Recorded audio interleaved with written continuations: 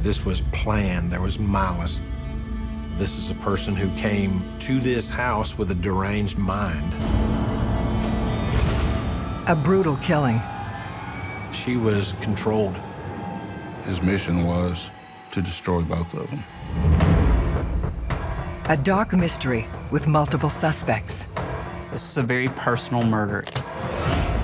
He's going to be in charge. He's going to be in control and never be told no. You're dealing with someone who's a complete psychopath. A stalker's like having your own personal terrorist assigned to you. The truth will be revealed.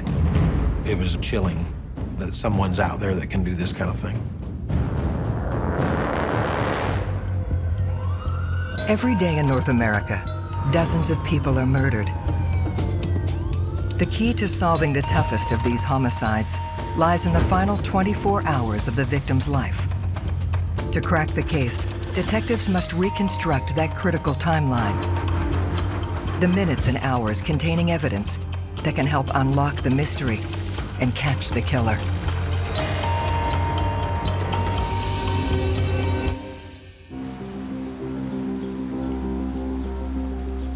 East Cobb, an affluent suburb located just north of Atlanta. It's a community that's really centered around families. It's known for having good schools, so people move there a lot for that reason. It's low crime, and it's considered a really safe area. But days before Halloween, this quiet community is shocked by a real-life horror. It came through as a 911 call. A little 5-year-old boy came home from school, and he was stabbed about 18 times in his chest. When you hear of a child who's injured by somebody, you're more with your foot through the firewall, driving as hard as fast as you can to get there. As detectives arrive on scene, 5-year-old Nick Smith is rushed to the trauma center. He was with a neighbor girl, Christina, who lived upstairs.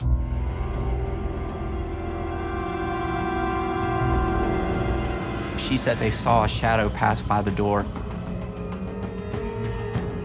Assuming it was his mother, Nick ran into the room where a person grabbed him from behind and began violently stabbing him in the chest. Christina wasn't able to really give us any identifying features. It was such a traumatic event for her, hearing the screams, that she literally ran out of the house. What could this little 5-year-old, 60-pound boy have done to anybody to have deserved to have been stabbed repeatedly in the chest in such a violent situation?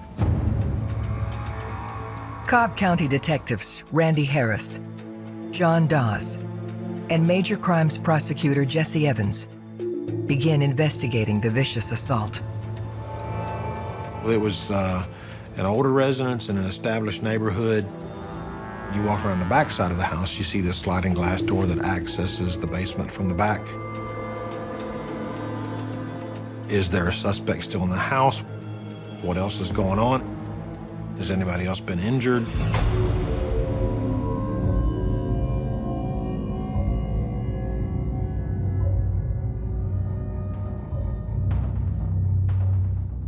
The two things that stood out the most were the broken knife blade, separated from its handle.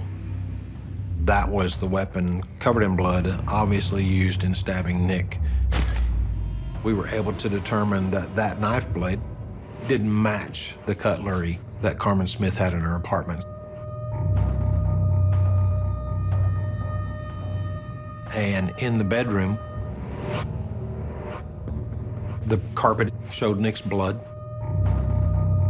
where he was initially stabbed. And in the bed was 5 layers of bedding. It didn't look right. So the officers pulled the bedding back on one side.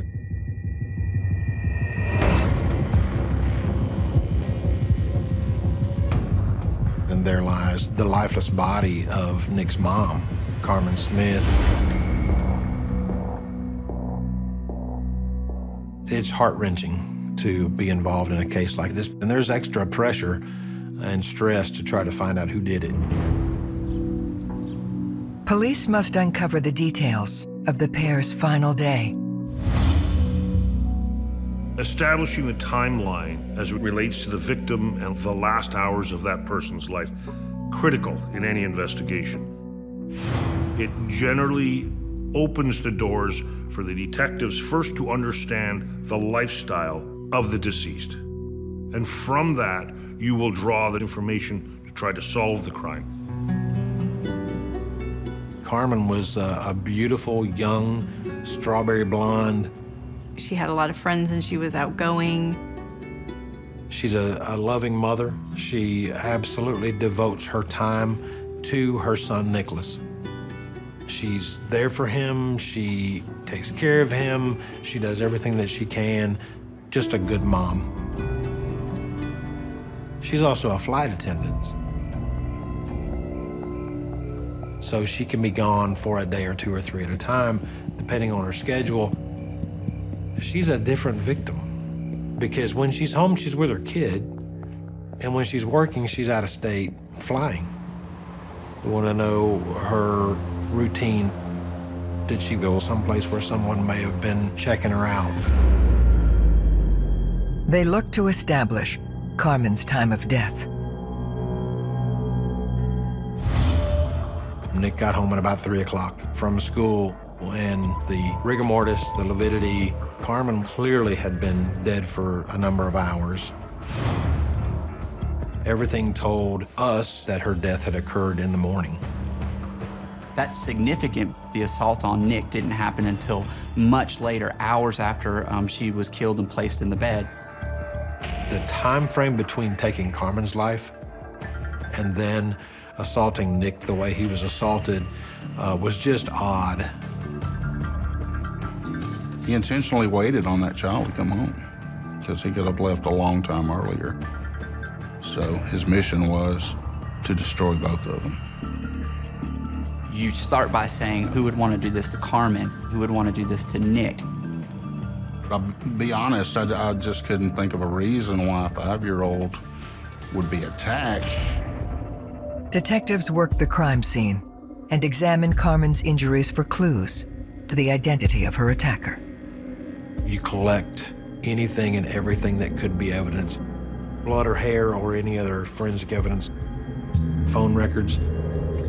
In that time, it took weeks, months to get the phone records. There were marks on her wrist, bruising, that were parallel lines, very consistent with handcuffs. She had an abrasion to her chin. It was an abrasion consistent with sort of carpet burns, her having been face down as the ligature was pulled tight against her neck.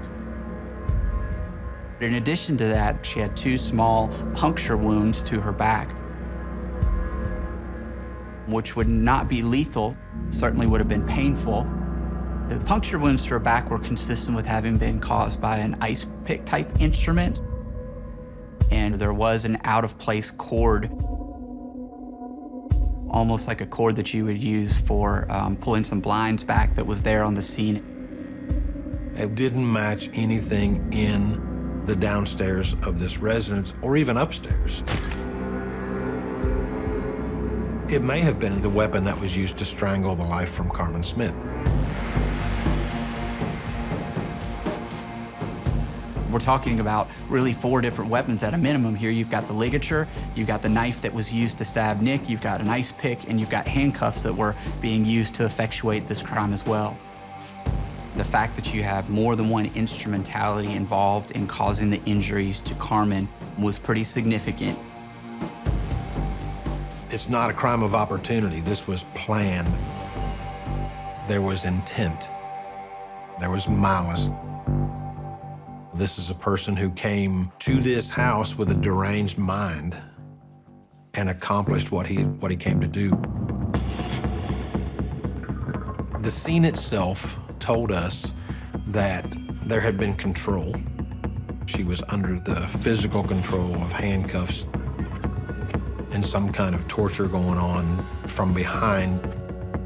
When you see a form of torture, there's a level of rage in there. So it starts to narrow down. This wasn't someone who broke into the house to steal the vault. It was chilling that someone's out there that can do this kind of thing.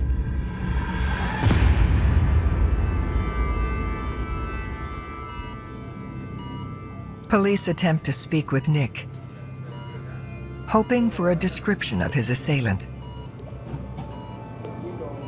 The child was rolled out on the gurney, and I saw a massive amount of blood on his upper torso, and overheard an emergency room trauma doctor asking him what had happened.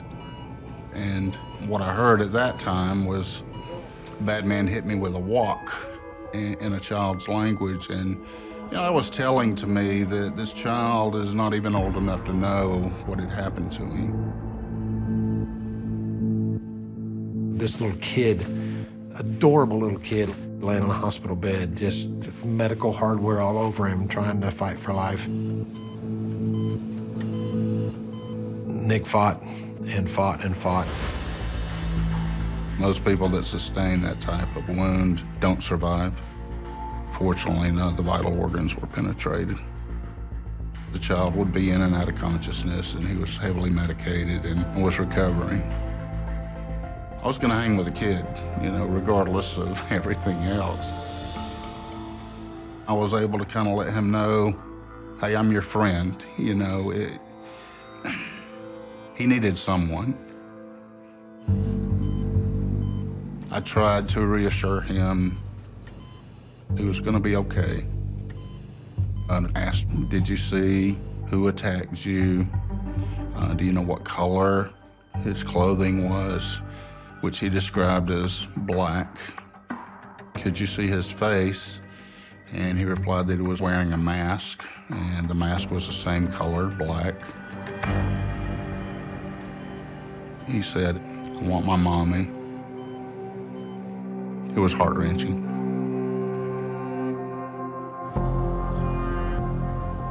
They need to locate Nick's father. Mike Smith was the ex-husband of Carmen. There are always automatic thoughts for a detective. One is Carmen in the victimology, recently divorced. So you begin to look at the ex-husband. You hear there's a divorce. You hear, well, there may be anger, there may be rage. Detectives learn Nick was supposed to be at his dad's house all weekend, until his mom picked him up unexpectedly. Mike kept Nicholas when Carmen was out of town. We learned that a couple of days before Carmen's death, she was working. And she wasn't feeling well and came home a day earlier than her schedule had provided. She wasn't supposed to be home. This means her killer likely knew about her last-minute change in schedule. Mike Smith knew that she came home a day early because he was angry that she interrupted with his visitation. In any divorce situation, especially where there's a minor, the parent who doesn't get as much time suddenly doesn't have their kid to look at and talk to and play with every day of the week. They're upset. It's just a volatile situation. Emotions get out of control, and some people can't control themselves. People knew that there had been frustrations, knew there had been arguments, knew that there had been a lot of problems because of the divorce. But the fact is, he could walk through that door of the hospital, and if he was our violent suspect, then I needed to know that. Detectives identify Mike Smith as a person of interest in the brutal murder of his ex-wife, Carmen. The hospital started telling me that there were visitors being received, family members, friends. In a lot of cases, somebody that means you to do harm will come to the hospital and try to finish what they started. They track Mike down, and after a brief interview at the station, he's brought to the hospital. His emotions are obviously at a high point. the main thing that came to us was studying Mike, backgrounding Mike, sitting down and talking to Mike, looking at his face. He acknowledged accurately the relationship, the cause of the breakdown, and everything that had been going on. Mike tells detectives he spoke to Carmen by phone at 7:30 a.m. that morning, right after Nick left for school. The interview of the last person to speak to the deceased is very important. It starts to narrow down the time of death. You learn from the last person generally the state of mind of the deceased. Mike admits they argued on the phone. Mike Smith was angry that she came home early and grabbed up Nick. Mike was going through a lot of emotional issues. They did have some jealousies going on with dating new people and that sort of thing. The motivator with Mike always comes back to the same thing for me. Do I think that Mike had concerns that Carmen was seeing another man and there was some jealousy there? Yes. Do I think that Mike would have had concern about another man being involved in his son's life? Yes, absolutely. His familiarity with their home is another factor. A large component of the investigation was how somebody got into the house. When police officers respond to the scene, they don't find that there's any forced entry. There's not a door that's been kicked in. There's not a broken window or anything like that. This is clearly somebody that's found their way into this crime scene and done so in a stealthy manner. We learned Mike would oftentimes come to the house and stay with Nick when Carmen was absent due to her work schedule. He knew the house. He knew the inside of the house. He knew the outside of the house. So you've got motive and you've got opportunity, but you need something else because beyond a reasonable doubt is a very high standard. So the police have to nail down that suspect's alibi, because if they can't nail down an alibi, that opens a crack through which the defense will drive a truck. Mike had an alibi with work, but there was still a part of that day when he could have gone over there and committed a crime and left. Alibis are very difficult at times to disprove.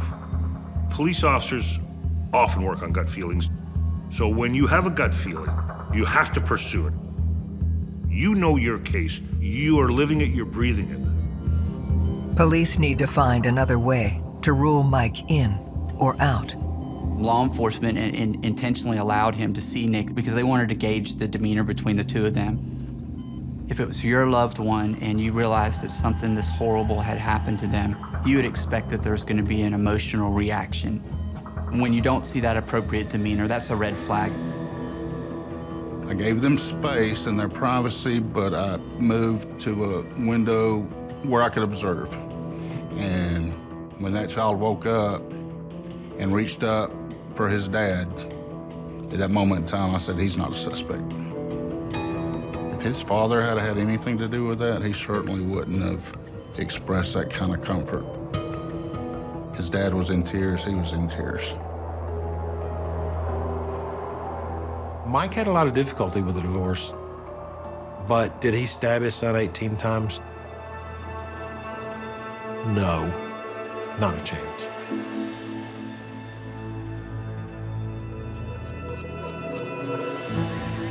Detectives get word that forensic analysis of the crime scene has turned up a new clue. There were short black hairs on her body. So there was obvious personal contact from a person who didn't match Carmen's strawberry blonde hair or little Nick's solid white hair. If you have a hair with the follicle attached, there is sufficient DNA for testing. The difference between good DNA and bad DNA is quality and quantity. Quality means that you want to have well-preserved DNA. It's not going to be degraded. Quantity would be having a sufficient number of cells in order to amplify the genetic material. But in 1995, DNA were 3 letters that nobody knew what it meant. So even with a root, the skin tissue involved at the end of a hair It just wasn't enough from a scientific standpoint. On a mission to determine who the hair belongs to, police interview people who had access to Carmen's home, starting with Carmen's upstairs neighbor, Lottie Spencer. Lottie moved in a few months prior to the murder. She worked in a doctor's office and had a 10-year-old daughter. Christina was a few years older than Nick, but they rode the bus together and stayed in the same house, different portions of the house. Lottie and Carmen did have a unique setup in that they were both happened to be single moms living in the same house. There's really no evidence to show that they had any really close relationship or anything like that. It was more of a roommate type situation, one renting the top portion and one renting the bottom portion. Lottie tells police she left for work that morning just after 7 a.m., the same time Nick and Christina left to meet the school bus. She had heard from her daughter, Christina, what had happened and left work early to go to the house to check on her daughter. Lottie then reveals that Carmen's death may be somehow connected to an unstable individual from her past. Lottie was able to articulate for us a pretty terrifying series of events that have been going on for almost a full year in her life. Lottie and Wasim Daker met playing paintball on the same team with each other. So they started off kind of getting to know each other in a social context. She said that she had initially reached out to him and tried to be a friend. She was trying to be like a big sister to him because he was confiding problems at home. At the time, Daker was a 17-year-old student at Georgia Tech University. He started to become obsessed with her. He was going to her office. He was following her around to restaurants. Pretty soon, she wanted a more hands-off relationship with him. She was becoming more concerned about his bizarre behavior. So it got to a point where he just wouldn't take no for an answer. After repeated requests to be left alone, Lottie went to the police. He was charged with harassing phone calls. There was a stalking charge against him. He was ordered to undergo some psychiatric treatment. In the fall of 1995, Lottie was starting a new life in East Cobb and moves in with Carmen Smith. Lottie had just learned that Daker had been released from a hospital. He was free to do whatever he wanted to. He's a stalker. And a stalker is like having your own personal terrorist assigned to you.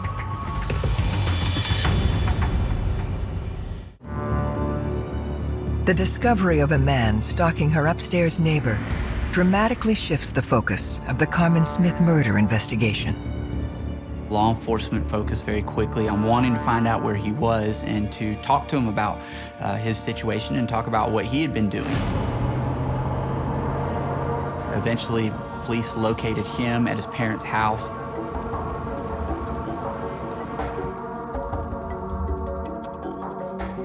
He's kind of a weird and awkward guy and troubled, it seemed, you know, from all indications, and yet very intelligent. His statement was he didn't even know where Lottie lived, so he denied any involvement in the case. Did you know about this woman? I never even heard about it till you guys told me about it. Did you kill Carmen Smith? No. Did you stab her son repeatedly with a knife? No. Daker tells a different story about his relationship with Lottie. Lottie had always said that it was a platonic relationship. Mr. Daker claimed the opposite. He claimed that he had been in a romantic relationship with her for some period of time. Well, Lottie's telling me one thing, you're telling me another. So I don't know who's telling the truth about how this relationship actually was going on. She denies it completely, but we've had a complete sexual romantic relationship. With these situations, the cases can be very difficult to prove because it's a he said, she said kind of situation. Daker also claims he has an alibi for Carmen's murder. He claimed that he was home all day, that he was playing computer games with friends. It was a game that required that you play over a modem, that you had to use a home phone. I know I was home, and I was playing the set. Talked to Cohen. I'm not worried. When we did finally speak to his friend, yes, indeed, he said that he had been playing this game with Mr. Daker. His alibi appears solid, and a fundamental question still remains. Why Carmen Smith? What's his motive to cause any injury or the death of Carmen Smith? Everything that we looked at in the case told us that Carmen and Daker probably wouldn't know each other if they saw each other on the street. Detectives turn their attention to other men in Carmen's life. We talked to family members about her lifestyle and people that she was seeing, people she had dated before. Carmen had just turned 30 years old, a very beautiful young lady. The police wanted to find out a little bit more about their background to see if they could have been a person capable of doing this to her. They learn about one individual Carmen had been spending a lot of time with lately. John was in communication with her. I believe he knew about her flight that weekend. John lived not too far away. He knew her routines, her schedules. He knew where she lived. John is brought to the station for questioning. When you interview someone, you're looking for a number of tells. Body language is just one of them, and it's a very small part. There's certain very basic defensive positions people take when they are not sure, when they feel threatened by the question. The crossing of the legs, the crossing of the arms. Will they look you in the eye when they're talking to you? When John was interviewed, he acknowledged his attraction to Carmen Smith. He acknowledged that they had been out. He talked about Carmen had confided in him. Carmen hadn't been divorced that long, and guys are stupid. We are what we are. So could there have been some jealousy that maybe she was seeing somebody else? Yeah. Detectives need to uncover exactly where John was the morning Carmen was attacked. The alibi that he provided wasn't anything that really could be substantiated because he was alone. So that makes it difficult. You can't say, okay, this person's here, they're clocked in at work, other people saw them, or they're shopping and they have a receipt, or there wasn't anything like that available. So the lack of alibi was a concern. Without a clear alibi, it becomes a question of motive. This was not a chance murder. This was not a quick murder. This was a very deliberate act. There was nothing about him that would suggest that he was controlling and possessive and would be angry about anything that was going on in her life. Again, do you like somebody? Yeah. Do you want them to see somebody else? No. Would you kill him over it? No. He's not that kind of guy. It was pursued, it was looked at, and in the course of all that, it dropped out. For detectives, this means a disturbed killer is still walking the streets of East Cobb. On violent crimes, you certainly want to find who's responsible and get them locked down. If you talk to most law enforcement professionals involved in working homicides, most of them would probably tell you that they expect that they're going to be able to solve their case quickly and be able to make sure that you can bring justice to your victim and make sure that the general public is protected from future crimes. One of the frustrating parts, though, is you don't have that crystal ball at the time to know whether this is a case that's going to go cold.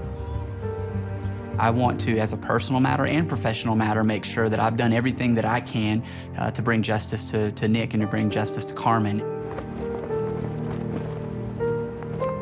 I remember the stress and I remember the focus in the office. This is it. You live it, you breathe it, you eat it, you sleep it or don't sleep it. I don't sleep much. It's an overwhelming burden. You have to do everything. And in order to do that, you have to live that case. That victim is mine. Carmen and Nicholas Smith are mine. After weeks of waiting, they receive a key piece of evidence. Probably one of the first times that law enforcement had obtained phone records in a case like this. Remember, in 1995, it was a very difficult task to figure out whose number was called. Within the massive paper trail lies a shocking clue. There were calls made from inside the home that day. One call was placed from the downstairs portion of the house, Carmen's portion of the house, upstairs to Lottie's portion of the house. And the records clearly showed to us that this call was placed after she had been murdered.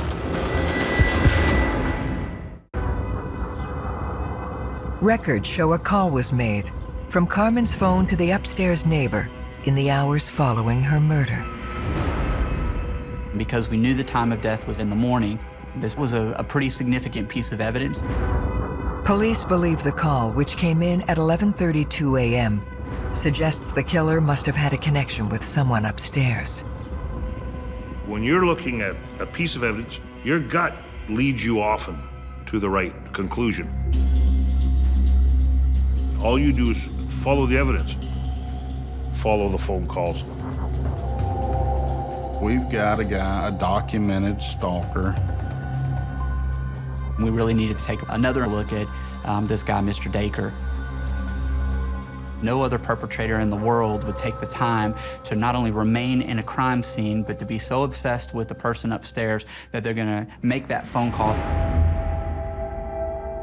He already demonstrated that he is incapable of controlling himself in terms of the harassment and intimidation. He had continued to stalk Lottie, continued to contact her against her will. Believing Daker poses a threat, detectives act swiftly. It became clear that law enforcement could prove several counts of aggravated stalking here in Cobb County. A decision was made to arrest him for those counts against Lottie in the hope that they could further their investigation. There was never a, we can't get him for this, so let's get him for this. The aggravated stalking was an obvious crime, and it's a dangerous crime. He was brought to the police station. He continued to deny knowing Carmen. As part of his arrest, Daker provides blood and tissue samples. Police also execute a search warrant of his home.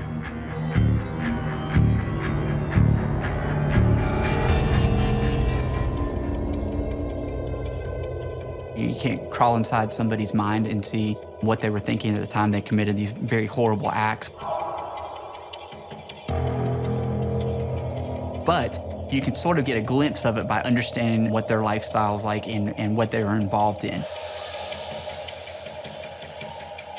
In his house, there were thousands of images of pornography that were found on a laptop. A lot of the images involved binding up and torturing women, which matched almost identically to the type of crime that we were dealing with.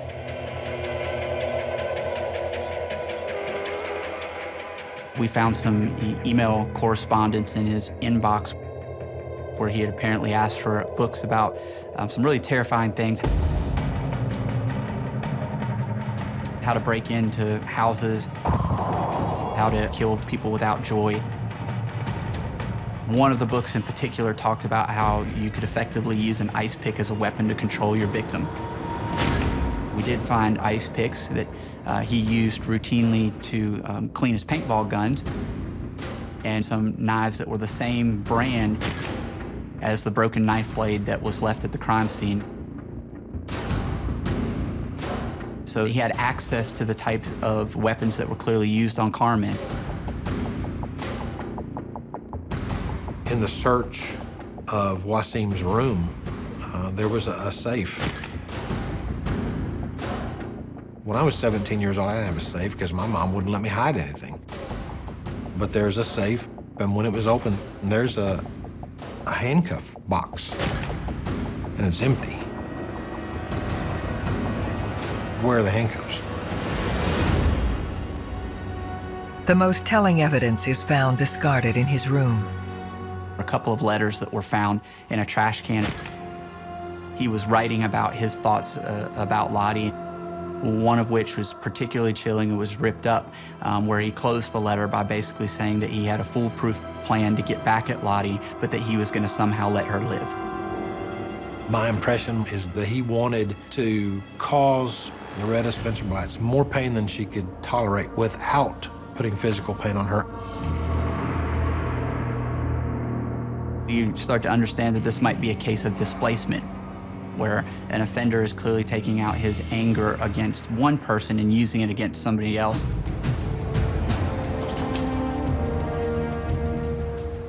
On September 19, 1996, Daker is found guilty of stalking Loretta Spencer. He was sentenced to 10 years in prison. The investigation never stopped into the murder of Carmen Smith and the assault on Nicholas. Every step of this case, every piece of evidence, every thought, every circumstance went right back to Wasim Daker. We never quit. These cases are not wasting away in some old file cabinet. These are always fresh on our minds. But in 2005, Wasim Daker is nearing the end of his prison sentence for the aggravated stalking. Make no mistake about it, Mr. Daker is not your average criminal. He is an extremely intelligent individual, and that makes him that much more dangerous. He's not going to be told no by a judge or a doctor or anybody else. He's going to do whatever the hell Wasim Daker wants to do. You certainly want to keep that individual off the street. There's always a sense of urgency, and we're going to bring you to justice.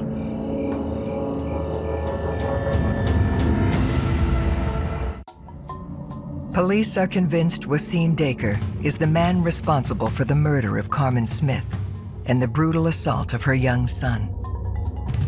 Now, they have to prove it. He's a dangerous individual. Once he was released from prison, he's going right back to Lottie. So he was released in 2005. He was out amongst us.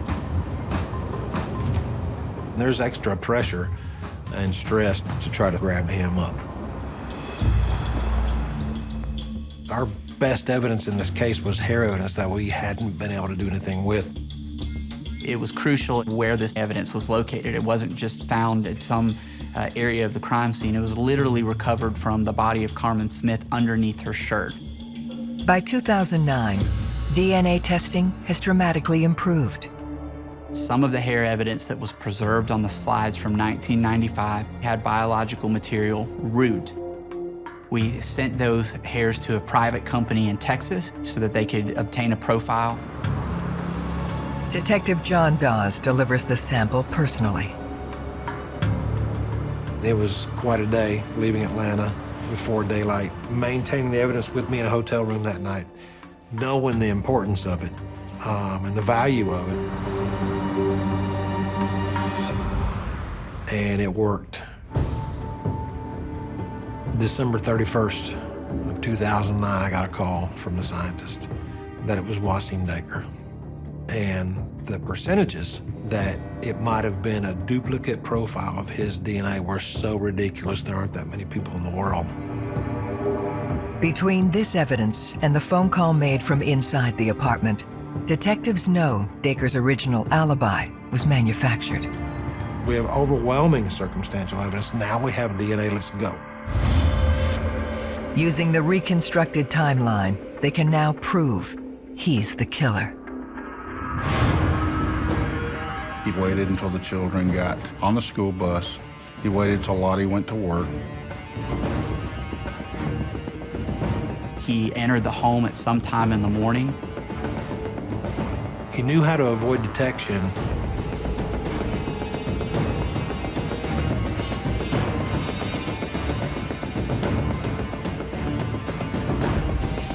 We know that at some point she was placed in handcuffs.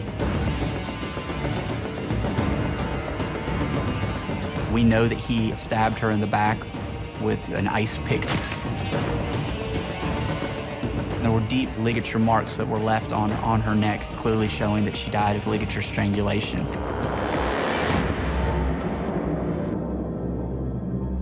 He went there to commit a heinous assault. He's absolutely a conscienceless, unremorseful killer. And then to sit with her dead body for hours, relishing in what he's accomplished, to the point that the 5-year-old son comes home. And to grab him around the neck and stab him repeatedly in the chest.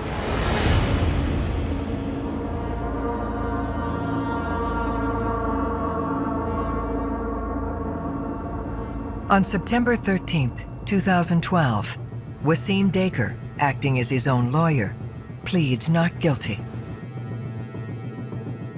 Nick testified that he took his mother from him and that he was always going to have Wasim's rage stamped on his chest, basically, in the form of those stab wounds. Nick grew out of being a victim right there that day on the stand in the trial of his mom's murder and his assault. It was just a pit in your stomach, praying that the jury was going to see it the same way that we did. After a 2-week trial, it takes the jury just 4 hours to reach their decision. The guilty verdict was a huge relief. It was a relief to my team. It was a relief to John Dawes, and to be able to look Nick in the eyes and be able to confirm for him that we had finally done what we hadn't been able to do for so terribly long, which is to not only hold the person accountable that took his mother away from him, but to hold the person accountable that had dramatically impacted his life. That is the best thing that I'll ever receive from a case that we got through. Wasim Daker is sentenced to life in prison, plus 47 years. His latest appeal was denied in 2016 by the Georgia Supreme Court. This case was an honor and a privilege to be a part of. It was sheer effort, but the best of some of the hardest working people that you've ever seen. And I believe that's our role as homicide investigators, is to speak for the dead, because, you know, damn it, there's a story to be told. And just because you took somebody's life doesn't mean we're not going to tell it.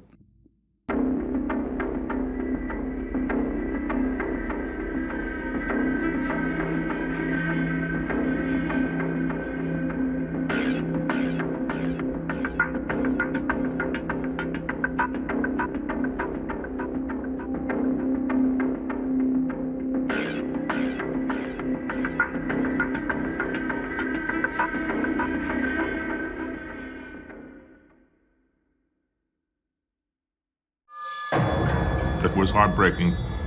These 2 innocent girls were viciously murdered. A brutal killing. Both victims were killed by asphyxiation, cord wrapped around their throats. A dark mystery with multiple suspects. Everything was a possibility. Stalkers, someone they met or brought home. You want to try to narrow in who's the last person in that apartment. When you find out that they have some aggressive tendencies, that makes them even more of a suspect. The truth will be revealed. There was something psychologically wrong with him. Dealing with people like that, anything's liable to happen. Every day in North America, dozens of people are murdered. The key to solving the toughest of these homicides lies in the final 24 hours of the victim's life. To crack the case, detectives must reconstruct that critical timeline. The minutes and hours containing evidence that can help unlock the mystery and catch the killer.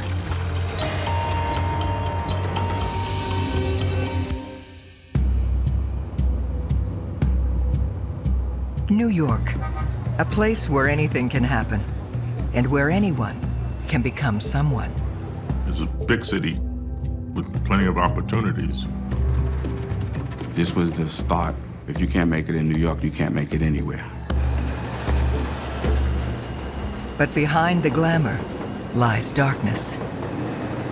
West Harlem in 1992.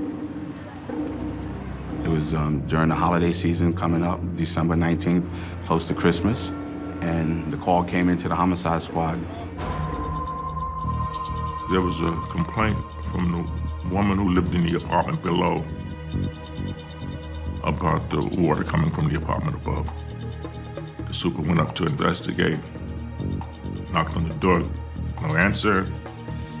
The apartment belongs to 20-year-old Nikki Silas and 19-year-old Brittany Rojas. After not getting any answer, he decided to go from the roof down to the fire escape. And when he looked into the apartment, he seen who he knew as Nikki laying in the bed. He thought she was asleep, so he was banging on the window, banging hard and got no response, so he forced the window open, and he went to touch her to wake her up and realized she wasn't gonna wake up. She was dead. And he went towards the front where the water leak was coming from, and he found Brittany's body floating in the tub. He picked up the phone and called the police. Detectives Daryl Hayes and Rudy Hall of Manhattan North Homicide are assigned to the case. Inside the apartment, they find a grisly scene. As you enter the apartment door from the hallway, to the left is a bathroom. You can see that there was a struggle. You see the sink dislodged and on the floor. And then you see Brittany Rojas in the tub. She had a cord wrapped around her neck. We weren't sure at that time if that was the cause of her death. Was it that she was strangled to death, or did she drown? As you walk to the bedroom where Nikki Silas is on the bed, you can see that she was disrobed and she was dead. You couldn't tell at that time if there was a rape. You just seen her laying there like she was asleep. And same thing, Nikki had a ligature cord around her throat.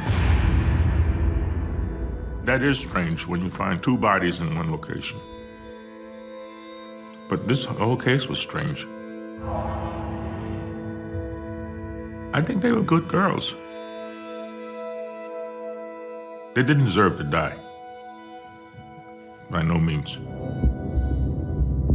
I think in any homicide case, a team of detectives see the side of the victim's family that's suffering for the loss of their child. And it's our job to put closure to it. To solve the murder, detectives must piece together the last 24 hours of the victims' lives. The ME gives you a time of death as close as they can, based on the temperature of the body, based on post-mortem. But at the time, during the initial crime scene, we didn't know that. We tried to get noise complaints if anybody heard anything, tried to timeline of when this water leak started coming into the apartment. We found on the counter there was a receipt. On the receipt, it named a particular store in the neighborhood a couple of blocks away. The receipt is time-stamped, December 19th, 1:15 a.m. A team of detectives went there to talk to the night clerk that remembered a female coming in to purchase some groceries about that time. So we knew that they were alive from the point of the receipt going forward. The information gathered allows them to place time of death between 1:30 and 3 a.m. The medical examiner told us that both victims were killed by asphyxiation. The assumption was that Brittany was attacked sexually, but we just didn't have the concrete evidence. She was submerged in water, so if there was any DNA that was available, it was contaminated. Detectives do find DNA evidence on Nikki Silas's body.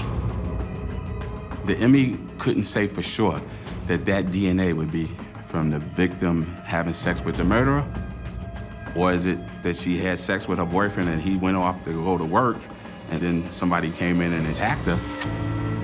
They send the sample from Nikki to the lab and continue to process the scene. The apartment to me looked like it was in disarray. You could see that somebody ransacked the place. Maybe they came in and the burglar was already in the apartment. But it wasn't a straight out robbery. The way the bodies were found, if it's a robbery, you don't hang around to rape anybody. You want to get your loot and get out. It showed no signs of forced entry at the front door. So the question comes, okay, then they either had access to the apartment or were allowed in by one or two or both people living in the apartment. Police then discover a handwritten note at the foot of Nikki's bed. It said, train directions to and from Queens to Manhattan, and getting off at the exit closer to their house. We were determining if somebody was visiting the apartment that never been there before, that they needed directions. We didn't know if that was something old or new. You couldn't put a timeline. It didn't have a date. How significant at that time, we couldn't determine.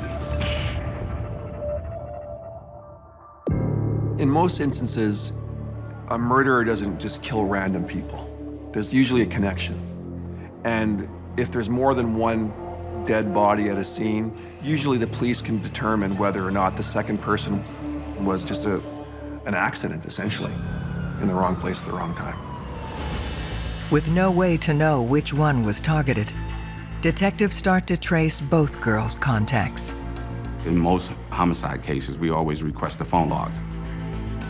You want to try to narrow in who's the last person that somebody in that apartment spoke to. Then you want to talk to that person or persons and say, well, did they indicate they were having problems with anybody? Normally, you can get them back in a short period of time. Now, keep in mind, this is December 19th. It's close to the holiday season. And at that particular time, they had an active kidnapping homicide case going on. So it delayed the phone records coming back on a timely fashion.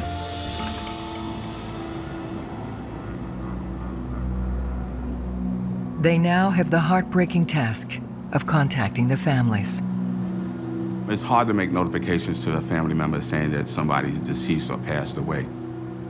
You want to make sure that there's other family members and a support mechanism there that could help, because you don't know how they're going to react to it. I was just going to bed and the doorbell rang. There were 2 policemen there. And they said there's been an accident in New York. And at the time, I couldn't click it. I just couldn't think, well, Nikki doesn't drive, so it couldn't have been a car accident.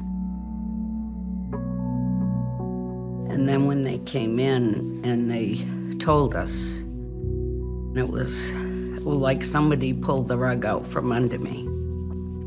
And my husband just fell apart.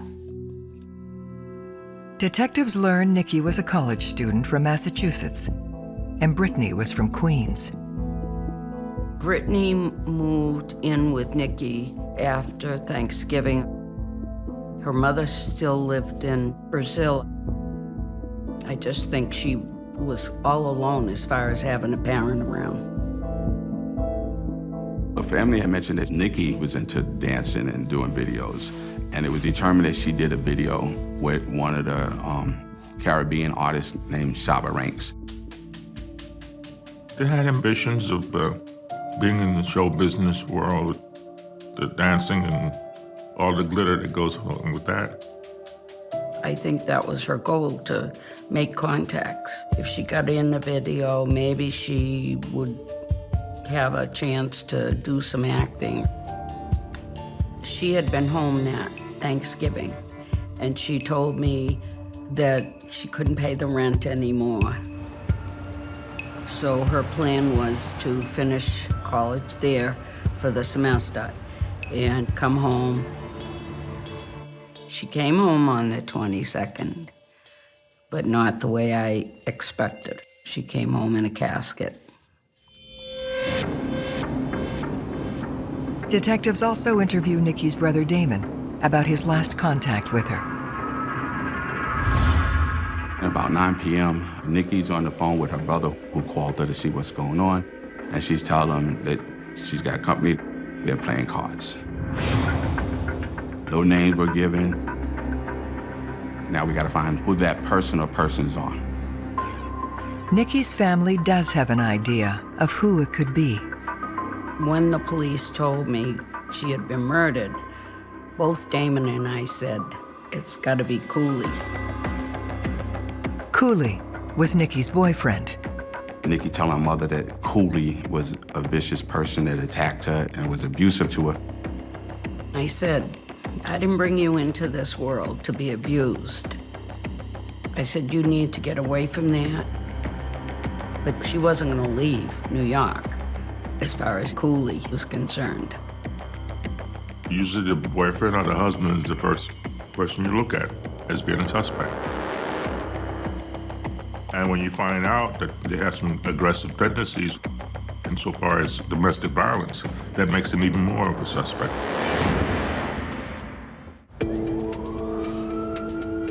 A man named Cooley has quickly become a person of interest in the double homicide of Brittany Rojas and Nikki Silas. He had a previous record for domestic violence. He's the prime person you want to find first. We found out that this person worked at the Apollo Theater in Harlem.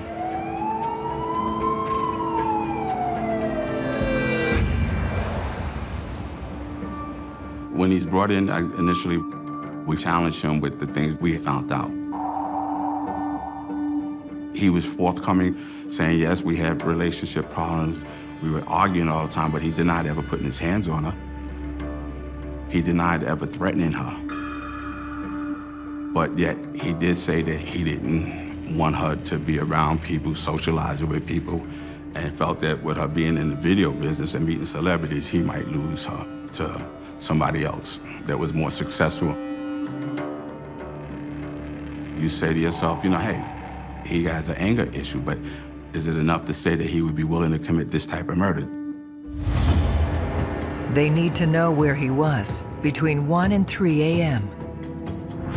Cooley had an alibi that had to be checked and verified. It was sketchy. It wasn't enough to say he couldn't have made this time frame of when we believe the homicide took place. Detectives try another tack to link him to the crime. When we said, well, we want DNA, he didn't hesitate. But it could be, hey, that's my girlfriend, of course we had sex, so you can have my DNA, I didn't do anything wrong. Despite his shaky alibi and a potential explanation for the presence of his DNA, it's still not enough to physically place him at the scene. We went back to the neighborhood and we discovered someone who noticed something interesting in the apartment building or in the area. Daniel Ramirez was the assistant super. He would have known who belonged in the building and who didn't. He's very observant. He happened to be there that particular day, a little later than 1 in the morning. Ramirez reports that he sees these two African Americans leaving the building. One looks very upset. He's so agitated to the point that he throws up, leaving the building. The other gentleman was carrying what he believed to be either a duffel bag or a laundry bag with a safe that was protruding out of this bag. Daniel Ramirez helped the sketch be composed of what he saw of these individuals going down the stairs and out the building. Cooley had to stand in a lineup, which he consented to. And Mr. Ramirez observed the lineup with Cooley in it, and he did not identify Cooley in the lineup as a person or persons of the two people going out of the building during the time that we believe the homicide occurred. After the interview, the results came in that it wasn't his DNA. That proved to us at that time that he wasn't what caused her death. With Cooley ruled out, detectives revisit the crime scene evidence. They examine letters addressed to Brittany Rojas. We found out that Brittany was in communication with an inmate that was being held at Rikers Island, knowing that he was incarcerated at the time. And that proved that he couldn't have done it. But maybe he says, you know what, I know that they felt threatened or they were having some personal issues in their life that might have been the reason that they were killed. So we had to go interview this person and have a conversation to see if he might have been aware of any reason anybody would have been after attacking Brittany or maybe her roommate, Nikki Salas. He said he loved her. He claims he didn't know that she was having any problems with anybody that he might have been aware of. But during the interview, it was mentioned that one of the locations that Brittany and Nikki worked was in a peep show called Show World. It's a bombshell for detectives, and the Times Square location is well known to police. When the Navy comes in with the big ships, the sailors come in, the first thing they do is they go to Show World, put their money in, they want to see dancers on stage, take their clothes off. And that's where a lot of these celebrity dance artists and stuff would go to pick girls that sit in on a video shoot and perform and dance. When investigators discovered that these two girls were more than students, that they were working at this well-established club, for them it opened up a whole host of other potential suspects. Establishments like this attract a certain criminal element. So my initial thought was whatever happened to them came from Show World. They learn it was here where Brittany and Nikki first met and decided to become roommates. Some people believe it's a lot of seedy females that work there, but 90% of the females that do work there are school kids. You know, going to school, trying to support their education. They got a percentage of what slots money came in, and that's how they made their money. It pays well. On an average night, they can make $400 or $500. But while Nikki and Brittany lived on the straight and narrow, many of the customers did not. You have people that come in there that have drug abuse. You have people that come in there that are sex crime perpetrators. Everything was a possibility. Stalkers, someone they met. The visitors, the men who are there, can see who's making the money. And it's not very difficult to imagine a scenario where the patrons of a strip club will follow home a dancer and attempt to rob them. When you're dealing with people like that, anything's liable to happen. Detectives question the girls' co-workers. Brittany had a regular person who she used to date from the show world. An admirer, an older person. He was giving her a lot of attention and cash. The term was sugar daddy. Brittany was known to spend time with him outside the club. One of the theories was that because he knew where she lived, that maybe he was there on that particular night and something went wrong. Maybe he says, hey, you can't be around nobody else. You're gonna do what I say. I'm giving you money. And she refused. He got angry, and he killed her. And if Nikki was a witness, it might be you're forced to make that decision to take out because she know who you are. Rape is a very serious offense. There's a high incentive for you to make sure that nobody in that apartment is left to tell the police what you've done. You want to find this person. You want to know who he is, what was he about.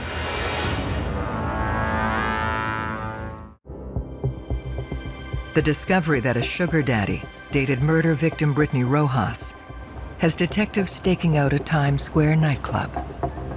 He comes there frequently enough that we felt comfortable to pick him up whenever he showed up. You want to talk to him, try to find out where he was during the night of this particular case.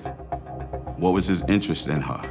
Was it solely a sex relation, or was it just, hey, you felt real bad, she's struggling, and you have money, and you just wanted to give her money for her to spend time with you? So the first thing you're looking for is any facial marks, scratches, any indication that they look like they've been in a fight. Because it was a severe fight in there. You know, she put up a struggle. He had no injuries, he didn't show signs. He was really upset that she was dead. When someone's being extremely cooperative with police, it can either be taken in a number of ways. It can be a flag that that person is trying to get their attention away from somebody else. Or it could be that they sincerely want to work with the police to try to get something solved. You ask him a question, he answered it as best he could. I'm not gonna say it was a love relationship, but he really liked her. He felt real bad and said, if there's anything that I could do to help solve this, I'd be willing to. And the alibi that he gave was substantial enough to prove that he wasn't a part of the crime. He couldn't have made it to that location and did what he had to do and get back. His DNA didn't match Nikki's, and he was ruled out.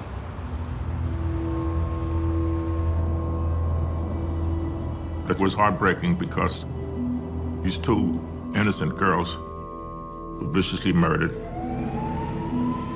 and there wasn't much to go on as far as clues or evidence. Every time we thought we had something, they were ruled out. Every time we thought we had some valuable information, it turned out to be no good. So you're trying to put the time pieces together, and there was no other fingerprints in there that we can come across. So the case is what we call stale. You're back to ground zero. For Nikki's already grieving family, what the case uncovers only causes more pain. When they told me that she was working at Show World, I was shocked. I felt awful. I wished she had called me and asked me for some money. But the media made a circus out of it. Every weekend, there would be something on the front page. And they were always negative, as if Nikki, because she was in Show World, that's why she was murdered. That was all hurtful. But that was not what made Nikki Show World. It just wasn't. She was a good soul.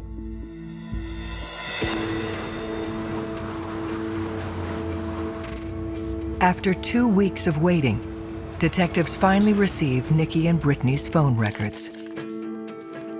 We noticed that a phone call was made from the apartment to a number listed in Queens around the time the murders occurred.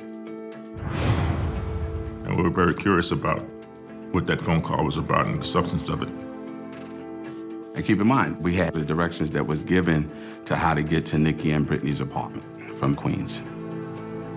I want to go out and invade people's privacy, find out what they don't want people to know, and get the results, and that's what I do.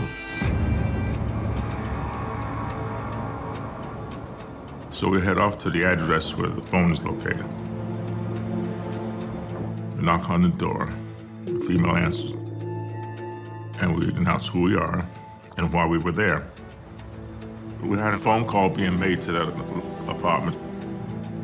She said she didn't remember, but she said, well, there was a voice message left on the voicemail from somebody that was looking for my boyfriend, Tommy, who's not here right now. And this person sounded very agitated and excited. And we asked if we could listen to the voice message. And she told us she no longer had the phone or the tape. Gave us a story about having an argument with her boyfriend and she throwing the phone at him, the phone broke, and it was in the garbage. Or is the phone being thrown away because you know what the end result was and you was trying to get rid of the evidence? So we had the emergency service search the dumpster. We found the phone, but there was no tape. This call may be the only link to the killer, and only one person can tell detectives what was said. She didn't know this person, but her boyfriend would know. Later, we got a phone call from the boyfriend, Connor. We had listened to the message, and he identified the person on the other end as a friend of his by the name of Antoine Atterbury, and he lived at an address in Queens. Antoine was calling him to complain that the person he was with was bugging out, attacking his females in this apartment, and he didn't want no parts of it, and he was out of there. So now you got somebody that can say, we're in that apartment on the day of the incident. 2 girls are dead, and the only one that can speak on anything is Antoine Atterbury. But is he a part of it? Detectives dig into the background of a potential witness to the brutal murders of Nikki and Brittany. Once we had the name Antoine Atterbury, we could do a criminal check. Nothing stuck out to say he was a wanted person or a known felon that got locked up numerous times. We found out that he had gotten a job at one of the premier department stores in Queens, that his mother was an upper-level manager there. So his life was positive. And myself and Detective Hall, now that we got where Antoine lives, we take a ride out to Queens. He wasn't shocked to me, you know, when we came in. He didn't look like, you know, somebody that has something to hide. He treated us like gentlemen. I'm a good interviewer, and I'm a good judge of character. It's something that you develop over the years by talking to different people. You can usually tell when someone's hiding something. Detectives ask Antoine about the murders. He first denied knowing that they were killed. He said he didn't hear it or see it on the news. Then, they confront him with a phone call. He was trying to play it down. He just wouldn't give up too much information. It was like pulling teeth with him. You know, he'd give you what you want to hear at times, and that was true. He didn't come out readily and make the commissions on his own. As the questioning continues, Detective Hayes spots something interesting. On the left of the living room floor is a silhouette of a safe. That safe that we see is what Ramirez sees in a duffel bag or a laundry bag of one of them leaving the building. That might be the safe that we're talking about. I cannot say how shocking it was that it would be invisible sight. In a murder investigation, there's really no such thing as coincidence. It's the result of a lot of legwork, a lot of door knocking, interviewing suspects. It's something that happens because you make your own luck. We asked him about the safe. He says, it's not mine. That's my roommate's. He brought that stuff here. And we went around and around until he finally admitted that he did make the phone call.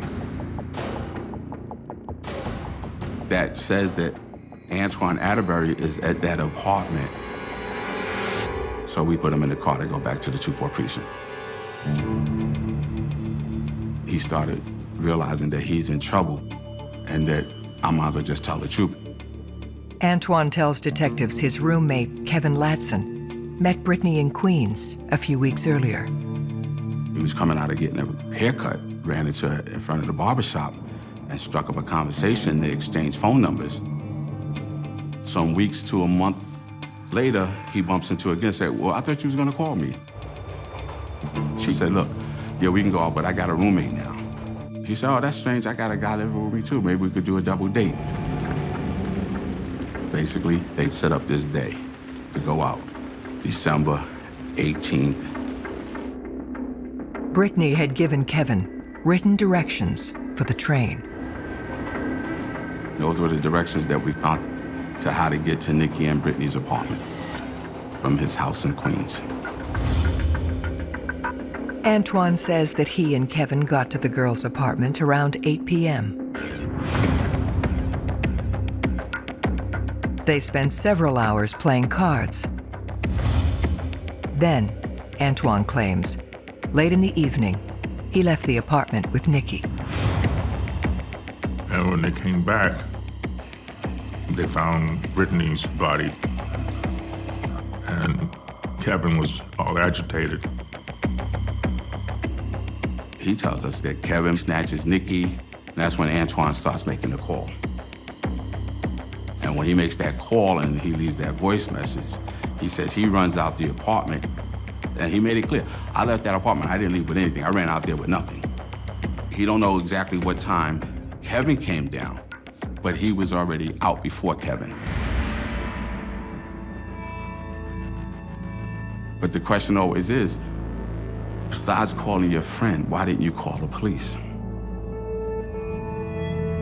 People put themselves into a crime scene and realize they have to get themselves out with minimal guilt.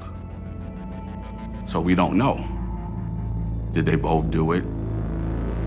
The only way to verify Antoine's story is to find the other man who was there that night. We went back to Queens looking for his roommate, Kevin Latson.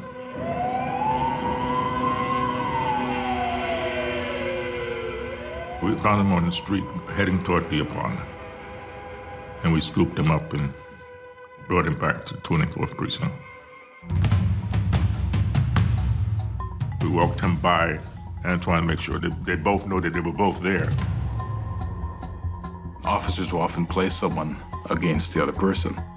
Well, what they'll do is they'll go talk to one person, say, did you know this person mentioned this about you? It may not always be true, but it's a way to try to find out who the true culprits are.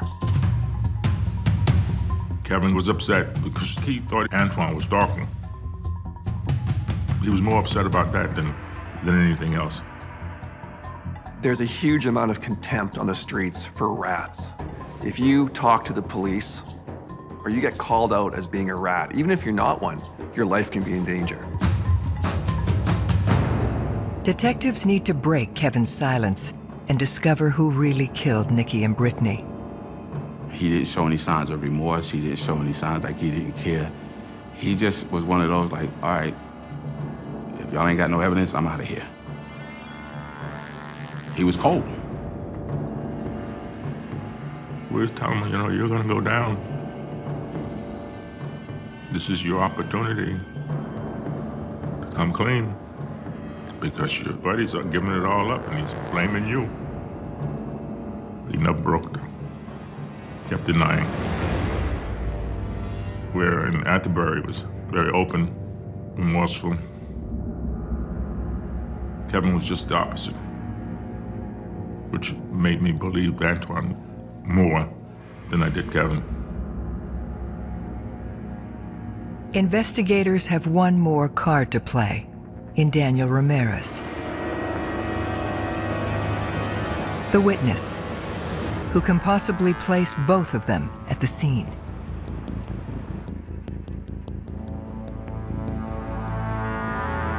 It was a positive hit on both of them. Daniel Ramirez says that both Kevin Latson and Antoine Atterbury were the two people he saw leaving the building. Atterbury with nothing in his hands and throwing up, looking distressed. And Kevin with the duffel bag with the safe. You could say, wow, that's what we were waiting for. It gave probable cause that we know that both of them were involved at the time of the homicide.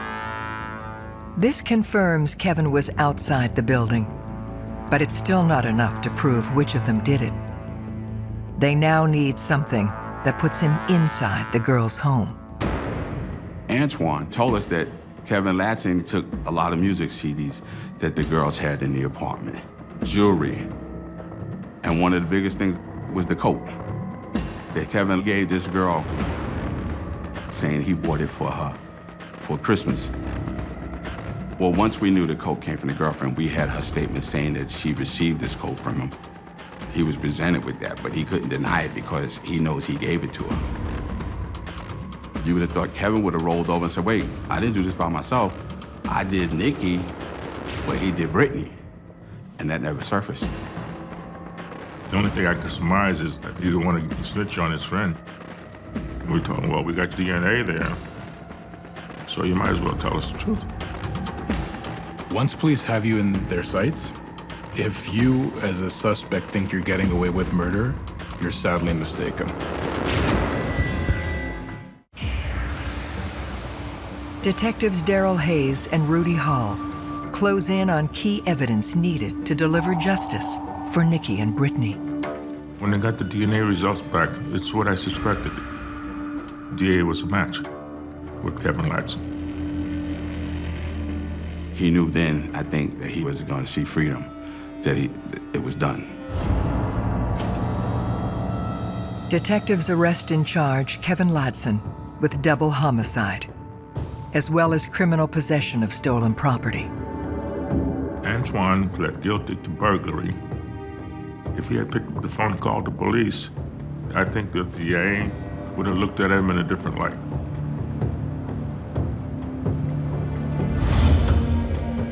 They now know the details behind the last 24 hours of the young women's lives and how a casual date brought them into the orbit of a heartless killer. Antoine leaves Queens with Kevin. They get on the train. They decide they're going to the movies and maybe go somewhere to eat. That was the initial plan. But as they get to the station of 94th Street where the girls live, and they come out, it's pouring down rain. So when they get to the apartment, they said, well, you know what? Let's just wait the rain to go past and then we'll go out. So in the meantime, they're socializing, gathering, and it just never stopped. It just kept raining, kept raining. Nikki's on the phone with her brother who called her to see what's going on, and she's telling him that she's got company, they're playing cards. They decide, look, instead of y'all going back in this rain because y'all came through the subway and it's still raining, y'all can stay here tonight.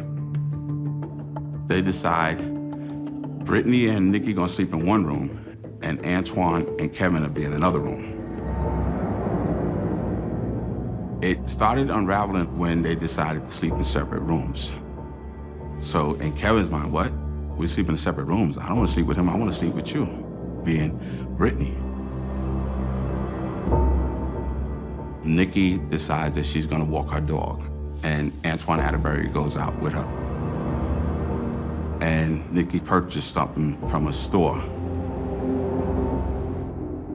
While Nikki and Antoine are outside walking the dog, it's apparent that Kevin Latson attacks Brittany in the bathroom. And a struggle ensued, which caused the sink in the bathroom to dismount off the wall, and her being found with a cord in the tub wrapped around her throat. Nikki and Antoine come back to the apartment,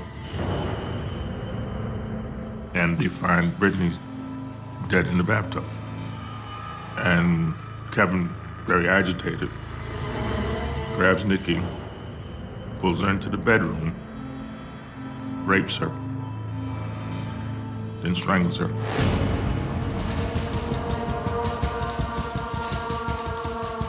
Antoine decides to pick up the phone and call a friend of his out in Queens and tell him that Kevin is bugging out, he's attacking these girls, and I don't want to be a part of it, and I'm out of here. They leave the apartment after taking the safe, some jewelry, and some clothing, and they're seen by the super helper, Daniel Ramirez, downstairs, leaving the building. Kevin Latson was there for sex. I think he killed Brittany because he make sexual advances toward her and she refused. And it angered him, and he strangled her. In March 1995, Kevin Latson is convicted and given 40 years to life. Latson, there was something psychologically wrong with him. If it hadn't been this, it'd have been something else. Antoine Atterbury is sentenced to 7 to 21 years for burglary. But in a twist of fate, it becomes a life sentence. Antoine ended up dying in prison in 2002. Antoine, I just think it was a person caught wrong place, wrong time. In an attempt at closure, 20 years later, Karen Silas asks to meet with Kevin Latson. I wasn't a bit nervous going in. It was like I'm supposed to do this. I started talking first and, you know, told him that I didn't hate him, but I hated what he did to Nikki, what he did to us, how he changed so many lives, and how it affected so many lives. He said he made a big, stupid mistake. He wished he had never done it. He apologized many times for what he did to us. I truly believed he was remorseful. There was nothing cocky or put on about him. He was real. I came out of that prison like someone had taken a weight off my shoulder. In this particular case, after it was all over, I thought to myself, I said, oh, how sad that they had to come to this fate. Nikki, she'll be young forever. I think about her and think, would she be married? I think about her kids. If she had kids, I miss that that's not going to be. But I still have a lot of blessings. That's what counts. It's not what's missing, it's what you have.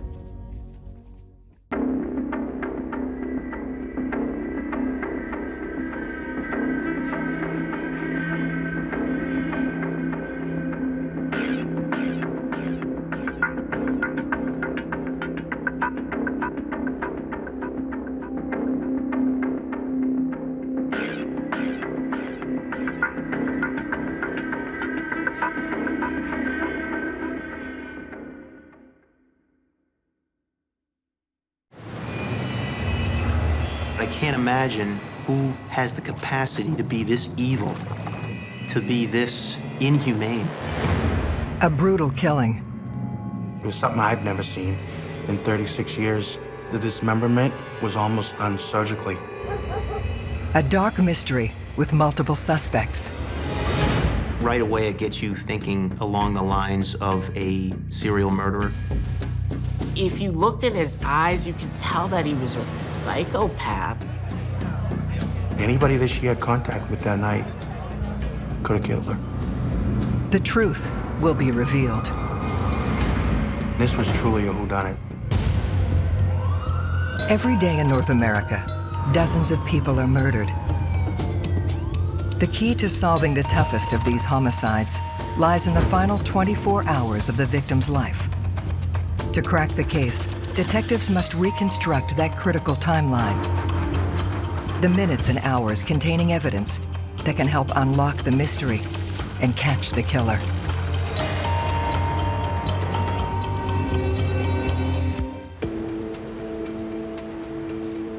Manchester, New Hampshire, a blue-collar former mill town threaded with waterways. The Piscataqua River flows into the Merrimack River. The two do connect in almost the center of Manchester. There's homes along the river. There's an old railroad trestle that kids would use to jump off of and jump into the water in the summertime. But one summer's day, something disturbing emerges from the depths. Several swimmers were out there, and one in particular swam up to what he thought was a bag. It was so out of place that this person decided to look at it. He looked inside and thought what he saw was a body of a small child or an infant. These people were just horrified. Detective Lieutenant Mark Putney and Detective James Susi are immediately called to the scene. All your adrenaline and everything just kicks in. And I flew over to the west side, to the Piscataqua River, expecting to find a baby inside of a bag. When I opened the bag, the first thing I saw was a torso of a woman. Headless, armless, and no legs, face down at the time. It was obvious to us that she had been dismembered. It was something I'd never seen in 36 years, and I've investigated probably over 50 homicides, so it was very disturbing. Who could do something like this to another human being? Things start running through your mind as to, you know, what happened and who is this person. Without the head, it becomes much more difficult to identify somebody because you don't have any dental records, you don't have any basis of comparison. We knew we need to start conducting a search. The water, the trestle, the walkways, the marsh, the entire area, in hopes to find the remaining body parts.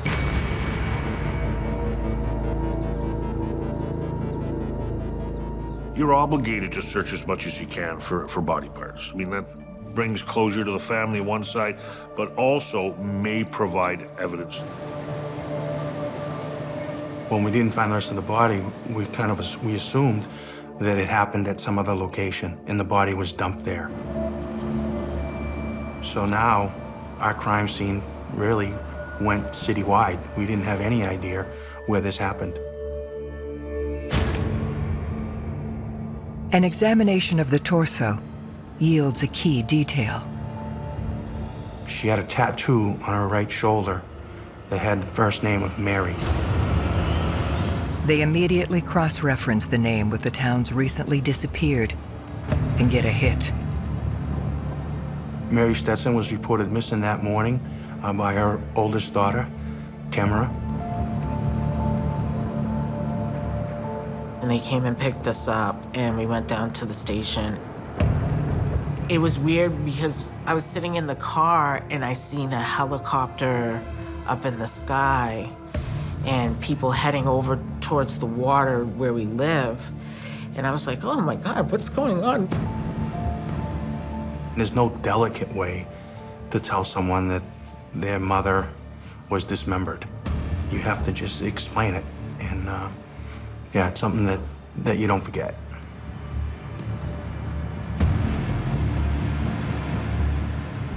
To find out it was my mother's torso. It's just disgusting. It made me sick.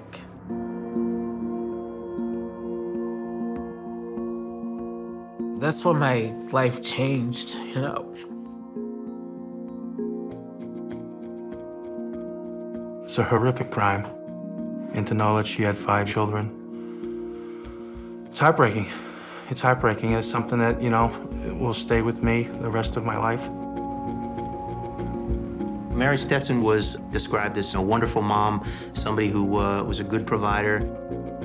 My mother was working at a cable company. She would work 40, 50 hours a week. She was tall, long legs, just beautiful, inside and out.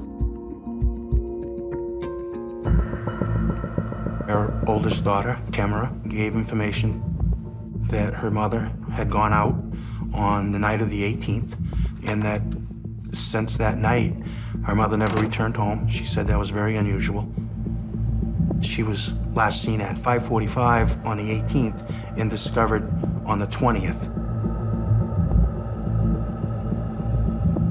Creating a timeline is critical to any police investigation. Without a timeline, it's often difficult, if not impossible, for police to create a suspect list, and it makes it almost impossible for murder to be solved. From the moment she was killed into the moment she was disposed of was probably over a 24-hour period.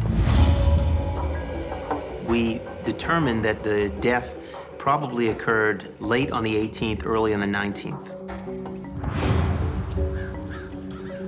Narrowing it down further will prove a challenge. When finding a body in water, it can prove difficult in determining cause of death and time of death. Being submerged in water may accelerate the internal changes in the body and cause decomposition at an advanced rate than it would outside the water.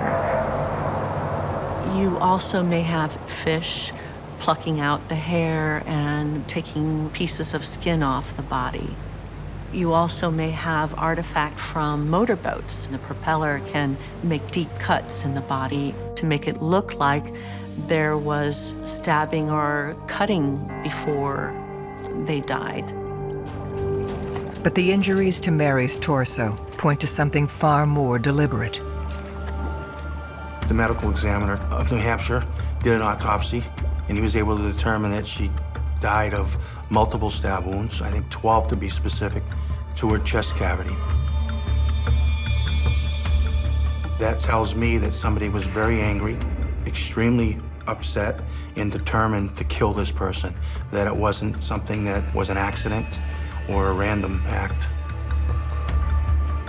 It clearly seemed like it was a personal attack. Something, I think we would characterize as, vicious, evil.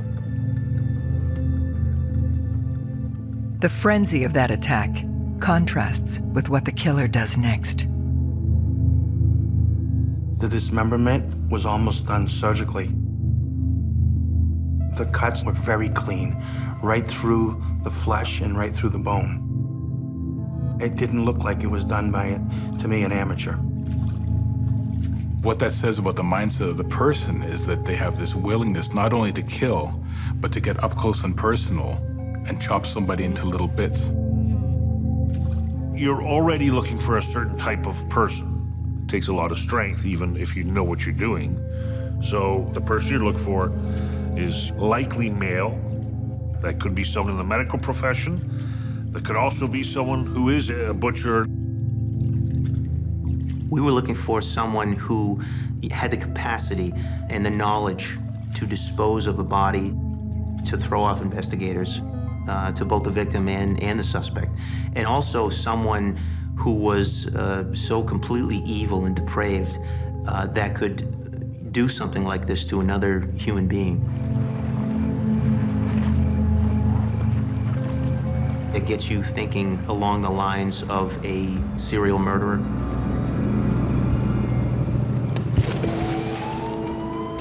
One of the first things we did in this case was reach out to other police departments to see if they had any similar crimes in other jurisdictions. So we were looking for a similar pattern. There were no other cases that matched this case. Detectives shift the focus to Mary's relationships to locate anyone she had contact with prior to her murder. Most murders are committed between people who know each other in one capacity or another, and I call them crimes of passion. We really needed to uncover every corner and lift up every stone and specifically get into the details of her life and what she was about and who she socialized with. They turn to Mary's 22-year-old daughter, Tamra. My mother talked to my father, but he lived all the way in Louisiana. Her ex-husband wasn't a suspect. It was a very friendly relationship. But the family can point them to someone who connects directly to Mary's timeline. On the 18th, in the afternoon, she was supposed to go out with a guy named Chris. And he never showed, and she was ready to, go out and have a good time. My mother wasn't the type to wait around. She's like, it's my Sunday. Hey, I'm leaving.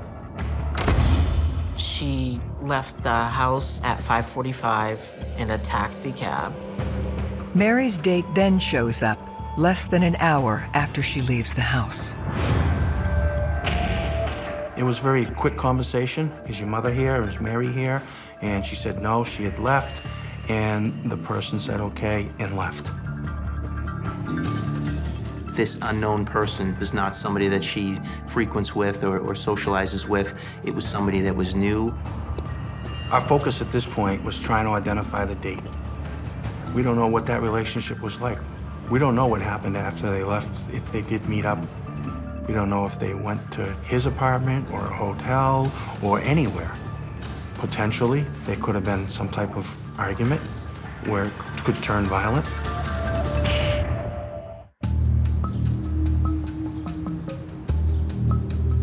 Detectives looking for Mary Stetson's murderer have their first suspect, a man they know only as Chris. The family provided us the description of the person that showed up at her home. He was a white male. He had blue eyes and blonde spiked hair, slender build. We brought in a forensic artist and sat down with her. She was able to provide us a sketch of who this person was. So we take the composite sketch, and we wanted to get this information out so that we could start generating tips. When you're dealing with homicide, the media is your friend. As much as they want information from you to make the 6 o'clock news, you need them to also get messages out to your witnesses, maybe to your suspect. But I just didn't like the fact that she was all over the place. Didn't sit well with me at all. The composite sketch is widely distributed, but Mary's date does not come forward. We had no one that jumped out at us and said that, you need to take a real hard look at this person. It was very disappointing because here's somebody that was knocking at Mary's door 2 days before she's discovered, and for the person not to come forward immediately was very concerning to us. This person seemed as if it just dropped off the face of the earth. Police move on to examine the next stage in Mary's timeline. Mary was picked up by a local cab from her Kimball Street address and was taken downtown to a local bar. We conducted an in-depth interview with that driver who confirmed that he had dropped her off, and he in fact saw her leave the cab and walk towards the bar. Mary arrived at the bar at approximately 6 p.m. in the evening. It's a popular joint on Lake Avenue. That was my mother's spot. She loved it there. We had gone in there with her picture. We showed it around to the different patrons that were there, to the bartender. We learned that Mary had some drinks. We learned that somebody saw her with someone. You now have a connection to a person and your victim. And certainly the theory is that, during that interaction, something went wrong for whatever reason, and then it becomes violent, which certainly happens in relationships. Detectives compare the man's description with the one they have for Chris. Chris had short, blonde, spiked hair, blue eyes. This individual that was seen with Mary had brownish hair, was a little older, so that it didn't match. So now we're trying to establish who this person is that was with Mary, and we're also still trying to find out who Chris was. It certainly is frustrating when the information that you're looking for that you think is taking you in one direction, and then suddenly you're getting different information that's making you hang a left and head in another direction. They search for any detail that could help them identify Mary's killer. We started to speak with people inside the bar, and they brought up this one point during the evening. There was a male party who was different than Chris, had apparently purchased this teddy bear from another individual. And the person that was with Mary, he was trying to warm up to her and bought the teddy bear for $5 and gave it to Mary. One of the things that stood out was this particular teddy bear only had one eye on it. Several people had indicated that they thought it was unusual. It was just another a piece of the puzzle that we were trying to put together. The canvas also helps detectives hone in on the time of the murder. Mary was seen leaving the bar sometime around 11 p.m. that night.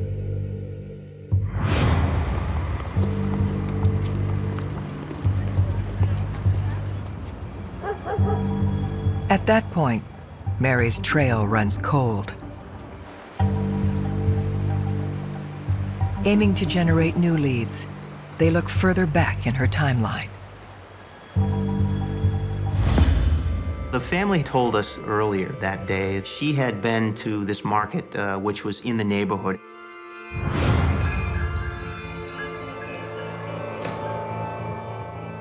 And there was the store manager, Eddie, who worked inside this place.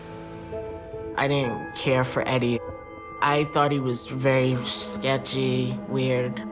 You know, how you get vibes from certain people, and he was one of them. Allegedly, this was no shopping trip.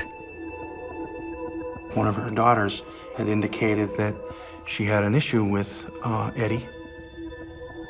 Her daughter would work there part-time and stock some shelves, and that he had made an inappropriate comment to her, and that he may have inappropriately touched her.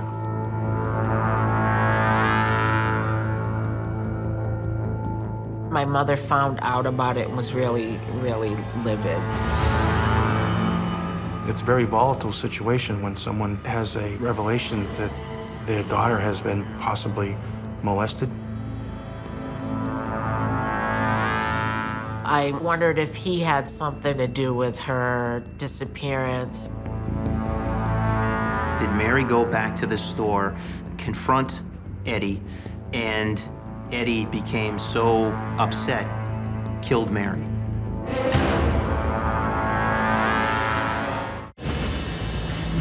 An alleged confrontation between Mary Stetson and a store manager named Eddie sparks the interest of detectives. Based on what Mary's daughter told us, we were concerned. Eddie could possibly be a suspect here. The detectives went there and they spoke to him. They tried to get an alibi from him, what he did that night, get a timeline. He did say that Mary had been there on the 18th, and she did confront him about these allegations, and they had a discussion. He described it as a bit heated. He denied having anything take place. Everything was on the up and up, and eventually Mary left the store, according to him. Eddie had closed the store at 11 o'clock. He said he left and gave another employee a ride home, and he went home. To verify Eddie's claim, they questioned the man he says was in his vehicle that night. Billy Johnson was another employee in the store. He was a bit of a transient, too. I believe he may have even stayed from time to time in the basement of that place. Rather than providing clarity, Billy's statement confuses the picture even further. He said when Mary had stopped in and he had asked her about what she was doing later, and she may have been a little flirtatious, she had suggested that she may stop back between 10 and 11.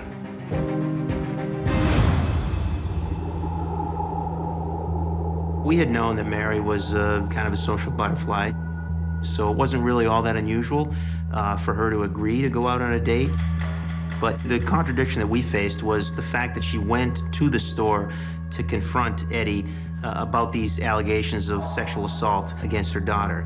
And while she's there, during some time frame, she has interaction with Billy, and she agrees that she's gonna have some kind of date with him later on in the evening. It just, you know, it didn't add up, it didn't make much sense. As they probe deeper, allegations surface that may explain the contradiction. People in the neighborhood said that Billy was a daily alcohol consumer, and he'd have these spans of time that he couldn't remember or just didn't make sense. When you're talking to somebody like that, you don't know what they remember and what they don't remember. Then, they discover something even more disturbing. We found that Billy worked in a butcher shop and was familiar with the process. When you hear about what took place and you see the manner in which the death occurred, you put two and two together and you say to yourself, this guy certainly has the potential to be a good suspect. With conflicting accounts of Mary's actions, police want to see exactly what happened in the store. There was CCTV video, and the camera wasn't working that night. That clearly did send up a flag that, was it just coincidental? Was it on purpose? Did Eddie create a malfunction with these cameras to hide something from the police? Certainly there was a potential for a motive, for, something bad happening. Either Eddie or Billy or both having the potential or even the capacity to do this crime and having the MO for our murderer. If we had more concrete evidence from this closed-circuit TV, if we've seen Mary arrive, that could really turn into something else. Unfortunately, we didn't have that evidence. So we have to work hard to corroborate their stories and see if they have any alibis that fit.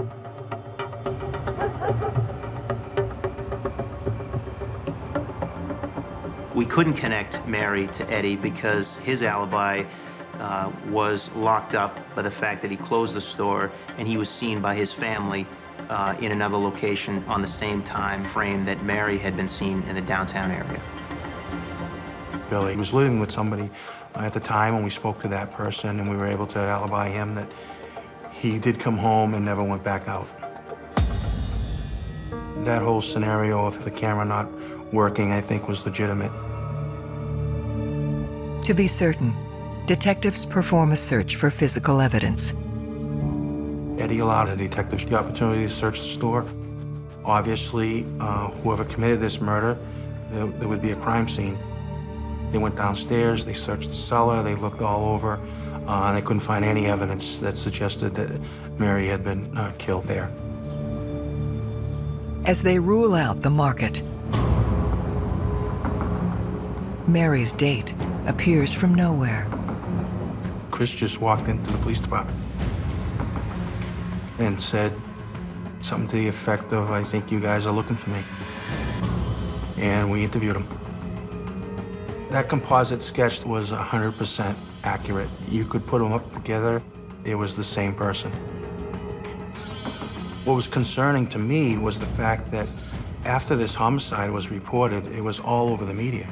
And the fact that that person didn't come forward to us, that was very important.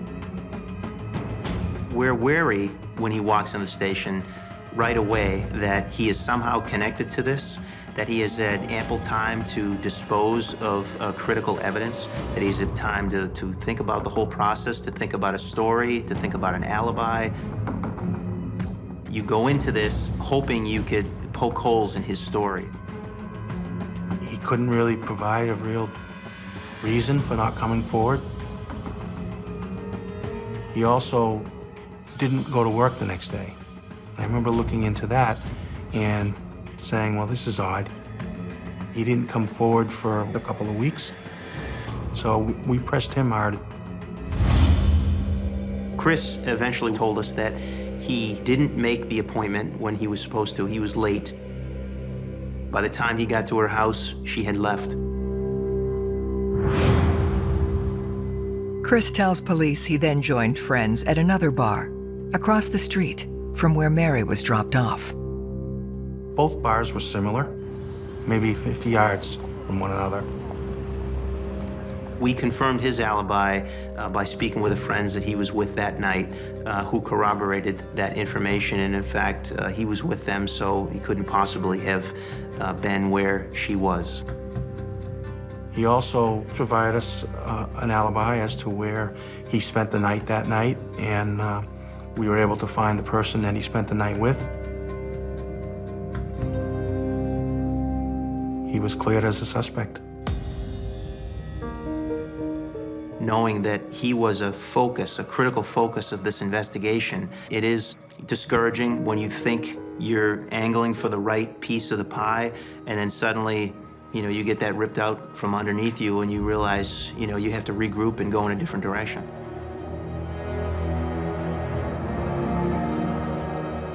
I mean, people were on edge. They talked about it in the schools and on the news, and it didn't matter if we were exhausted. It didn't matter if we had other things on our plate.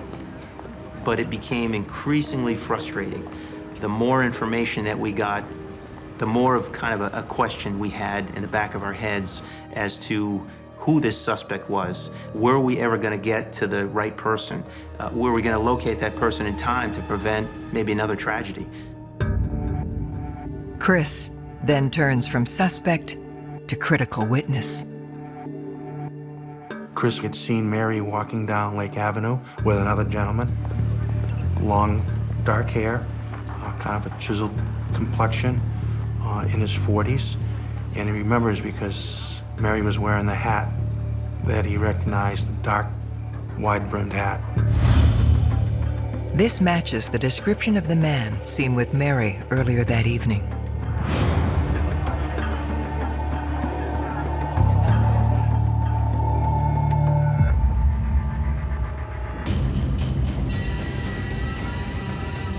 More determined than ever, detectives renew their efforts with the media. You never get tired of tips, especially on a whodunit. And this was truly a whodunit. They get a break. A caller claims Mary was hanging out with a guy known only as Razer. He told us that Razer would use a knife. And he was very skilled with it.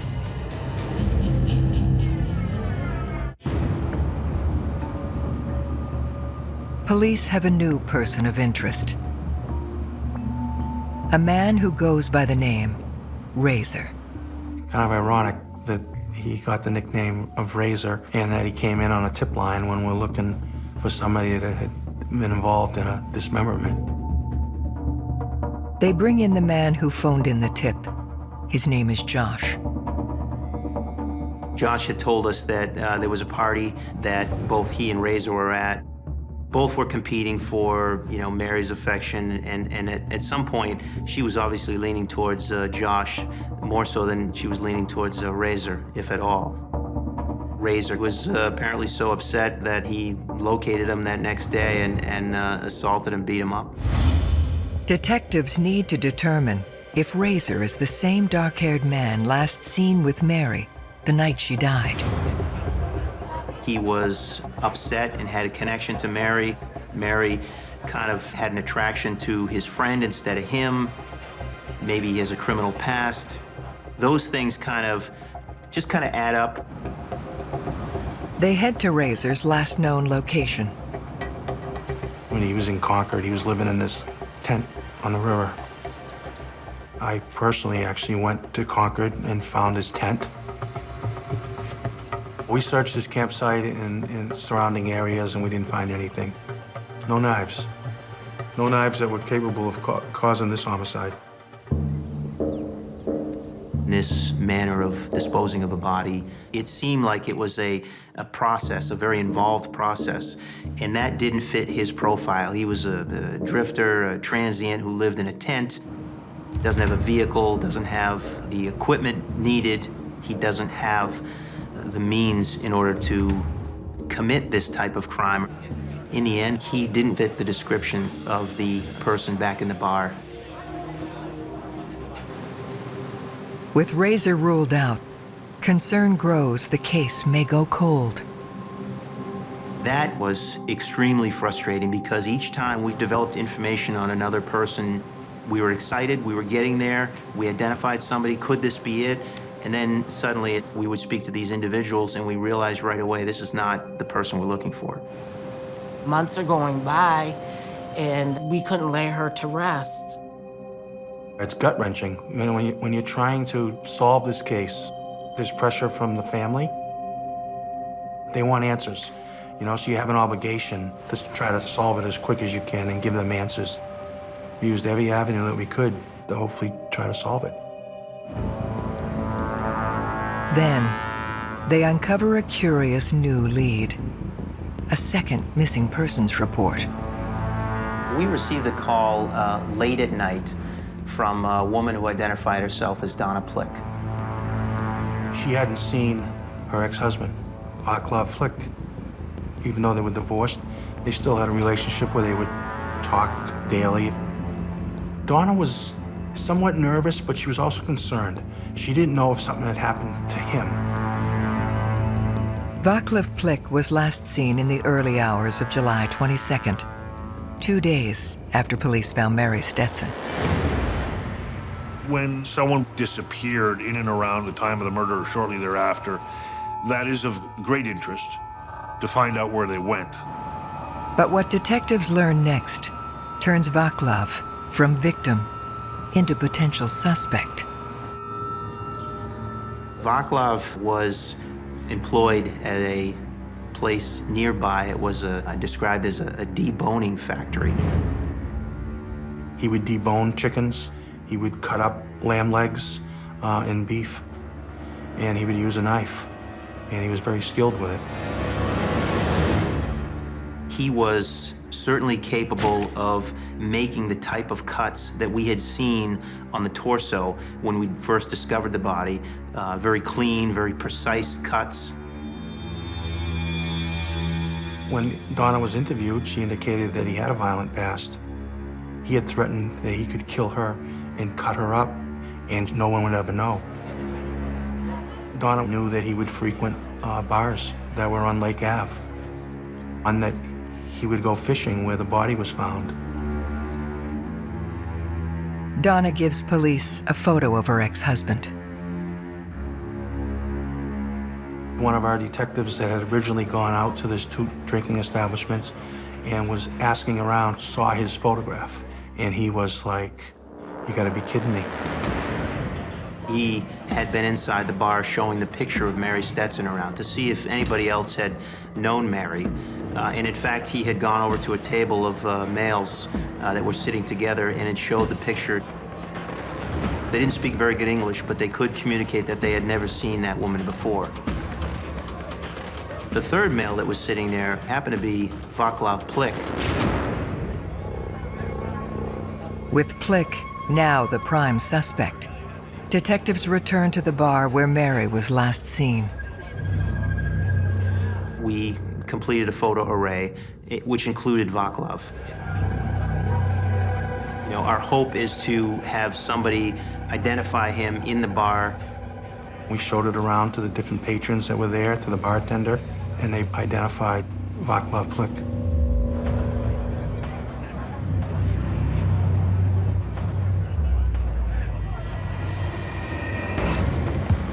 They need to determine what happened in the hours after Mary and Plick left the bar. Well, we started canvassing the neighborhood where Donna showed us this apartment.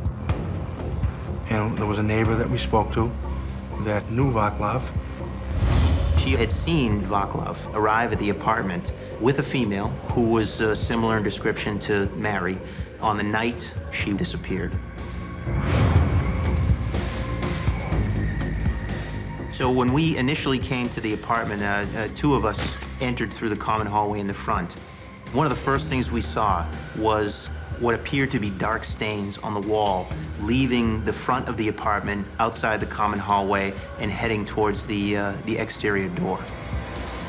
The stains that we tested did test positive for the presence of human blood. That gave us probable cause to get a search warrant. It was very interesting what we found in that apartment. When you first go in and just look, you wouldn't think that anything had happened there. Everything appeared normal. And then as we looked in further, we determined that there was evidence that not only pointed to this Vaclav Plick as our guy, our suspect, but connected him right away to our victim. On the bed was a rimmed hat. That's Mary's hat. Not only that, there were several teddy bears inside that apartment. One in particular that was missing an eye.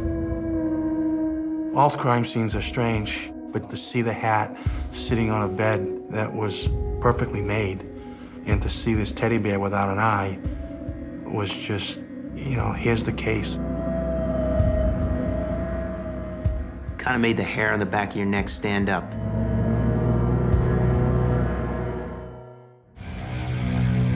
Detectives have proof that Mary Stetson was inside Vaclav Plick's apartment the night she disappeared.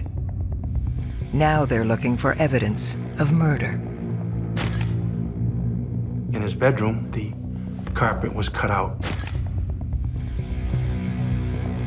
I mean, that's consistent with something happening, something staining the carpet, and then the carpet having to be removed right away.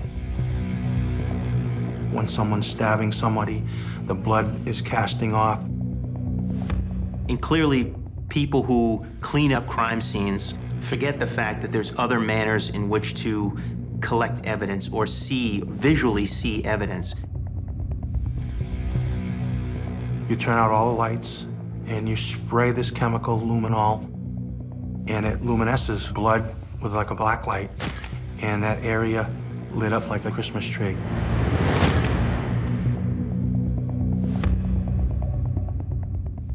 There was blood on the bedspread. There was blood on the heater leading to the hallway. You could see there was an enormous amount of blood that was there. There was blood in the bathtub. At the last phase, it kind of tells you a story. This is where he cut her up in the bathroom.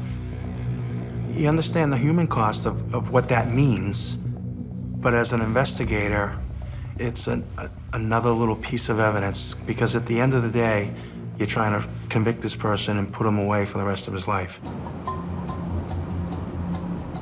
After a nationwide manhunt, they ambush Vaclav Plik outside a gas station in Austin, Texas. We didn't know if he was armed. We knew certainly what he was capable of. So we waited outside, and I pretended I was pumping gas. And as he walked out, we grabbed him and arrested him. I was so happy and relieved because this man was caught, and he wouldn't be able to do it again to some other woman. As they grill Plik for a confession, they now have a complete timeline of what happened the night Mary died. Mary left her apartment about 5:45. She traveled in a cab to a local bar. There, she met with Vaclav. They had some drinks at this bar, and he purchased a teddy bear for her. They then left that bar and headed back towards Vaclav's apartment on Orange Street.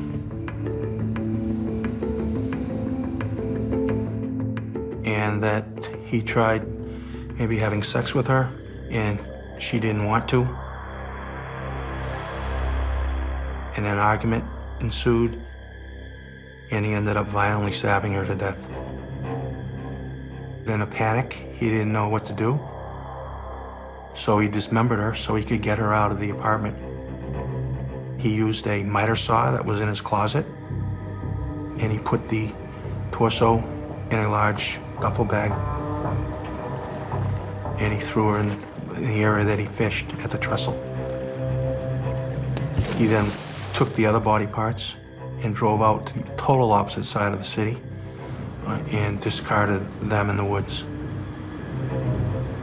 I had an opportunity to be very close to this person, this level of evil that I don't think I've ever been as close to in the past. With the information that he provided about what he had done with the torso and the body parts, Manchester police conducted another search, and we were able to find her head on one side of the street and some of her extremities on the other. I think it was very important to the family that we recovered her head especially. They were able to give her a proper burial, and I think that was very, very important.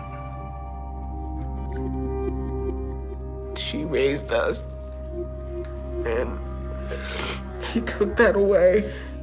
He just completely destroyed a family.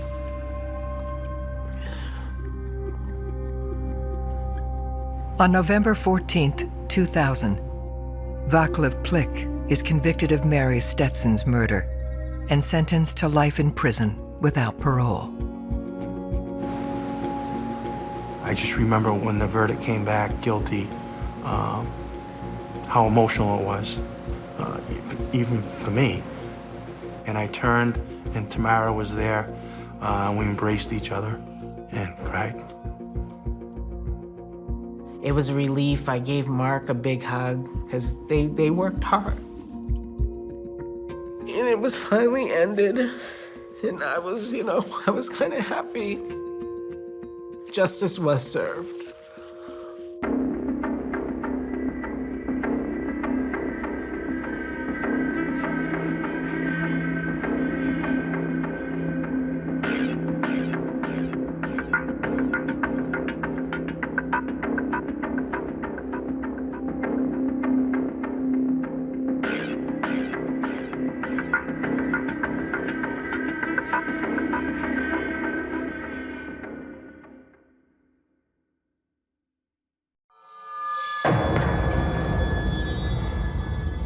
The utter brutality of how she was killed was among the worst I've ever seen as a crime reporter.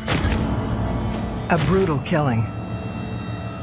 She tried to escape out of her bedroom window. What happened to her in her house, that shouldn't happen to anybody.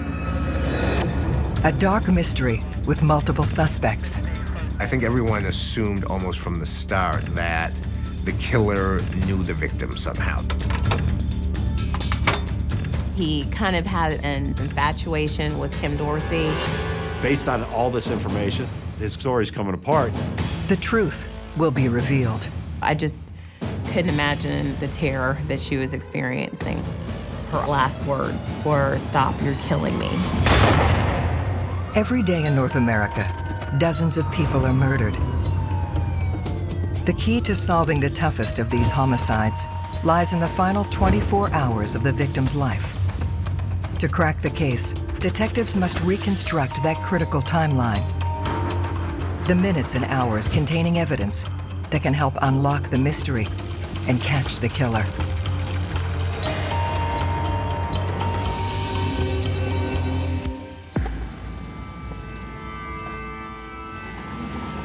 The gated communities of Jacksonville, Florida, are a haven of tranquility and affluence. The area is absolutely gorgeous. You have, $500,000 homes. It has a small town feel. A lot of people know one another. It's a very nice neighborhood, viewed as very safe. There's not a lot of crime there. But on a quiet Sunday morning, all that is shattered.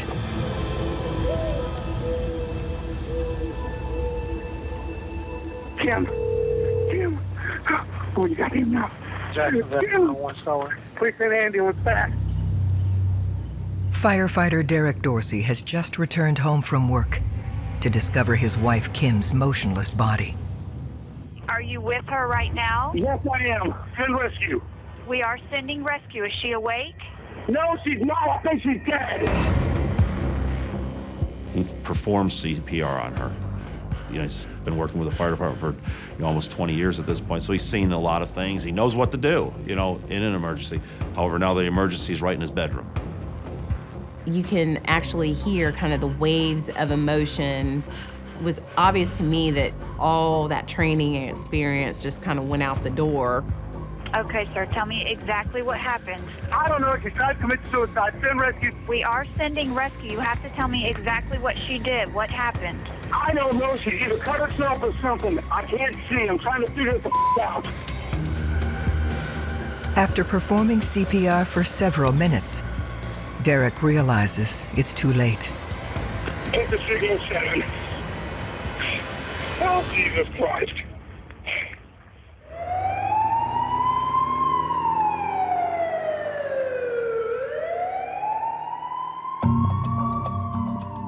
Lead investigator Larry Kuskowski and his team, along with Assistant State's Attorney London Kite, arrive at the scene.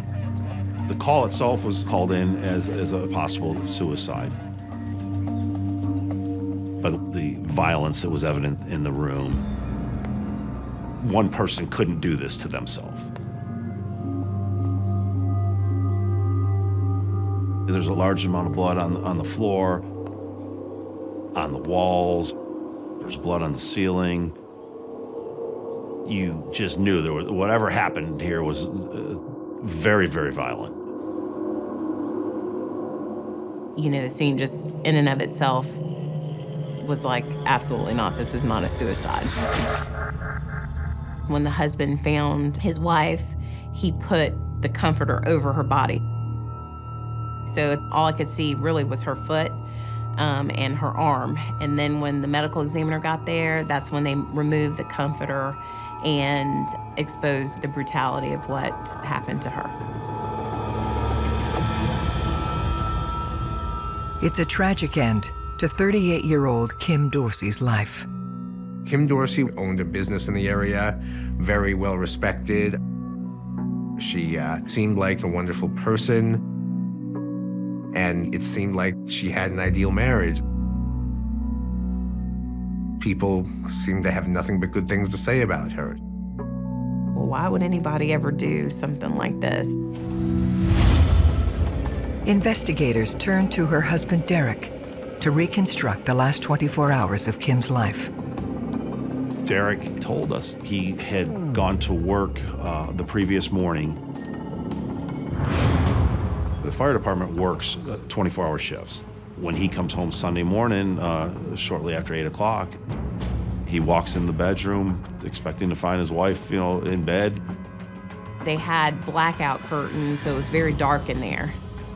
He finds her on the floor at the foot of the bed. He goes, calls 911. But by that point, Kim is already dead. And the team believes she had been for nearly 24 hours. Not far from Kim's body are the first clues to what happened. There were plastic wire ties around Kim's ankles and in her wrists. Somebody tried to bind her up. I just figured there's probably a sexual assault here, based on, you know, what I saw. There was a broken pool cue on the floor. A gun was on the floor. There was a knife on the floor, all in the vicinity of her body.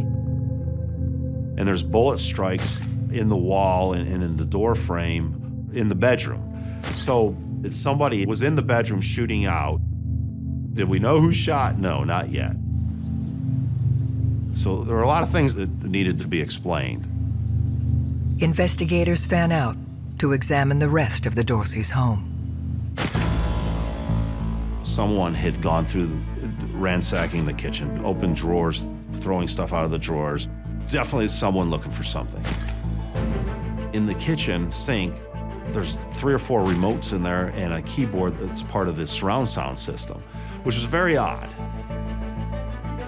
There was no damage to the front door that indicated that the door was forced open in any way. But I did notice something that was out of place. There was a ceramic dog statue by the front door, and it was tipped over. You have to take notice of things. During the course of the investigation, you are going over, inch by inch and foot by foot just to make sure that you're covering everything. They quickly come to their first conclusion. The idea that some stranger would break into the house, tie someone up with zip ties, stab them, and beat them with a pool cue, that's just not the way it goes.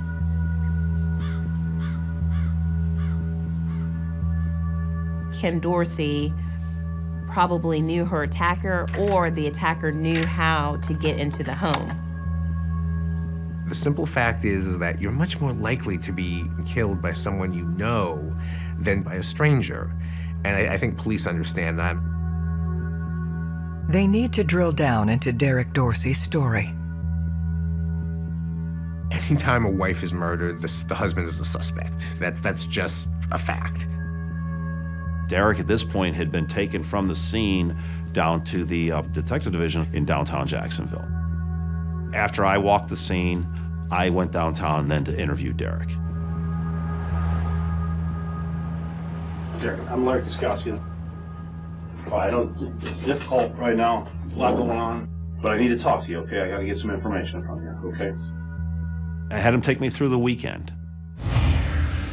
He told me on Friday night, Kim had left the house that evening for a couple hours to go do some shopping. They had stayed home Friday night, watched a movie. Derek was up early Saturday morning, and he left for work at about his usual time, right around 7, a little after 7 o'clock Saturday morning. Derek finished his shift on Sunday morning at 8 o'clock. So when he's gone for that 24-hour period, his wife was home by herself. He had tried to call her on Saturday several times via, cell phone. Derek worked at a fire station that was about as far north as you could go in the county. Cell phone coverage out there wasn't always the greatest, and the call wouldn't go through. He said that it was not unusual for him not to have those calls answered. So far, everything Derek is telling them adds up, with one exception. Here's a guy that's, trained professional, and we walk in and recognize the scene. This is no suicide. How did he not see that? Is Derek involved? The one thing that I remember about Derek Dorsey is that he was so transparent. I've never seen someone as transparent as him. He opened up to me. He took a deep breath and sighed, and he said, well, there's a lot, going on with both of us. He told me that him and Kim basically had just a different kind of a relationship. It was somewhat of a swinging lifestyle. So it went from not really knowing to, okay, now we have maybe some other factors going on here. I wasn't expecting that. But Derek then added on at that, he said, that Kim had stopped doing it because her mother had died 3 or 4 years earlier.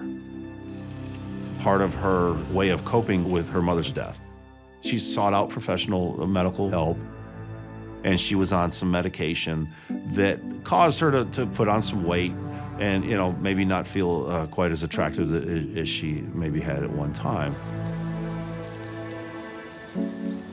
That was one of the reasons Derek thought that when he first came home, she had committed suicide. With Kim having stopped the swinging lifestyle, they need to find out if Derek had too. He was very subdued. He was very matter of fact. So I finally asked him, I said, well, listen, is there anybody else? Any issues, where either one of you stepping out, girlfriend on your behalf or boyfriend on hers? Okay, you got a girlfriend? Okay. When an investigator learns that the partner of the deceased had been cheating on each other in the relationship, that creates a different mindset for the investigator. In domestic-type murders, infidelity is often part of the motive of someone's death.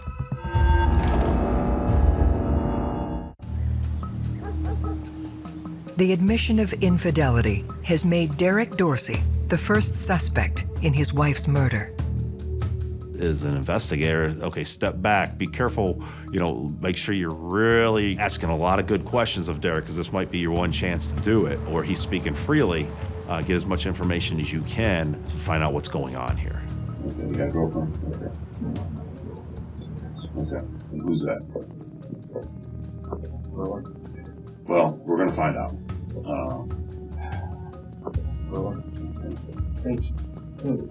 We have a weird relationship. Who has a weird? You and your wife? My wife, it's not a don't ask, don't tell thing, but... Tell me about it. She knows who I was when she married me. Now you've added some more motive, maybe. Maybe he wants out of this marriage. They seek to determine what he would have gained with Kim gone. We always look for, is there a financial benefit to this person's death? Larry did ask him about whether he had any kind of insurance policy, and he didn't. It put him in a worse position to have Kim Dorsey die before him, because she was the main breadwinner. But that doesn't mean Derek wasn't responsible. We thought about the time frame, like how much time he would have to drive back and forth from the fire station to the house. The distance between the two locations is 15 miles and would take almost an hour round trip. The fire station where he worked was small. They pretty much could account for every single minute of his day. All the firefighters were like, look, if he left that place, then we would definitely know. The detectives verified with all the firefighters. They determined that he had like a lock-solid alibi. Even though Derek Dorsey initially was a suspect, we just couldn't find any kind of crack in his account. Investigators then consider the other angle. So, you have this girlfriend that he's talked about. Maybe whoever his girlfriend, lover, whatever you want to call that person, wants the current wife out of the picture. Obviously, now we want to talk to her. In the event that it's a love triangle, that someone may feel, for example, that they've been wronged by somebody, that they were promised something. I'll leave my wife, I'll leave my husband for you. Someone being jilted can be a very strong factor for murder. We were also looking into the girlfriend to see if she had any additional information that Derek Dorsey didn't tell us, and also to see if he had ever admitted anything to her. Detective Kuskowski must determine if Derek's girlfriend shows up anywhere in the last 24 hours of the victim's life. She was very forthcoming. She spilled her guts about the lifestyle, what everybody was into, and all that. I was able to determine that she was west of the city of Jacksonville, where she resides, and I was able to rule her out. Hoping to uncover clues about Kim's attacker, investigators return to the crime scene. Specialists such as blood spatter analysts may be called in certain circumstances where it's not obvious to the investigators what has happened and who is involved, and they need more information, more data to help them discern what exactly took place. It's important to try to figure out the puzzle of what was the sequence of events. Where did the struggle initiate and where did it end? Because it tells you the story of what happened. It tells you the timeline of what happened. Forensic experts establish that the first point of attack is next to the nightstand. We have a lot of blood cast off on that left side of the bed. She was severely injured, and she stayed there for a significant period of time. But the evidence then suggests Kim comes to and fights back. She was able to get to where she kept her gun. It was a 5-shot revolver. They wanted to know whether I thought it would be probative or helpful to have them string it, which means to show the actual bullet trajectory, and I told them absolutely yes.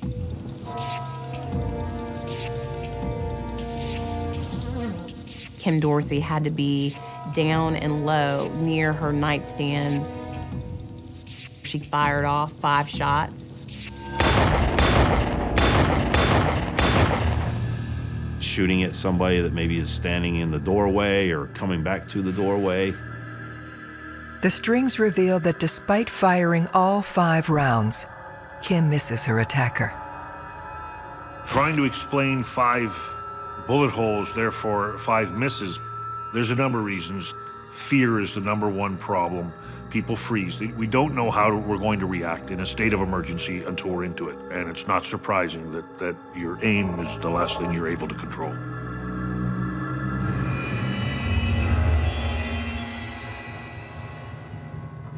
And then that's when he goes back into the room to finish her off. He continued to beat her with a pool cue to the point in which it broke. We actually had the pool cue given to an engineer, and it took a tremendous amount of force to break a pool cue like that, and that was broken on Kim's body. To finish things off, he made sure that he stabbed her in the neck. The detailed analysis provides all new insights into the crime. and the potential perpetrator. The most telling weapon would have been that pool cue, which all of them were kept upstairs, and that's not a natural weapon for someone to say, yeah, I want to go kill this person, so I'm gonna grab a pool cue. We were able to figure out that the wire ties that were found on Kim's wrists and ankle, it looked like they came from the office upstairs. And the knife was from a set that were inside the kitchen. These were all things that suggest that whoever committed this crime was familiar with the house. A brutal killer who knew Kim well enough to gain entry into her home and where to find weapons. For investigators, it suggests someone close to the family. Kim's autopsy had already been performed. We knew she had been sexually assaulted. We had a foreign male DNA profile, so we knew that we were looking for a man. Based on what Derek Dorsey had said, with other people in the house, with the swinging lifestyle, who knows who's been here? Is this somebody that had been there before, that came back knowing Derek wasn't home and wanted to maybe see Kim again? Who knows? We were looking at all those different individuals to make sure that we either rule them in or rule them out. Detective Koskowski looks to Derek to provide potential names. Derek is a general contractor on the side. Some of the guys that Derek used in his contracting business actually lived in the Dorsey house at one time. Derek Dorsey was basically going through an entire timeline of kind of who was in and out of the house. I have one guy that used to work with me, Elvin. Lance Kirkpatrick. Lance Kirkpatrick had a drug problem. He had been friends with the Dorseys.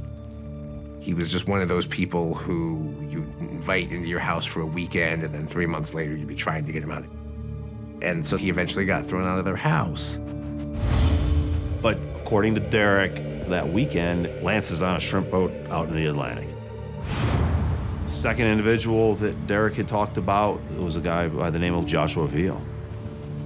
Derek had befriended Josh and gave him some work and trying to help him out. He was a young kid. Derek and Kim allowed Joshua to reside in their home, but they had a falling out, and eventually Joshua moved out. But Derek says he was still hiring Josh for odd jobs and had been due to see him the morning he discovered Kim's body. Sunday morning when he got off, Derek was going to pick up Joshua Veal. They had agreed to meet at a convenience store up on the north side of Jacksonville, basically to do some work for him. Joshua Veal never showed up. Why wouldn't he show up for this meeting if he's gonna get money and get paid? He's familiar with the house. He's done some work in the past for the Dorseys. So Josh was number one at that point. Police discover Veal has a criminal record, mostly for drug-related offenses. And he had actually just been arrested earlier in that week leading up to the weekend Kim was murdered. So brought him down, put him in an interview room. I didn't tell him anything about a murder. I just introduced myself as a detective. One of the techniques used is not to tell a loved one or someone close that the person you're asking about is in fact dead or been murdered. Then you drop the bombshell looking for the responses. Are they genuine? Are they fake? Josh claims he'd been partying all weekend at his house, including the time detectives believe Kim was killed. But you spent Friday night at the house? Yeah. Okay. You didn't go anywhere Friday night? Oh. Okay. All right. Saturday you get up? we had drank Friday night, we had drank Saturday night. He had been out Saturday night, and he just lazy, did not show up Sunday morning. But when Larry mentions Kim's name, his attitude changes. One of the things that struck me most about Joshua Veal's interview is that he kind of had a fascination or infatuation with Kim Dorsey, kind of like romantic interest. It was strange in that way. My conversation with him was, When you lived with them, did you and Kim have anything going on, you know, sexual? The way he answered it, it was a little kind of like he didn't, but you know, if he coulda, he woulda. How'd she look? 1 to 10. Would you ask me if I would hit it? Sure. 8.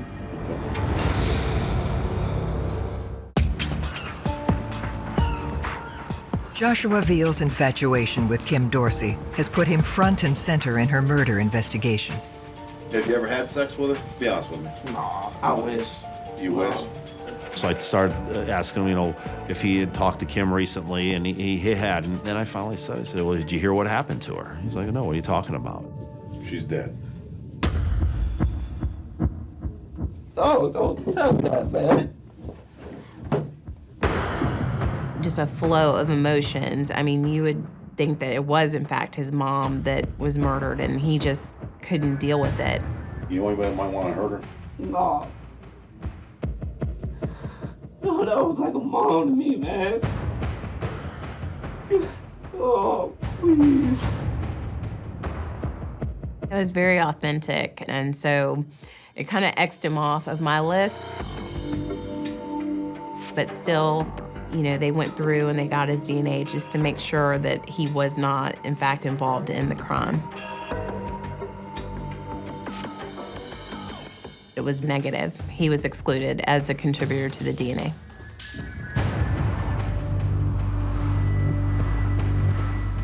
Derek provides police with additional names of people familiar with his home. Everybody we talked to, they all gave us the sample, and everyone kept coming back negative, negative, negative. So Detective Kuskowski takes a new approach. I want to do a walkthrough of the house with Derek and let him point out anything that maybe we missed, ask some questions about some things that we found before we turn the house back over to him. Because once we're done, we're done. When we initially walked the scene in the kitchen, we found 3 or 4 remotes in the sink. It's part of the surround sound system, which was very odd. Somebody had run water over the remotes. My partner asked him, hey, show us how to turn on the TV here in the living room. So Derek was able to turn the TV on, and right away, a pornographic movie starts to play. We're like, wow. And Derek loses it. He's like, that's not mine.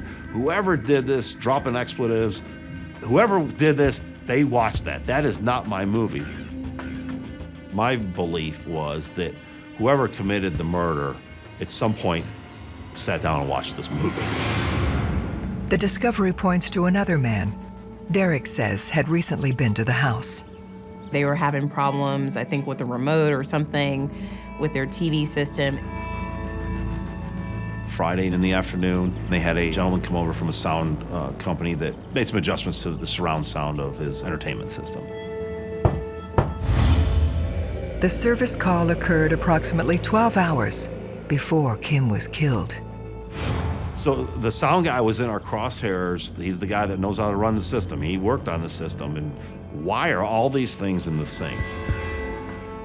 He's thinking on his mind, he puts it in the sink and runs water over it. Does it wash away any DNA or anything like that? We didn't know if something happened between him and Kim where he maybe became infatuated with her or came back to the house. Detectives quickly track him down. So we met with the sound guy. He said, yeah, I went out on Friday night to work on the system. He said it wasn't unusual. He said, Derek's had me at this house before. He had another house that I used to go to and handle his affairs there with the sound system. We noticed when we were sitting there, the sound guy had some cuts on his hands. So, we keyed in on those. Were they the results of scratches that, were inflicted in a struggle with another person? We actually asked him about them, and he's like, well, I'm working with wire all the time, and I run it, up in attics, and so, my hands are always cut up. The technician is adamant he never returned to the house. We told him what had happened. He wasn't even aware of it, and this was 2 or 3 days after Kim's body was found, so he hadn't even seen anything on the news. Of course, I asked him, if he would volunteer a DNA sample, and he readily, hey, whatever you need. When I walked out of the interview with him, I said, I don't think so.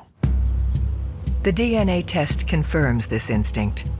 The unsolved crime now begins to weigh heavily on the team. Part of it was we had been up so long at this point, and we had taken samples from so many people. As an investigator and working with the evidence technicians, even if it takes you to a dead end, we need to go down that road, and we need to look at everything. We owe it to Kim, or any victim, that we, thoroughly investigate the entire case. Then, they get the break they've been looking for. There was a crime analyst that caught like a common, everyday type of police report on a temporary unauthorized use of a vehicle.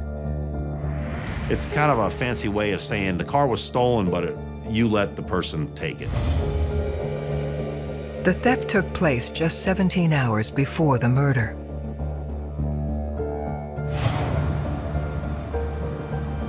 So the girl that reported the car stolen made the police report. They took all of her information, and of course the information of the person who she let use the car, who never returned the car, which was Lance Kirkpatrick.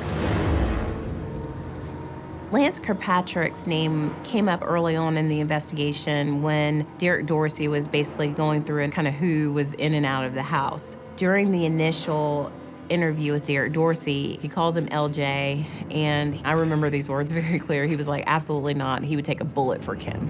Why are you so certain about him? I've just known him long enough. Something like that, no. I think we respected him too much. Lance is still supposed to be on the shrimp boat. Nothing's adding up now. That basically put Lance Kirkpatrick back on the map.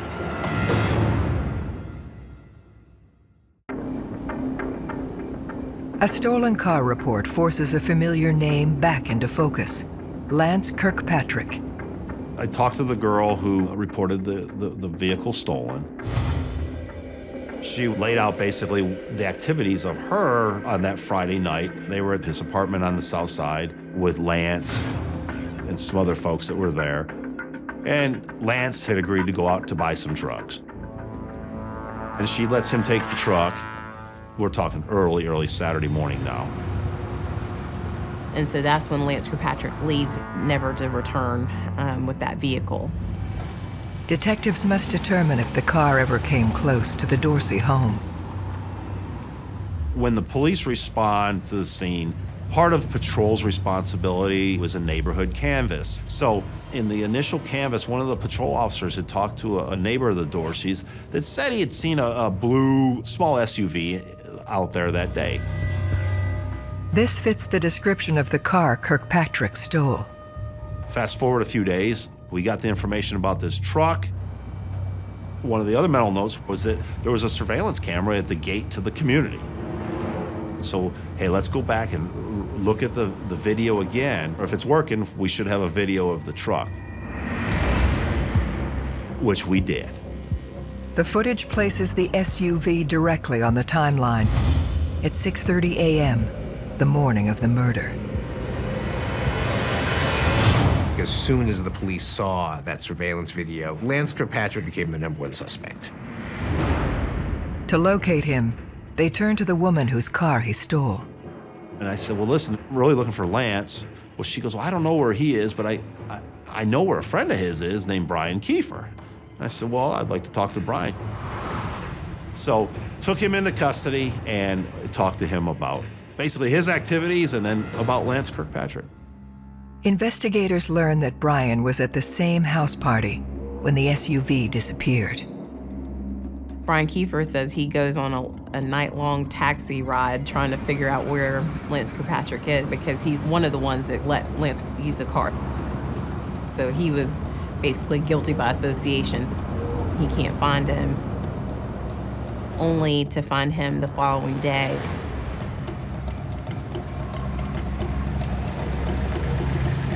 He says that Lance looks disheveled. He notices that he has an injury on one of his hands. What Brian then reveals is completely unexpected.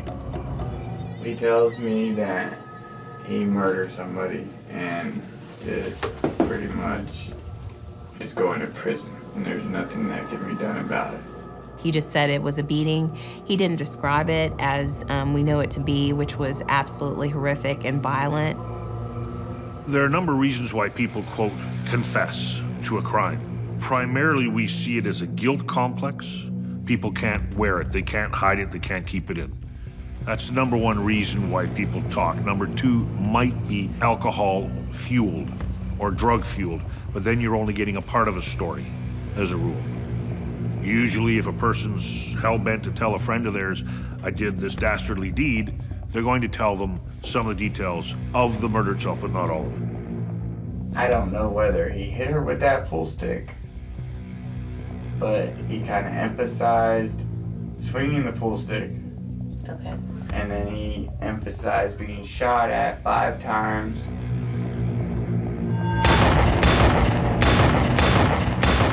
And he says, well, you know, Lance told me that he kept waiting for the 6th shot, and it never came. But it was a 5-shot revolver. But when he heard the window open, he thought the lady was going out through the window. So he ran in there and beat her with his hand and then stabbed her. It is also through Brian Kiefer that we get Kim Dorsey's last words. What does he say? Does he say that she was dead, or does he say anything about that? He said the lady was saying, "Stop. You're killing me."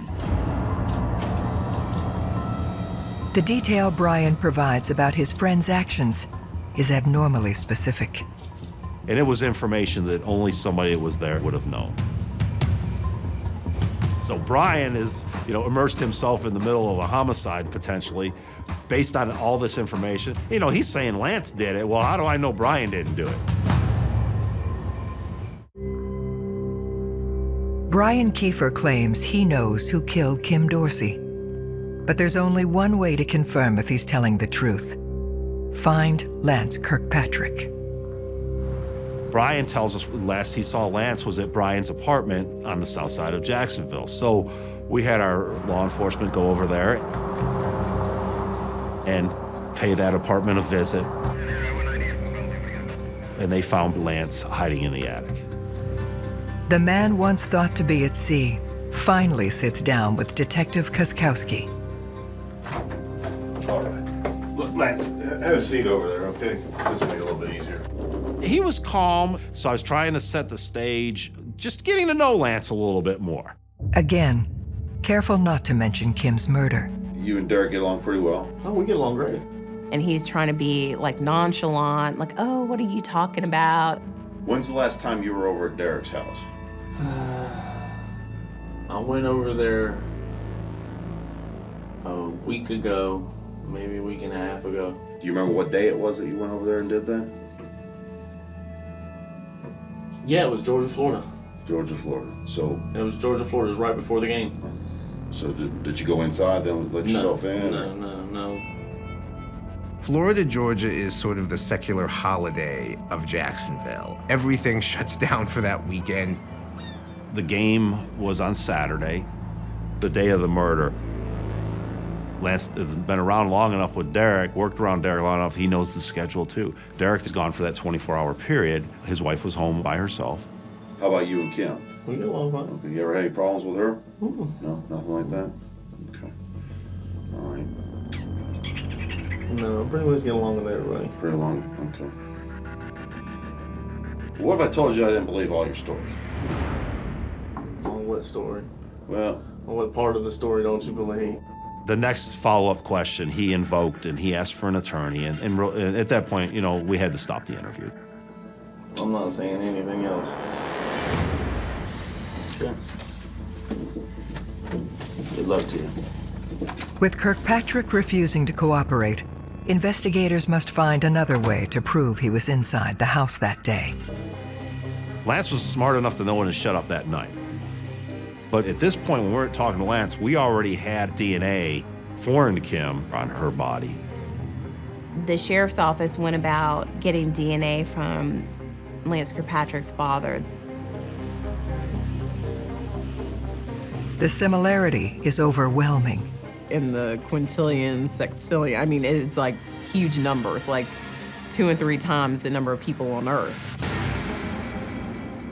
The fact that we had really significant DNA and the fact that he denied going in there was a critical lie that we were able to say, you know, yeah, we got our man. This not only confirms Kirkpatrick as the killer, but also clears the one remaining suspect, Brian Kiefer. For detectives, Kirkpatrick's movements in the hours before the murder suggest he had a sinister plan in mind. Lance had, gone out that Friday night with somebody else's car to buy drugs and didn't come back with what he was supposed to come back with. He left to try to go make things right.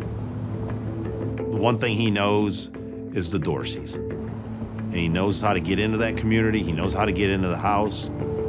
Lance has been around long enough with Derek, worked around Derek long enough, he knows the schedule. Derek's gone for that 24-hour period. His wife was home by herself. Lance knows that.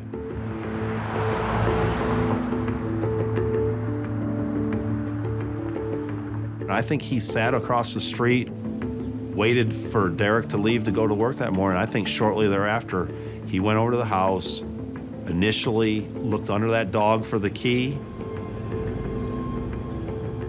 let himself in with the key. That's probably when Kim Dorsey heard him. He basically lit into her physically, and it just went downhill from there. The turmoil that she was going through, just a desperate picture of a woman trying to escape. I just couldn't imagine like the terror that she was experiencing. Despite overwhelming evidence, Lance Kirkpatrick pleads not guilty. Lance's version was that he and Kim Dorsey were lovers, and that he had gone to her house to have sex with her, and that after they had sex, Kim Dorsey started getting mad at him because he had helped set her husband up with other women, and that enraged Kim Dorsey, and she picked up a gun and started firing at him in a rage. And that everything that happened afterwards was him basically trying to fight back in self-defense. Self-defense is I punch you and I try to get away from you. I don't beat you with a pool cue till I break the pool cue and half stab you in the neck and tie you up. That's not self-defense. That's a bunch of nonsense. The jury finds him guilty of first-degree murder and rape. He's sentenced to life without parole. He remains eligible for appeal. Life without parole is a long time to sit there. Ultimately, it's about Kim here. What happened to her in her house, that shouldn't happen to anybody. I felt like I did Kim Dorsey justice. It's always a mixed feeling having to put all those facts and evidence out in front of their family, but now they know what happened to her and they knew that she was a fighter. I think that meant a lot to them, that she didn't go quietly. She fought with every cell in her body.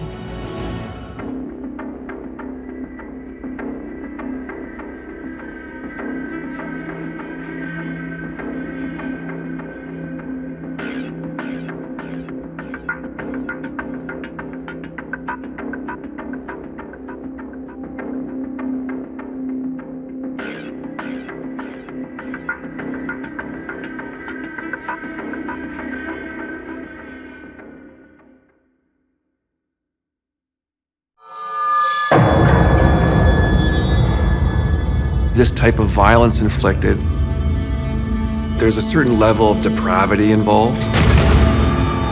A brutal killing. She's having a wonderful weekend with her family, then she's gone. Her life here on Earth was over. I try not to think about how she died. Bad things happen to good people, unfortunately. A dark mystery with multiple suspects. Was this a neighbor? Was it a coworker? Was it an ex-boyfriend? We weren't sure exactly what happened. He was telling them that he was on the run and had murdered a woman in Florida. He had a clear view of her home. He would have known that she lived alone. The truth will be revealed. My gut was telling me that this was the person who murdered Bernadette Myers. Every day in North America, dozens of people are murdered. The key to solving the toughest of these homicides lies in the final 24 hours of the victim's life. To crack the case, detectives must reconstruct that critical timeline.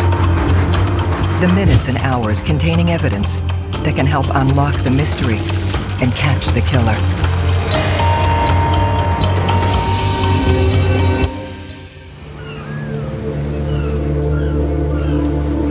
Sunshine City. That's how locals describe St. Petersburg, Florida. I think what makes the whole area great here is the fact of the beautiful beaches that we have and the weather. You can do pretty much what you want year-round here in Pinellas County. It's really considered a really hip and cool place to be nowadays. You get a lot of what I refer to as paradise people that come down for an easy life. But wherever you have sunshine, you also have shadows. The Lowman neighborhood definitely had seen its better days. It's an area where it's not unusual to see transients moving in and out. Here, the home of Bernadette Myers stands out. Bernadette's home was the nicest one on the block, and she cared a lot about her home, and you could see it. Bernadette did not show up for work that day, and Bernadette did not answer her phone and did not return any phone calls that had been previously left for her. So one of her friends decided to drive over to Bernadette's house, and she looked in through the kitchen windows, and she was able to see what to her appeared to be something red, possibly blood, on the floor in the kitchen.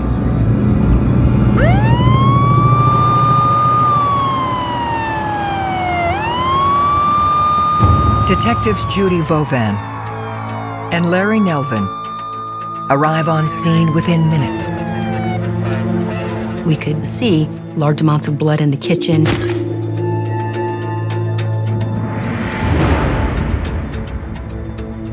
We could see the drag marks that went from the kitchen dining room area into the bedroom.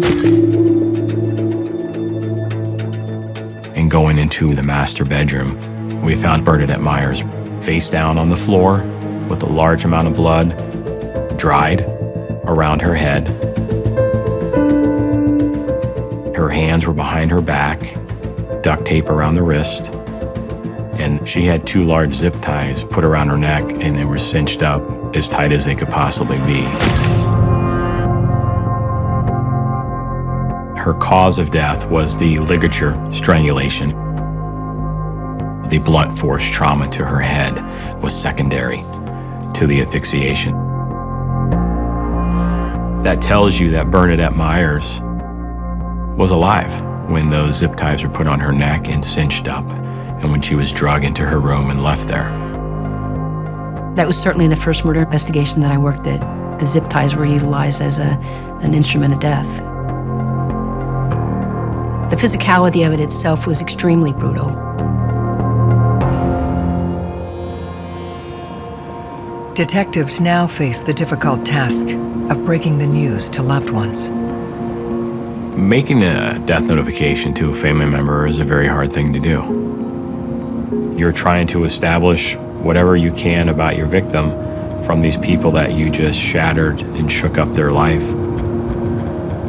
I remember the moment that they told us.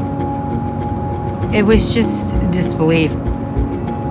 It was just a whirlwind of not knowing what took place or what happened.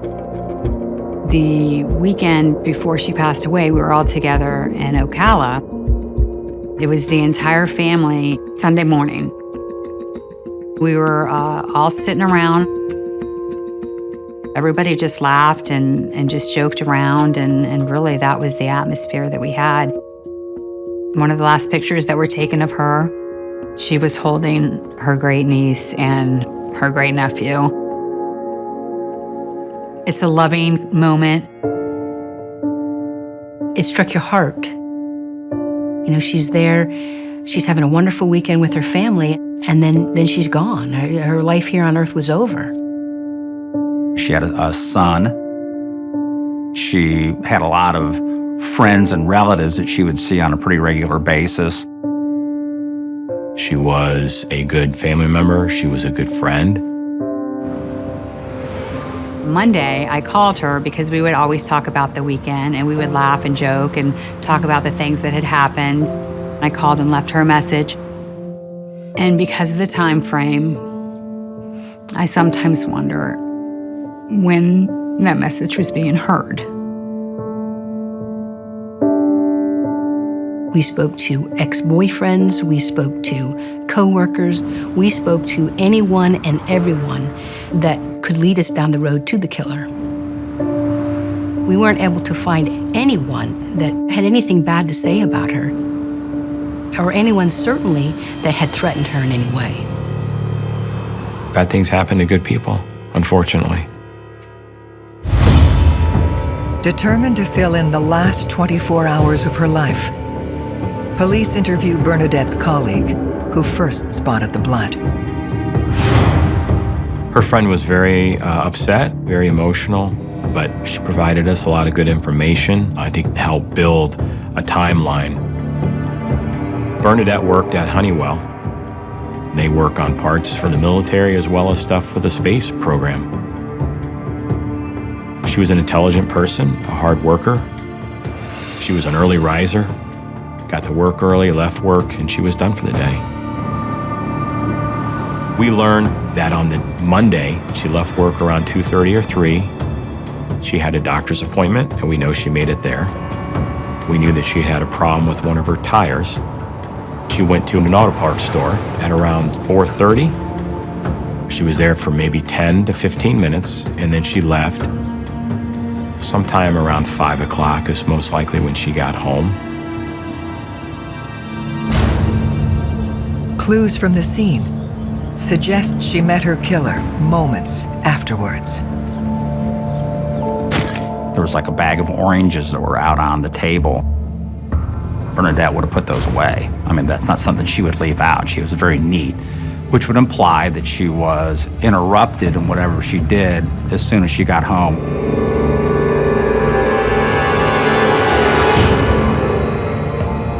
Due to the fact that she had not returned any calls and put her groceries away or changed her clothes, we feel that she was murdered somewhere between 5 and 7 o'clock at the latest on Monday. There was no kicked-in door, there were no screens missing, there were no broken windows. We did think perhaps that our perpetrator was someone that she knew or someone that was familiar with her home. We know that just based on the brutality at the scene, that more than likely it was going to be a man. There was no DNA of interest found at the scene. And by that I mean they would have found, of course, Bernadette's DNA, which as you would expect. Not one fingerprint, but one of the forensic examiners at the scene, who was still in the middle of processing, was able to develop a bloody shoe impression on the floor that they were able to enhance using chemicals. We knew it wasn't Bernadette's. Her shoes were in the kitchen floor, and she was knocked out of them. So we felt very strong that this was going to be the bloody shoe impression from the murderer. The actual impression was believed to be some type of tennis shoe, and the size between 9 and 11. Her vehicle was not in the garage.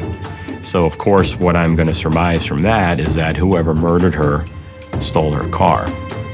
Did they steal it because they wanted the car, or did they steal it because they thought it was the best way to get away from that location without being seen? It seemed pretty organized. He was either more prepared than your normal person, or he was able to react somewhat calm after he had done this to figure out how he's going to get out of there. We're looking for anybody and everybody that's associated with Bernadette, that's associated with the area, that would have any reason to be there. My first instinct was this was something that was sexually motivated. Some of her underwear apparently had been taken out of her dresser, which could be Bernadette doing her laundry, or it could be a fetish, type sex aspect to it. We have a sexual predator offender tracking unit here at the sheriff's office. They track all the locations of all the sex offenders and sex predators, and they're required to check in and register with them. The investigators would automatically search the database for any persons in the area that are sexual predators. They would be persons of interest to speak to as soon as possible. There is one name at the top of their list. Leo Barobri was brought to our attention by the sexual predator unit. He was a convicted sexual predator who had committed a violent rape. He lived within around a mile of Bernadette Myers. His offenses had to do with adult women. There's some leopards out there with spots on that don't change. So of course we wanted to look into him, try to find out where he might have been on the day that Bernadette was murdered. The lead suspect in Bernadette Myers' homicide is a convicted sex offender. So we wanted to find him and talk with him to try and establish a timeline. If somebody is determined by police to have a record for sexual assault, especially if it's a record for violence and sexual assault, they are examined more thoroughly by police to see if they're capable of committing an even worse assault, and in this case, that would be murder. Police obtain Barubi's address from the offender tracking unit. In my being, I knew he was a dirtbag. When we spoke to Mr. Barobi, he had recently injured himself. He said he had suffered a broken foot previously and had to use the crutches to get around on. I think it would have been very hard for somebody that truly has to use crutches to be able to do what was done to Bernadette.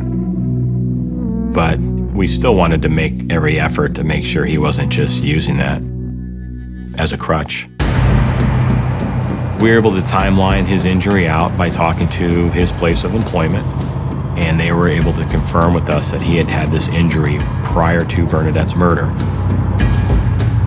He got out of work that afternoon at 3:30, and he had to wait for a ride. So as far as the timeline goes, he wouldn't have been able to make it from where he was to Bernadette's house to commit the murder because of the physical injury. To be certain, detectives turned to the forensic evidence. When we got the autopsy results, it was determined that there was no sexual assault to Bernadette Myers. So all of that was against Leo Barubi being involved in this. We were able to rule him out as being a suspect in this homicide. Now that we knew that she was not the victim of a sexual assault, obviously the person went through something in her room and was searching for something. Detective Nalvin and I invited Michelle and Christopher, that's Bernadette's niece and her son, to come to the house to hopefully be able to assist us. As hard as it was, we were hoping that they were going to be able to give us some key information in regards to the items that were missing, that we couldn't recognize as being missing because we had never been in that home before. Everything had its place at Aunt Bernadette's house. Bernadette kept a very, very nice house. You could eat off her floor. It was very emotional for them. It was extremely emotional. But they put their grief aside, and they were very focused on helping us find the killer. At first, they really couldn't tell if anything was missing until her son said, I think that my mom had a wooden jewelry box on her dresser top.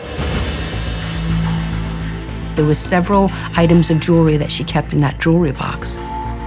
some items that they said were very unique, and that's what we kind of focused in on at that point in time. Christopher drew pictures of the jewelry for us, but also Michelle, her niece, brought in a photograph of Bernadette from the family gathering that happened in Ocala the weekend before her murder. Bernadette was wearing a two-tone Anne Klein watch in the photograph, and it was on her wrist. And that was a watch that we did not find at the crime scene. If you can identify property that's been stolen from a residence, it's a very valuable lead for the police because you can trace back who possessed that property to prove that the suspect was in the house. That kind of explained potentially the undergarments that were on the bed and on the floor. We felt that the person went through the drawers looking for more jewelry or money or something of value. Her house was almost like a little bit of an oasis in the middle of this area. So people might think that this person, because they take care of their house, has money or has valuables inside of there.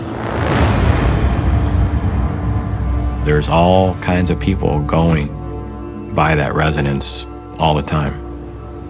It's a very heavily traveled road. So you start thinking, was somebody staking out her residence? Investigators focus on the area surrounding Bernadette's house, looking for anything out of the ordinary. We received a phone call from my sergeant at the time, who was out in an alley that runs behind Bernadette Meyer's house. And he said he was with an individual and that we needed to come meet with them. And that's when we first encountered Lee Davey. Lee Davey happened to be walking down the alley as my sergeant was walking down the alley, and he sees Lee approaching him, holding in his hand about a 34 to 36 inch long zip tie. Davey is also found walking in the alley at the same time of day Bernadette was killed. So the proximity is there, he's got the zip tie, and he certainly looks like he would be a strong enough individual that could have exerted the amount of violence on Bernadette. He was a person of interest to us, a very strong person of interest. In my mind, I'm thinking, this could be our killer. Detectives have identified a man named Lee Davey, found carrying zip ties near Bernadette Meyer's house.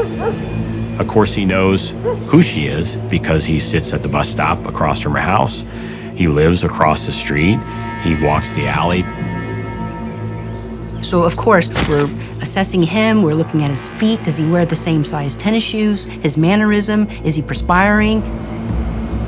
He brought us over to his apartment that he lived in, let us search through his whole entire apartment, let us look at all his shoes.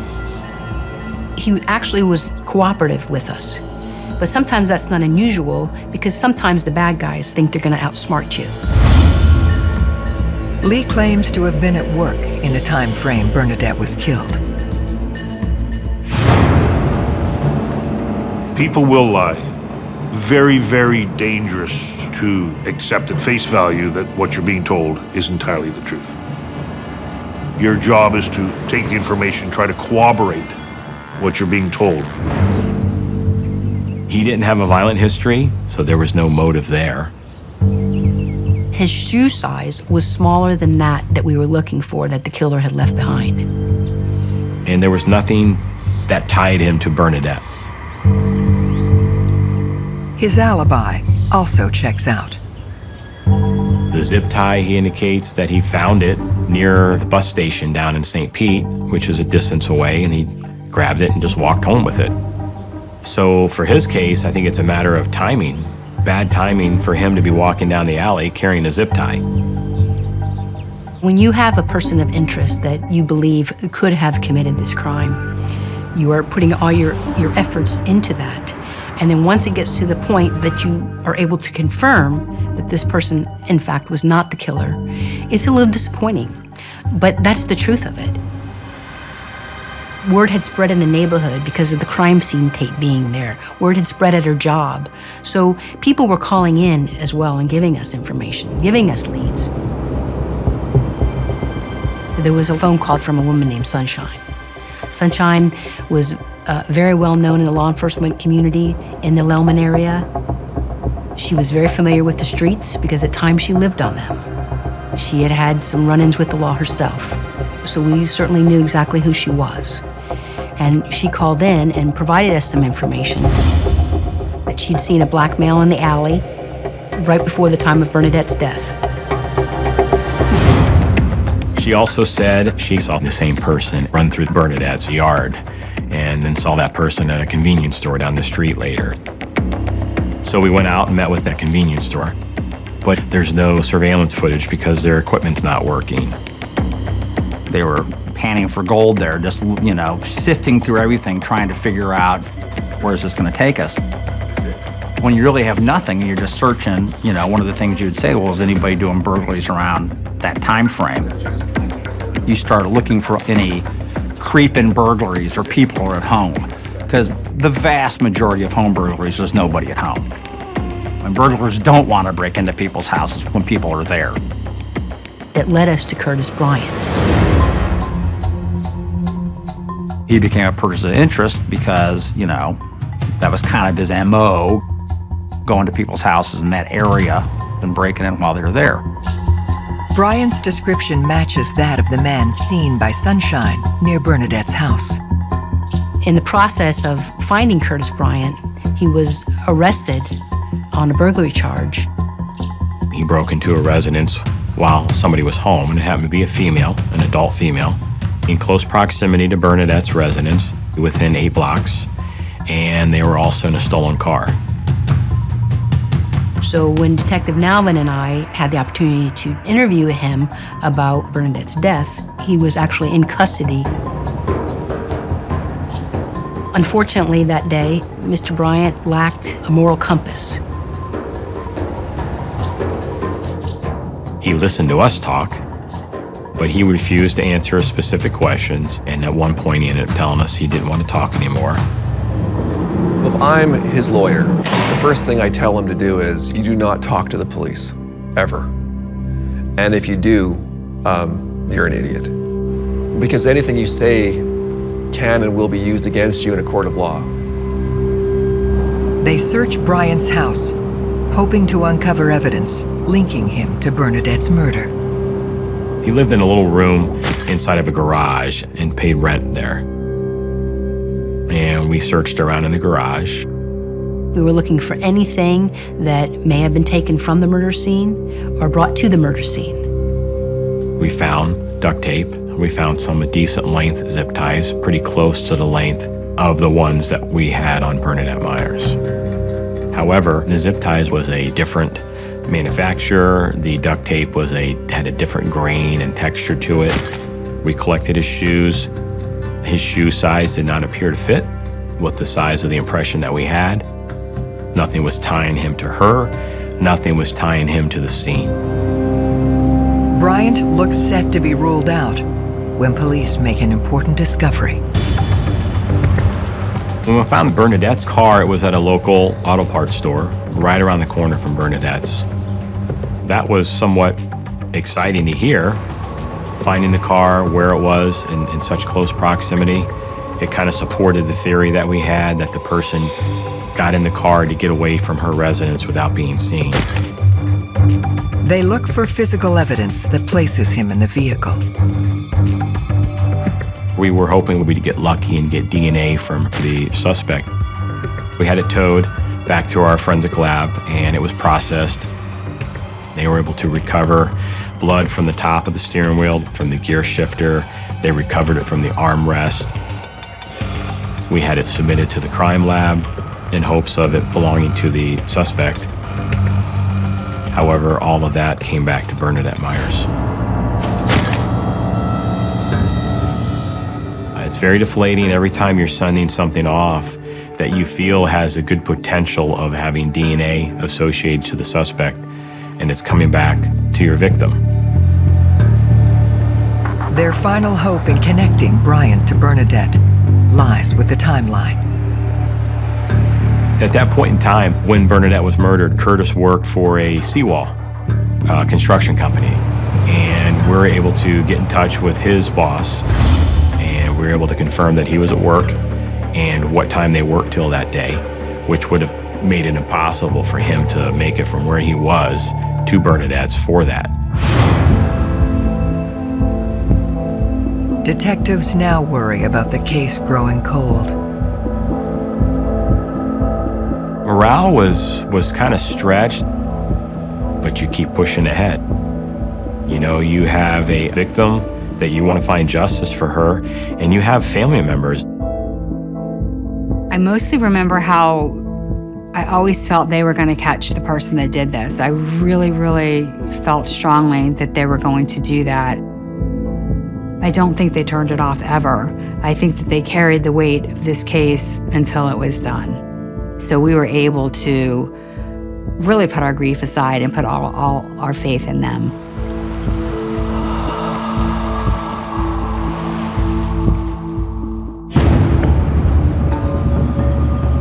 Convinced Bernadette's murder was a well-planned crime of opportunity, police broadened their neighborhood search, determined to identify anything unusual from her final 24 hours.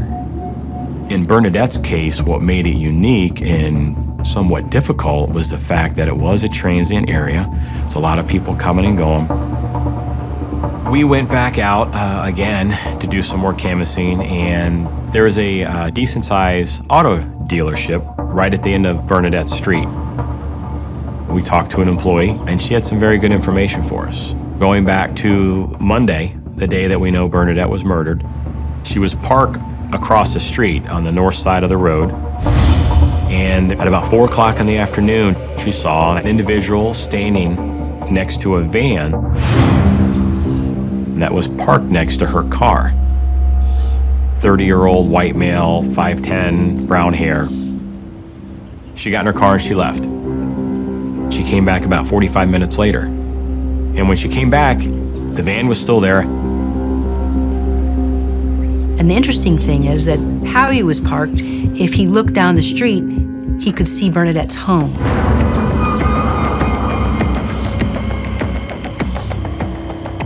It was in direct sight of Bernadette's residence, with the front door and the driveway and most of her yard. I thought, great, maybe this person was looking that direction and could remember seeing something happen at Bernadette's residence. The individual was now seated inside the van, and as she got out, he made a comment to her without her even saying a word to him. "I'm waiting to meet somebody." He volunteers that to her, which she thought was kind of weird. And she goes into work. And about 15 minutes later, which would now be about 5 o'clock, she goes to leave for the day. He's still there. I asked her if there's anything that stood out about the van, and she remembered that it had a magnet on the side of the van from a local painting company. This was something certainly that we had to follow up on. Who was he? Was there a line from him to Bernadette? Was this someone that Bernadette knew? Because of the business name on the side of the van, we knew we were going to go next. We were going to find out who was this person in this van.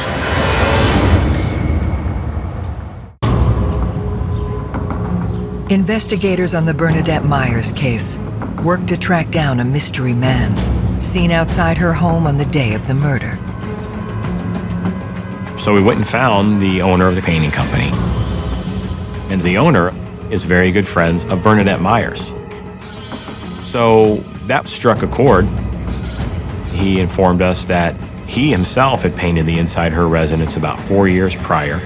And then 3 years ago, the outside of her residence was painted by 2 of his workers.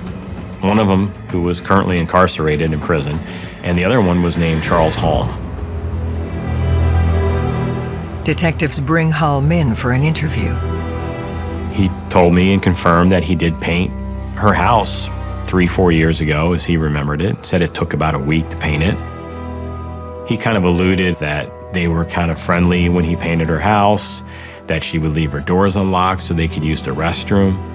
So I asked him if he had been by there recently. And he said, no. And I said, well, you sure? Sure you wouldn't have been somewhere around there to meet somebody? And he kind of said, oh, yeah, I was. He kind of committed to parking in the same area that he was observed in. He reluctantly admitted that he was there, knowing that there was probably a witness that saw him there. I asked him for his help to see if he saw anybody over there, and he said, yeah, I could see right to her house, but no, I didn't see anybody. He was thinking out loud at this point to himself, who was I there to meet? Who was it? And he was looking up into the ceiling and looking left and looking right, and he kind of just looked over at us and said, I don't know, beats me. I can't remember who it was. He parked in a spot, for an hour and waited to meet somebody, but can't remember who he was going to meet. I didn't believe him.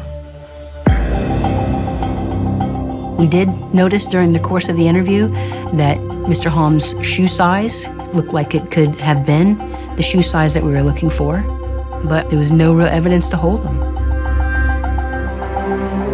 At that point in time, I'd gotten information from him that I could follow up on, and I sent him on his way, and asking him to call me when he thinks of who this person, alleged person was that he was supposed to meet. We put our surveillance team on him to establish where he's going and coming and who he's associating with so we could start talking to them. When you're a seasoned investigator and you have to allow them to go, it's gut-wrenching. Not everyone can work homicide. It's very demanding, and it can be incredibly stressful. You have to be able to shift gears very quickly, and you have to have a really strong belief in the law and in justice. As they begin the follow-up on Holm, the investigation takes a bizarre turn. There was bulletins that were put out about the circumstances of her death to other law enforcement agencies. We get a call from Alma Police Department in Arkansas about an individual who they called a hitchhiker that had been dropped off by some people because he was telling them that he was on the run and had murdered a woman in Florida. When law enforcement in Arkansas had contact with him, in going through the stuff, he had some zip ties. It's a coincidence they can't ignore. So they work towards linking the man to Bernadette. By going through all these different reports and different associates surrounding this individual, we are able to see at one point in time that a girlfriend of his that lived almost on the same block as Bernadette Myers.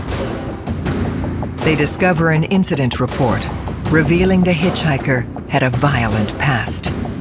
He had been involved in a shooting and a kidnapping, so to speak, with an ex-girlfriend or ex-wife. So you see that there's a violent tendency from this unstable person. And then you have the fact that he's saying he murdered a woman in Florida. We are doing everything we can to try and establish where he's been for this time, because he wasn't with the people that he was hitchhiking with anymore, and law enforcement had already sent him on his way, and now he was in the wind. It was very frustrating. They worked to place their new suspect in Bernadette's neighborhood at the time she was killed. If you can get the timeline right, you can prove or break the suspect's alibi. We found evidence he was in some facility in Tennessee during the time frame of Bernadette's murder. There was nothing put in him in this area recently. As this investigation went on, it seemed that everybody we came into contact with now all of a sudden is either carrying a zip tie or has them in their garage. None of them were the size of the ones that we found on Bernadette. You want tips to come in, but it depends. Sometimes you get a lot that don't lead you anywhere. Some are good, but you can't pick and choose which ones you get, so you have to work all of them. The investigation gains new traction when the surveillance team makes an important discovery about painter Charles Holm. We learned that he was a frequent pawner. A lot of his pawn activity was tools and construction equipment, things of that nature. In Florida, when you pawn anything, you're required to, 1, provide a photo ID, and 2, you're required to provide a thumbprint. If we have any suspicion that could have been a robbery or burglary, you're going to look for somebody pawning this stuff to get the money for it. Detective Nelvin checks Holmes' most recent pawn activity. After Bernadette Myers' murder, he pawned some women's jewelry. We traveled to the pawn shops. And based on the drawings by Christopher, we were able to determine that there were several items pawned by Mr. Holm that belonged to Bernadette. These items were sent to the lab for a DNA test. On the pink coral ring was our one piece of DNA evidence that belonged to Bernadette Myers, which proved that that was her ring. And the concerning part about it is that we're finding that in one particular transaction, he was pawning this before we'd even found her body inside her house on Tuesday. That was a true breaking point. With the circumstantial evidence mounting against Charles Holm, detectives are able to subpoena more of his records from the day of the murder. We got his phone records, and we're able to see what I would describe as a frantic attempt to get a hold of a friend of his named Gary. It shows a flurry of phone calls, like I think it's 6:20 or 6:22 that evening. The calls fall right within the time frame of Bernadette's murder, making Gary their next priority. Gary told us that he was friends with Charles Holm, and he also told us that he had gotten some jewelry from Charles. He also told us that his wife had some of the jewelry. So at that point in time, we go find his wife, Kimber. As I looked at the watch that she's wearing on her wrist, immediately flashed this picture that the family had provided to me of when Bernadette was in Ocala one day before she was murdered. She was actually wearing Bernadette's watch. There's a part of me that thought that, there was some divine intervention happening there. That's one of those moments that you pray for.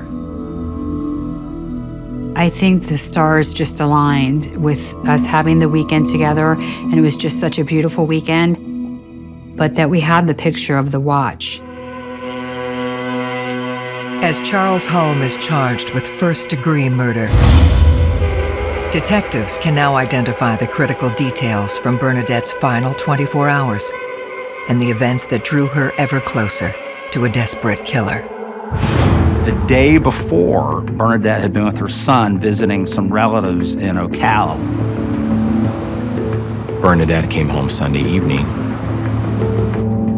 She went to work on Monday. She stopped a couple places on her way home for errands. Charles Holm sat in his van for an hour waiting for her to get home. He knows that she has a nice house. He knows where she works, so he knows that she's more well off than most people in that area. Now, whether when he was watching her house, his plan was to kill her, it's possible. He was doing a lot of drugs at that time. Heroin, cocaine, crack cocaine. She went home that night expecting to have a quiet evening. She put her things down, and Mr. Holm was at the back door. And she probably answered it. She was a friendly person. And she recognized him. And he probably thought he might be able to smooth talk her into getting some money. But she will tell people her mind. Probably told him to pack sand. He was upset. That's when he attacks her. He repeatedly struck her in the back of the head with some type of blunt weapon. And he continued to strike her until she went down. To make sure that she was not going to be on this earth any longer, then he took zip ties and he put them around her neck and used those zip ties to drag her body from the kitchen area into her bedroom, where he left her face down with her head in a pool of blood. He was panicked at some point because he was trying to reach out to his friend Gary at that point in time, frantically. He then used the idea of going through her garage to get in her car to leave without being seen, to go park down the street, to be able to walk back to his van that he was in, and then drive away.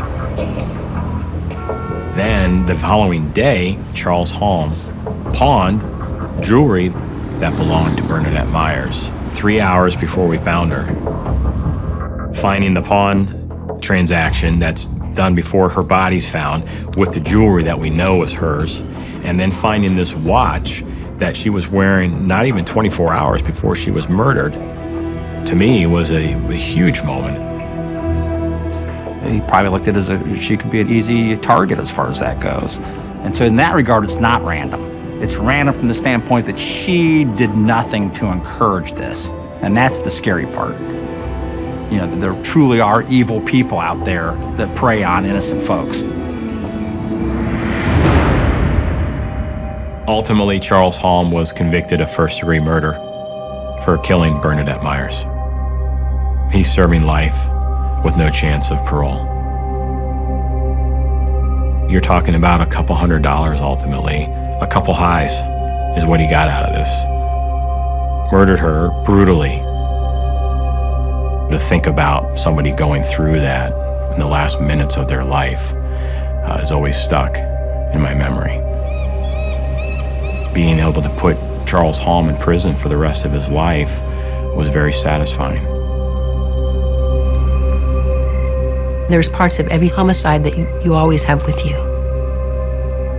The part about this case, about Bernadette Myers' death and her murder that stuck with me the most was the courage of her family, even at their time of grief, to help us with the investigation. Without their help, we wouldn't have been able to go forward. I try not to think about how she died. I like to think about how she lived. Bernadette was so funny, and we laughed all the time. She was our aunt, she was a sister, she was a best friend. Sunday morning, we were all just sitting there visiting. And Bernadette was sitting next to me. And she looked me right in the eyes and told me why she loved me. It doesn't get any better than that.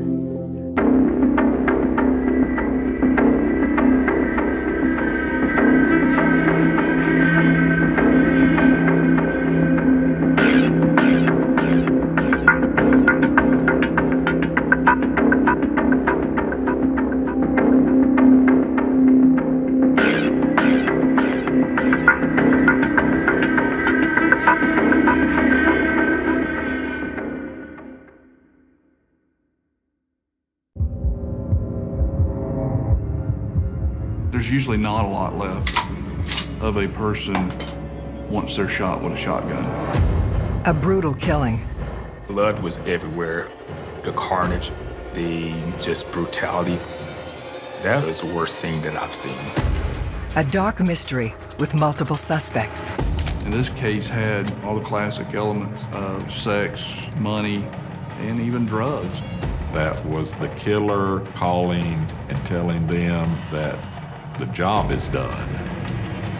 He needed to go in there and eliminate these problems in his life so he could have what he always wanted. I can protect you if you tell me the truth.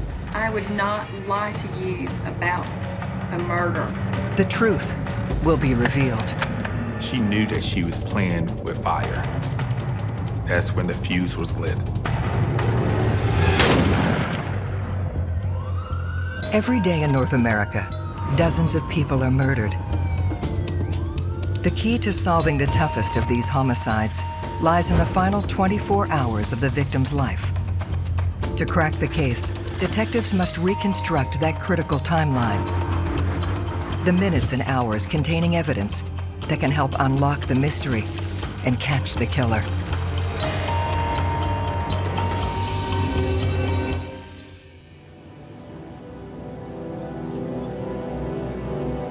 Springfield, Georgia, personifies the small town charm of the South. Springfield is the county seat of Effingham County. It's a quiet little community. It's rural, a lot of farmland. It only has 2 red lights. That's how small it is. Just a few thousand people. One hot summer night, violence erupts at one of the county's most respected homes.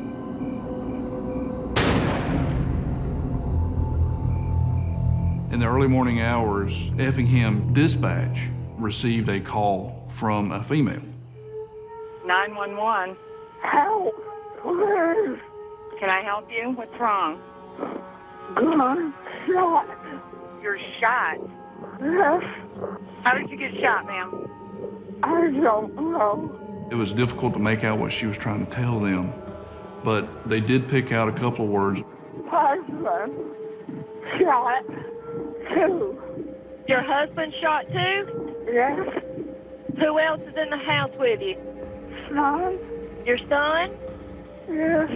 Did he get shot too, or you don't know? I don't know. Do you know who shot you? No. Okay, just stay with me, honey. I got somebody coming to you. Just stay with me, okay?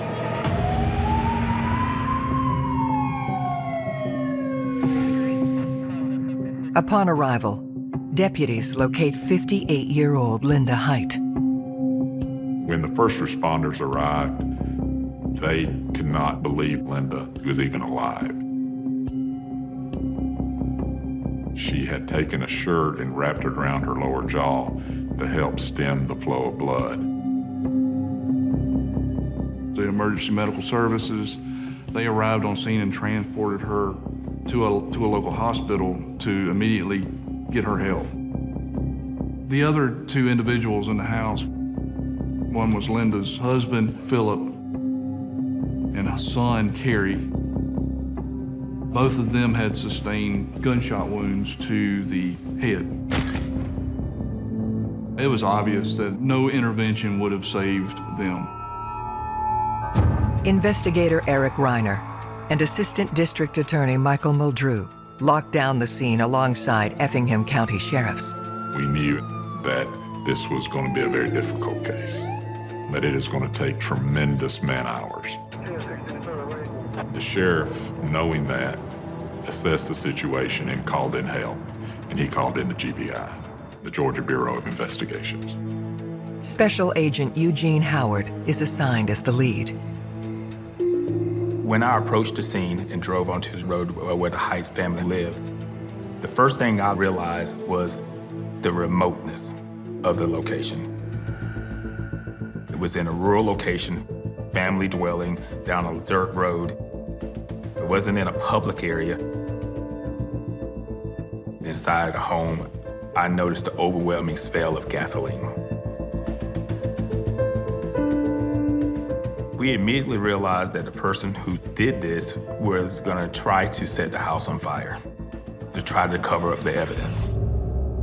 But the crime scene remains intact.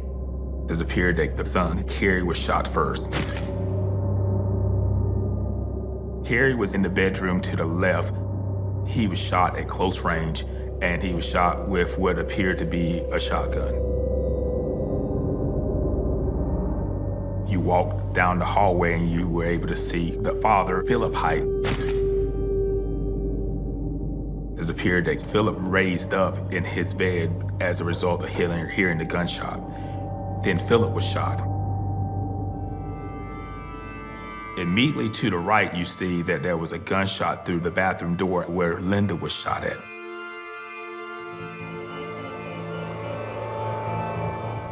Shotguns are destructive.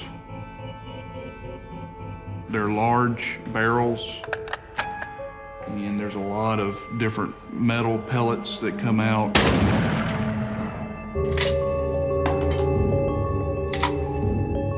There's usually not a lot left of a person once they're shot with a shotgun. Blood was everywhere. That's, as of today, was the worst scene that I've seen. As far as the carnage, just brutality of the scene, and the sheer will for Linda to live. We wish we could have talked to her, but at that time she was in major surgery in an attempt to save her life. To find the person who killed Philip Height and his son Carrie and left Linda for dead, investigators will need to reconstruct the last hours of the victims' lives. What you start thinking about as an investigator is the victimology. Why or what caused this family to be brutally murdered and assaulted? Initially, and from the evidence, it appeared to be a robbery or a break-in. There's a big hunting community in Effingham, so it's not uncommon to have a shotgun. However, there was no shells found at the scene. No person who wanted to come in and rob and shoot had a reason to pick up the shotgun shells, especially if they were gonna set the house on fire. This was different than a random burglary. There was nothing taken from the house. Stuff is still there, it's cash. There were wallets, there was jewelry, there was money and money clips. Truly nothing had been disturbed.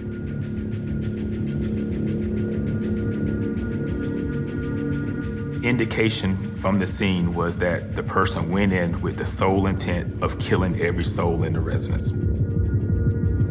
The apparent targeting of all three Heights in one attack directs them to examine the family history. Their family's been in this county since its foundation. Philip Height was well known, extremely well respected. He was connected with a lot of the movers and shakers in South Georgia, and if you wanted to get a real estate deal done, you went to Philip Height. Philip was the breadwinner. Linda was the homekeeper. She took care of the kids and was the traditional Southern belle and the matriarch. They had 3 sons, Carrie Height, the youngest, Chris Height, the middle child, and Craig Height, the oldest. Carrie was his daddy's shadow. And he actually worked with him every day in their development company. In a lot of ways, there were 2 peas in a pod. Carrie was also married to his high school sweetheart, Robin, with whom he had a boy and 2 girls. They went to notify Robin at her home. They find her there with her children. She was told about the murders. She was distraught. Robin tells police Carrie went to his parents' house at approximately 4 p.m. the previous day and had called to say goodnight to the kids at 8:30. The Heights held family higher than anything else. It was beyond devastating. There's a lot of emotion in all of this, but your job is to solve the murder. Very difficult questions have to be asked. That's your job. It's not like you like to do it. You have to do it. She stated that she didn't have any idea who could have done this. Then she asked, had anyone talked to her brother-in-law yet? Referring to Craig. Police locate Philip and Linda's eldest son. Craig was actually living in a friend's hunting cabin, which was several miles away. When we arrived, Craig was upset, just dismay, grief. He gave a statement. He said he had been at the hunting cabin and that he had gone there earlier in the evening and he had been there all night and that he had not found out about the murders until he was called well on up in the morning. Investigators get their first real lead. We found out that Philip's business was in dire straits. He was struggling at that point. Due to the downturn in the economy, a lot of real estate deals were going bust. There were foreclosures left and right. billions, if not trillions of dollars was lost in the 2008 financial crisis. Millionaires reduced to paupers. And that leads to a number of people having motive to commit murder. One of the investigative tracks that would have had to have been investigated was whether money was owed to clients in the business that the father and the son ran. They might appear successful from the outside, but as in many instances, looks can be deceiving.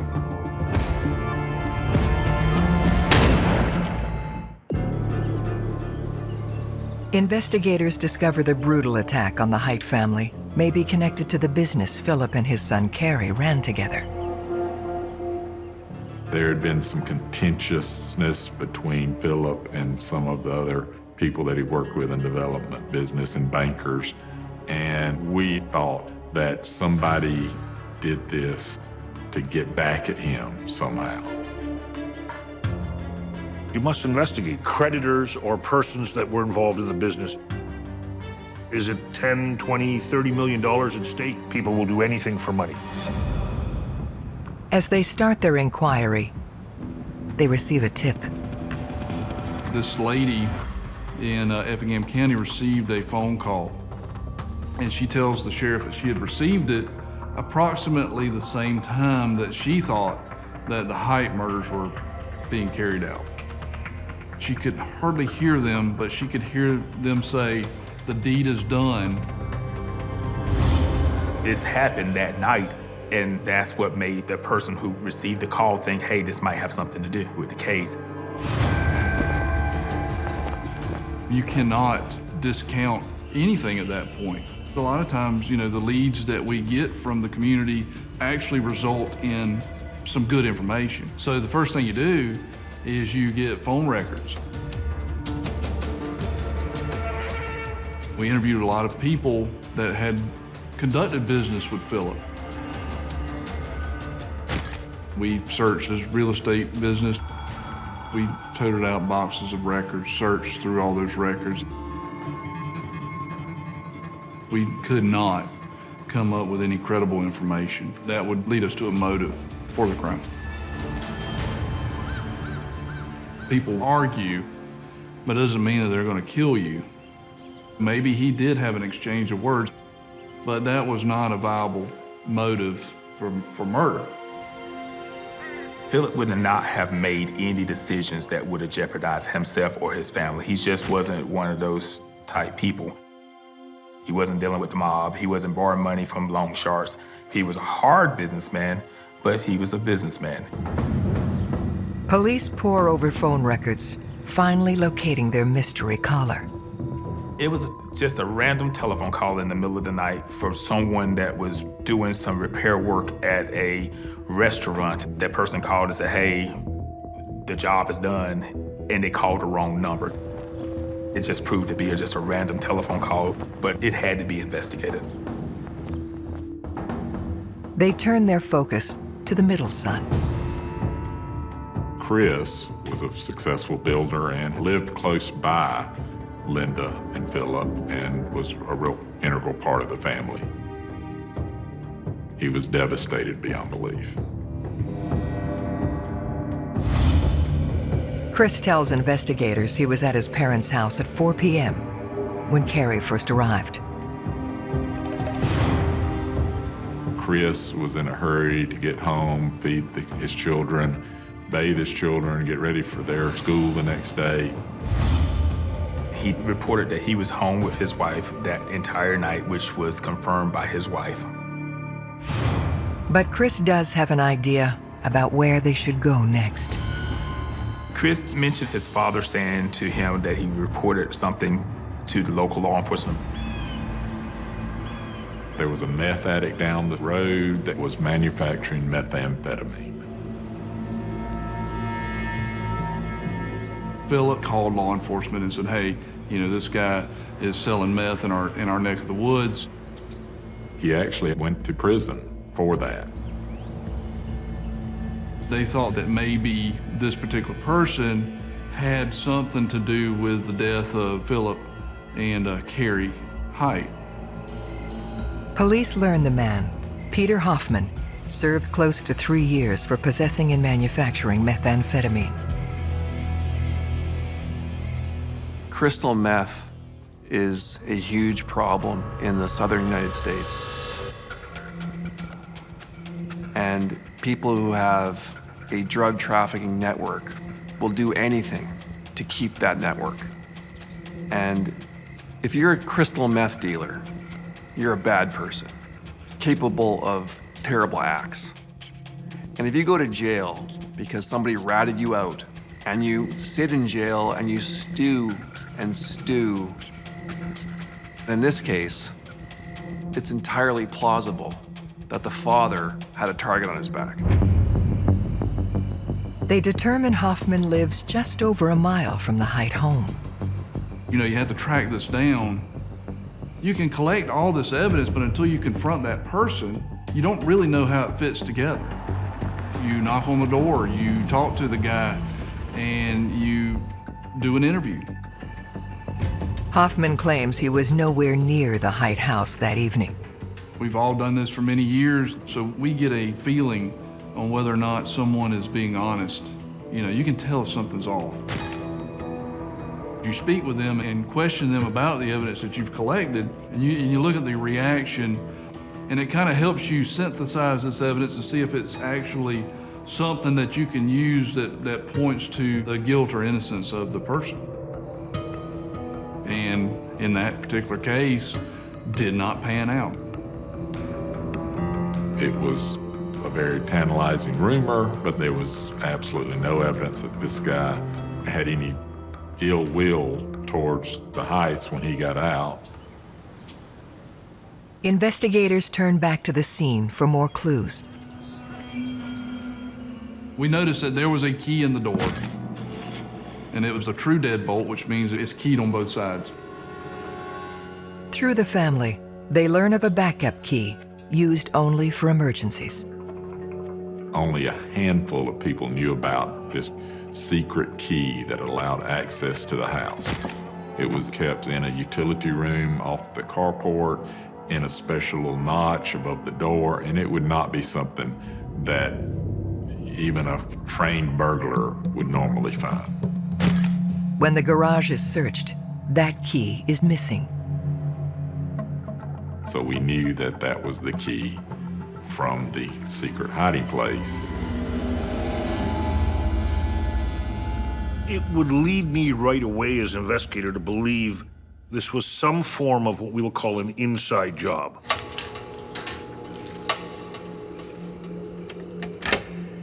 Since we had such a small number of people that knew about the key, it had to be somebody that was closely associated with this family and that actually had the intent to commit an execution.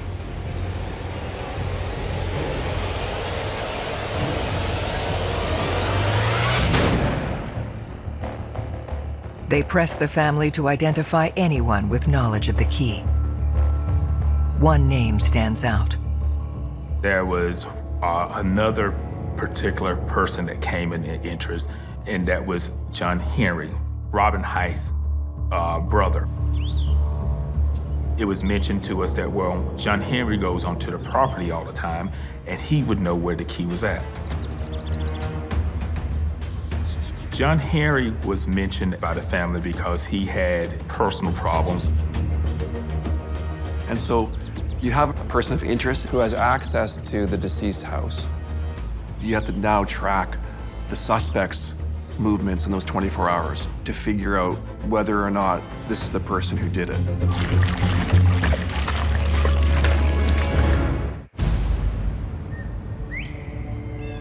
Police have identified family friend John Henry as a person of interest in the Height murders.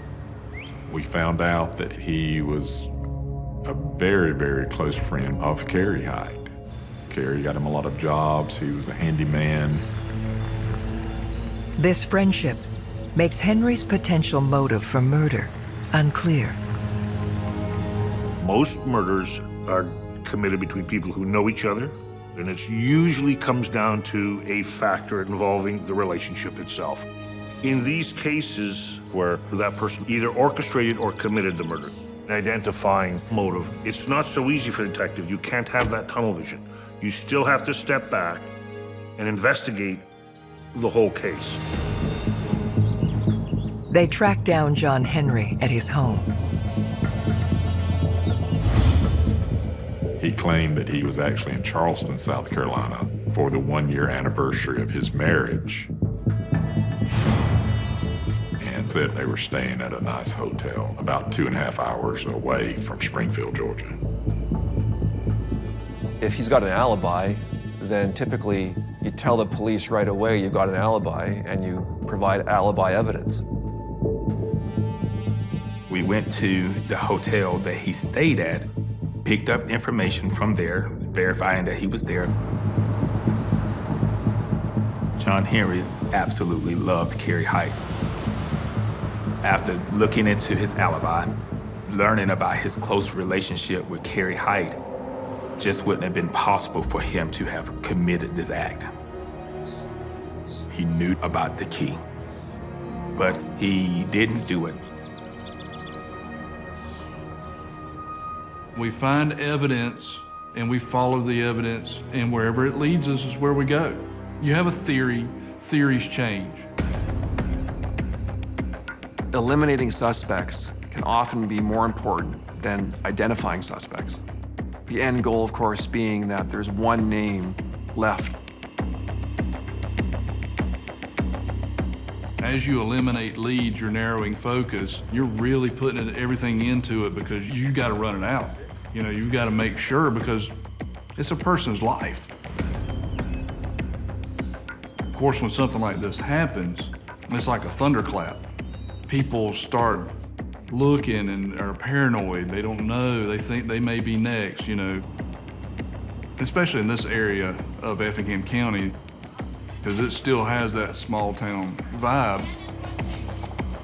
When we're dealing with small town murders, people love to talk. It's not the same as a big city where no one talks. It's the exact opposite. Rumors were spreading that Robin had been having an affair. Infidelity in and of itself is relatively common as we can base on the amount of divorces and separations that go on. When an investigator learns that the partner of the deceased had been cheating, that creates a different mindset for the investigator. Infidelity is often part of the motive of someone's death, and it has to be investigated.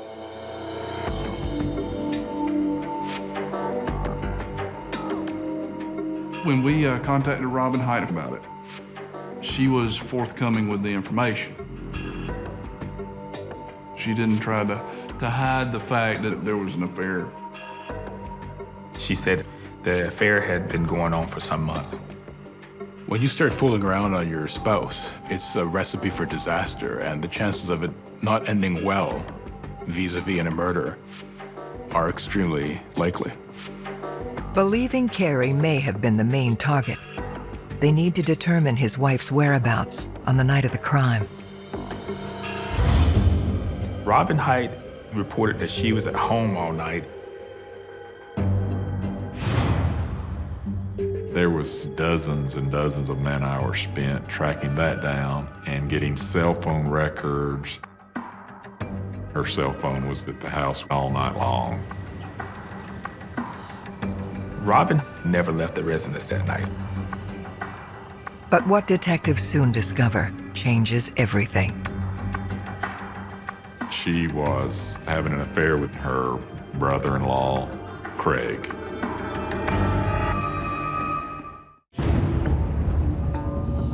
Allegations of an illicit affair cast suspicion on Philip and Linda's oldest son, Craig. We asked Craig about his relationship with Robin Height, and he's completely denied any sexual relationship with his sister-in-law. But we knew he was lying about the affair.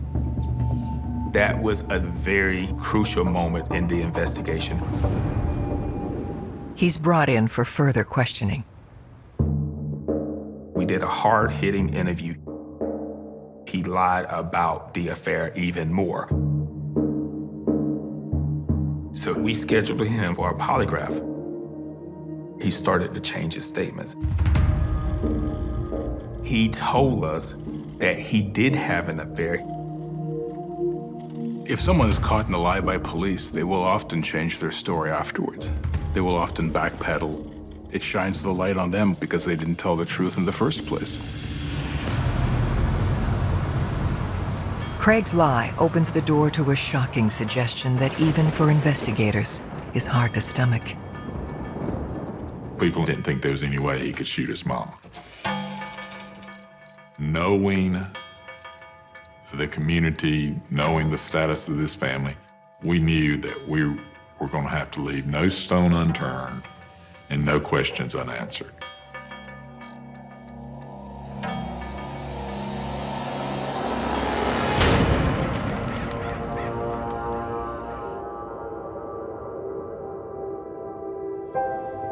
After multiple surgeries, the sole survivor of the attack comes to. The doctors at the hospital could not believe Linda was alive, and everybody just agrees that it's a miracle that she made it. Linda is pressed for details about her attacker, but the impact of her trauma proves too great. She did not know who the person was. They were allowing other family to come in. Chris, her middle son, came in to see her first, and they had a very sweet reunion. As soon as he left, Craig came in. And everyone noticed that the heart monitor started racing. Blood pressure, heart rate, everything skyrocketed. He was just there a couple of minutes and he left. And then her heart went back to normal. Family members were picking up on the fact that Craig showed visible sickness when he was found out that his mother would make a full recovery. Craig's mother is unable to provide more information, so Special Agent Howard turns to her middle son, Chris, to see what he knows.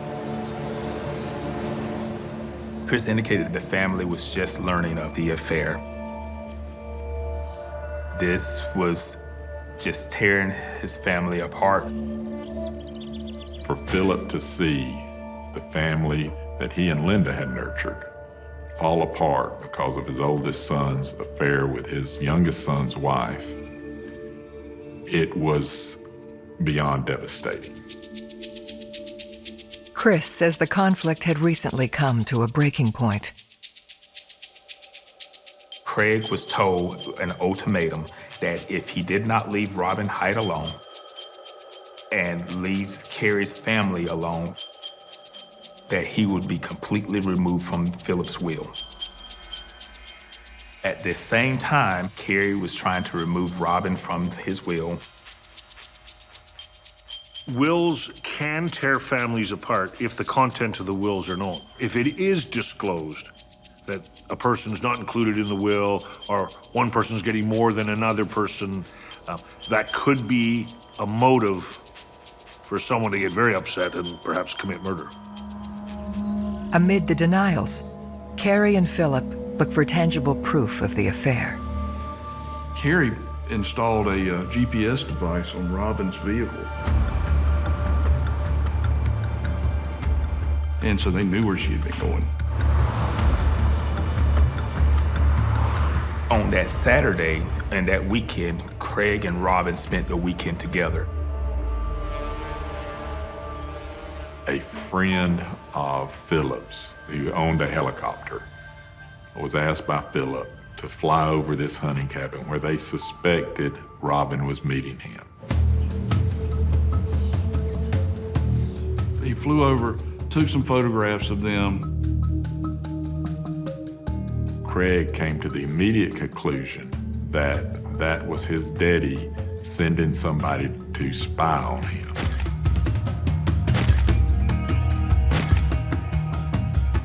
Craig had been confronted by Philip in the past, and he had denied it. Craig couldn't deny the fact that they were having an affair anymore. Craig was upset. He knew that everything was coming to an end. The life that Craig wanted was the life that his brother lived. He wanted his brother's life. He wanted his brother's wife.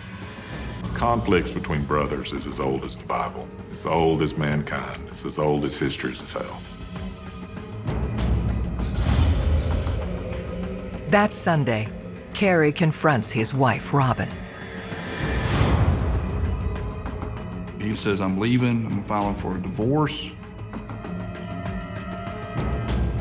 Carey decided to go stay at his mother's house, which was the first time he had stayed there since their marriage. When Carey got there, he actually requested Chris to witness his signing of a new will. Chris told him, I don't have time right now, but we'll do it later. And unfortunately, there was no later. It's compelling circumstantial evidence, but still not enough for an arrest. The picture of the killer was coming into focus.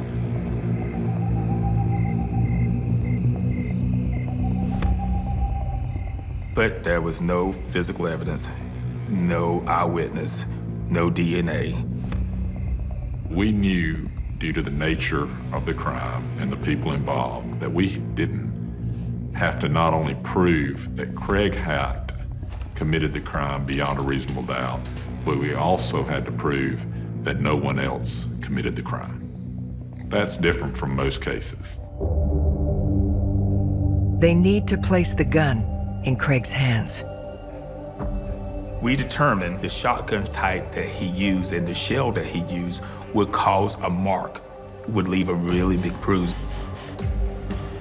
So they asked Craig, would you mind removing your shirt? And he said that he had an accident getting out of a bathtub the other day, and he got some bruises. He was giving an explanation to a question that nobody was asking. When he pulled the shirt off, there were 2 bruises on this shoulder and 1 bruise on this shoulder. They were consistent with a shotgun being held. It was the moment that I knew without a doubt that Craig Hite was the shooter. Investigators believe Craig Hite had the means and the motive to commit the brutal assault on his family. They now need to solidify the case. One of the most common misconceptions about murder investigations, for sure, is the need to arrest the killer right away. That's not the case. It's the exact opposite. You're trained to make sure before you lay a charge, you have a reasonable grounds of convicting the person you're charging. You gotta have that evidence first. We wanted to make sure there were no loose ends when we made that arrest. We knew that we were only going to have one good shot. For Craig Hite to have the opportunity to commit this crime, several pieces need to fall into place. Those included for Philip, Linda, and Carey to be at the same place at the same time with no witnesses around. They re-interview the one person with that knowledge, Carey's wife, Robin. He hasn't said to me, I did it, or, my God, if he had told me that he had done it, I would have called you. I mean, honestly, I just did not believe that he would do that, or could do that. I can protect you, you tell me the truth. You bullshit me, I'm not gonna be able to protect you, but I'm gonna tell you something. If he did do this, and he thinks you told us something, do not think for 1 second that he will not walk up in your house and shoot you in the face just like he did them.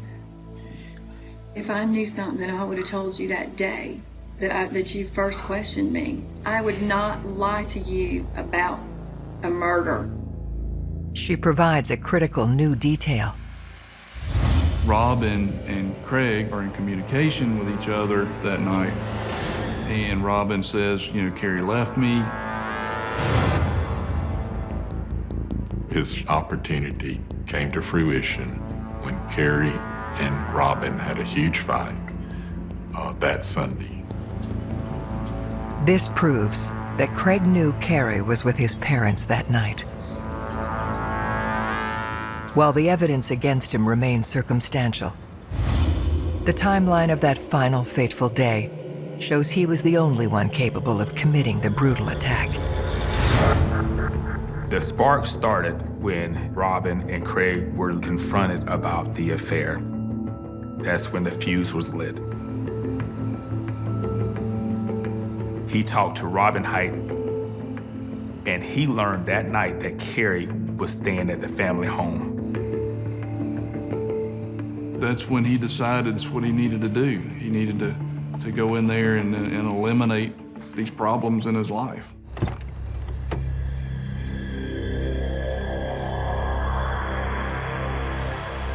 He got his shotgun. He goes over to the home.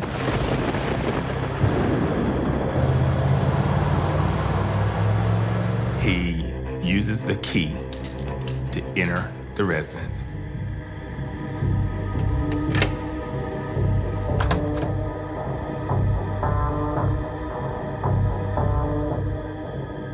He goes in and he shoots Carrie, point blank, and rushes in to shoot Philip, who's wakened by the sound of the shotgun. Linda, thank God, was not in the bedroom and was in the bathroom. He turns and shoots her as she opens the door. At that time, she's knocked out.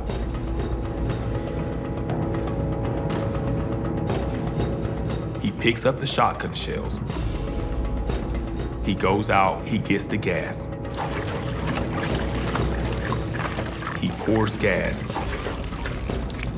As he's going to set the fire, he hears his mother on the phone. At that time, he doesn't know if the local law enforcement will be there in a moment. He doesn't know how long she's been on the phone. He doesn't know if his brother Chris has been called, who is less than a mile away. So he has no other choice but to leave.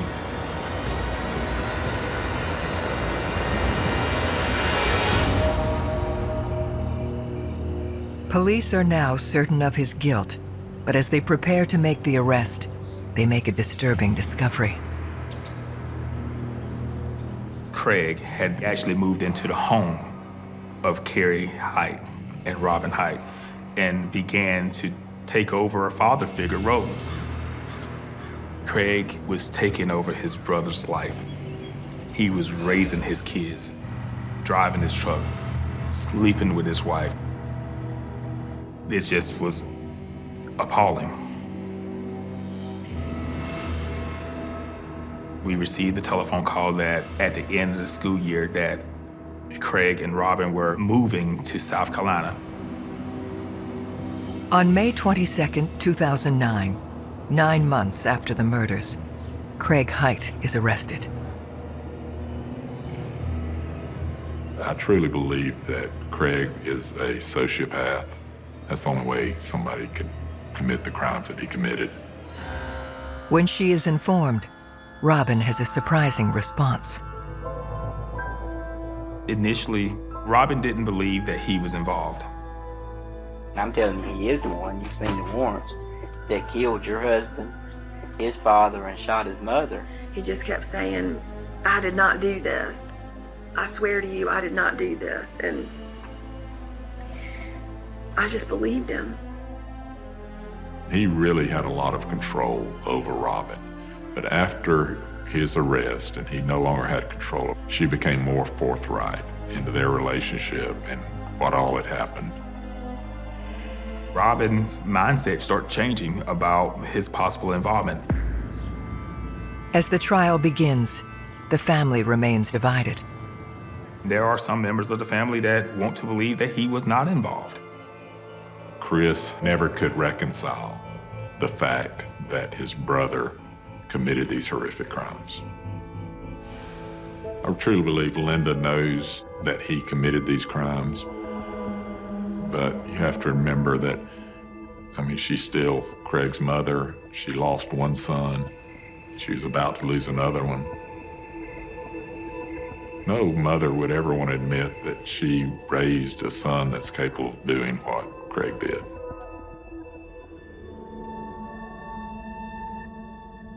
The jury ultimately found Craig Hite guilty of murdering his father and his brother and brutally attacking his mother. Craig Hite is sentenced to 2 life terms, plus an additional 85 years. He essentially going to spend the rest of his life in prison. You work hard, you put all this effort into a case, and you get the verdict that you're seeking.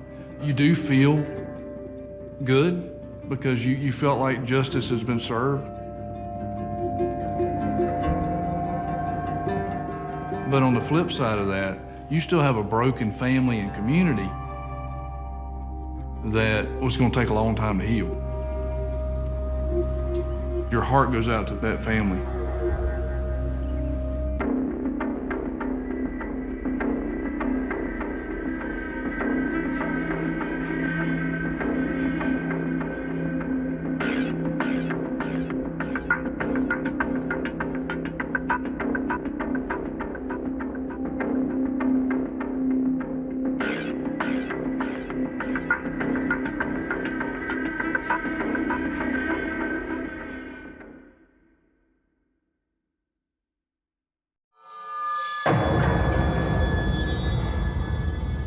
There was a lot of horrible things he did to her. He was sicko. Just evil. A brutal killing. Diane was wonderful. She'd do anything in this world for you. It just rattled me all the way to my bones. A dark mystery with multiple suspects. We started getting phone calls from women that had encountered this man. He had a crush on Diane. He would send her flowers and give her gifts. It had the telltale signs of a serial killer. The truth will be revealed. He had this fantasy. Just came a time where he couldn't resist any longer, and he had to act it out. Every day in North America, dozens of people are murdered.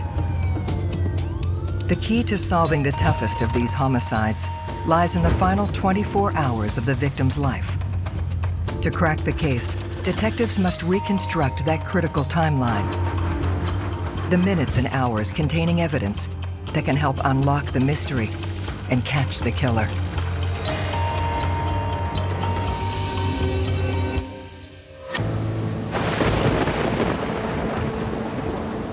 November 15th, 2001.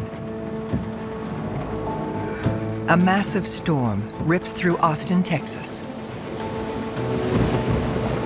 It was one of the worst storms that had ever hit Austin in, like 100 years or so. We had about 15 tornadoes come through that day.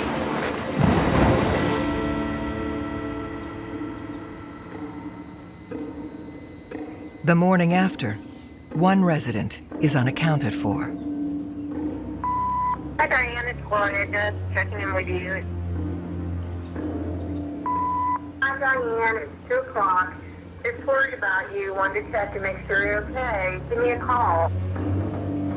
Diane Pollock was with IBM. She was a project manager. Most of her stuff was teleconferencing. The storm blew in Thursday afternoon.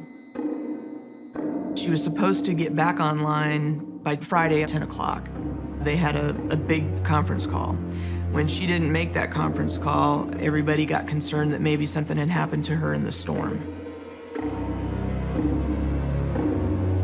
That was very out of character for her to not make a teleconference call. They became concerned enough to call the police. When officers first arrived at the house, they looked in through the windows. They checked around the back and all the doors were secure. There was no signs of forced entry anywhere. They rang the doorbell and nobody came to the door. They noticed that Diane had a for sale sign out in front of her house. A neighbor who had a key saw that there was police cars over at the property, so she walked down and offered to let them in.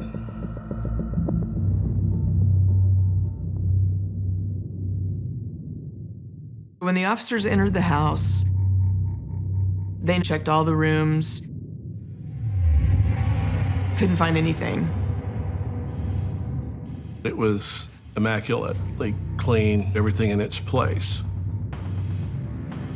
But one officer, as he was leaving, thought about a room that he had gone into and reflected he didn't go all the way to the back of the room. So he returned to that room, and on the other side of the bed, furthest away from the door, he saw that the bedspread had been pulled over something.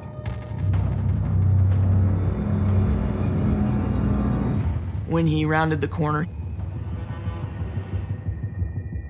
he noticed that there was a body halfway stuffed underneath a daybed that was in that bedroom. He immediately noticed that she had a deep furrow in her neck, which suggested strangulation.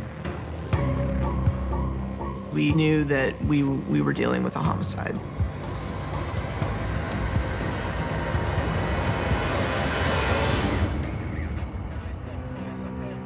Lead investigator Detective Tracy Garish and Detective Eric De Los Santos are now responsible for finding Diane's killer. Their first task is to notify friends and family. I got a call. It was Detective Garish from Austin PD. She goes, well, I'm sorry to tell you that someone had come into Diane's house and that she had been killed there. It just rattled me all the way to my bones. I just busted into tears at that point. Diane was wonderful. She'd do anything in this world for you. Anytime anybody came up to Diane, they were like an instant friend. She was like a sister. And to die the way that I was imagining at that time was devastating. We learned through Diane's friends that she was a very vivacious, wonderful woman, a true innocent victim. I was in charge of the case and everything fell upon my shoulders. At the end of the day, that can weigh on your mind heavily. To catch Diane's killer, detectives must unearth all the details of her final day. Establishing a victim's timeline up to her death is key in any investigation. You want to go back even just 24 hours, find out what she was doing every hour of that day, up until the time where, of course, the murder happens. We knew that the last time she had been on the computer was approximately 3:59. That's when she shut it down to prepare for the storm coming in. And then the following morning, she missed her early morning conference call, which would have been about 10 o'clock.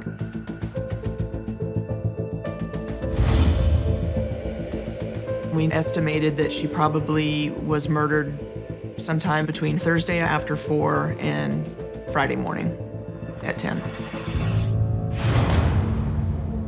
They focus on Diane's body, looking for further clues. She was fully clothed. She still had jewelry on, she had a watch on. She still had some money sticking out of the pocket of her pants. When you're being strangled, your basic instinct would be your hands would go up to try to pull that ligature off of you. But we didn't see any broken nails. We noticed that she had these pattern that is similar to flexi cuffs on her wrists. We didn't find the ligature that was used to strangle her. We didn't find the flexi cuffs that were used to bind her hands. The color of the wrist being red suggests that her heart was beating when the bindings were applied.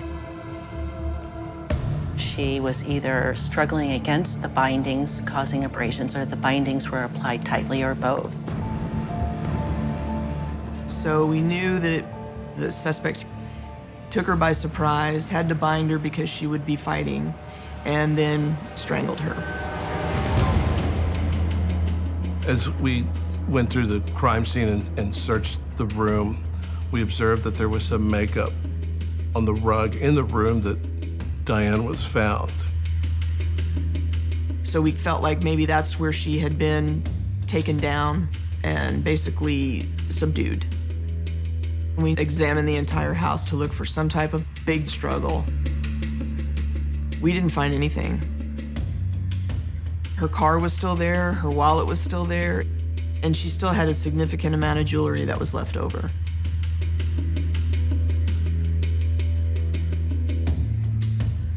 As we continued to process it, we found that it appeared to have been cleaned.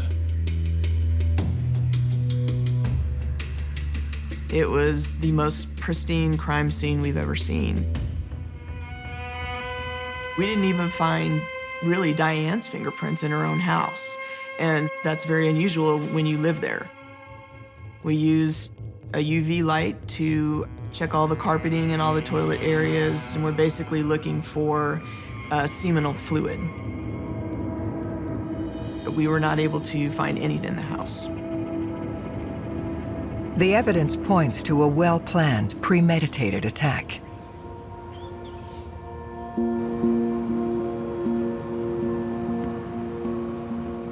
Initially, we always look at the people that are closest to you, a boyfriend, a jilted lover, or a friend, a coworker that maybe you didn't feel the same way for.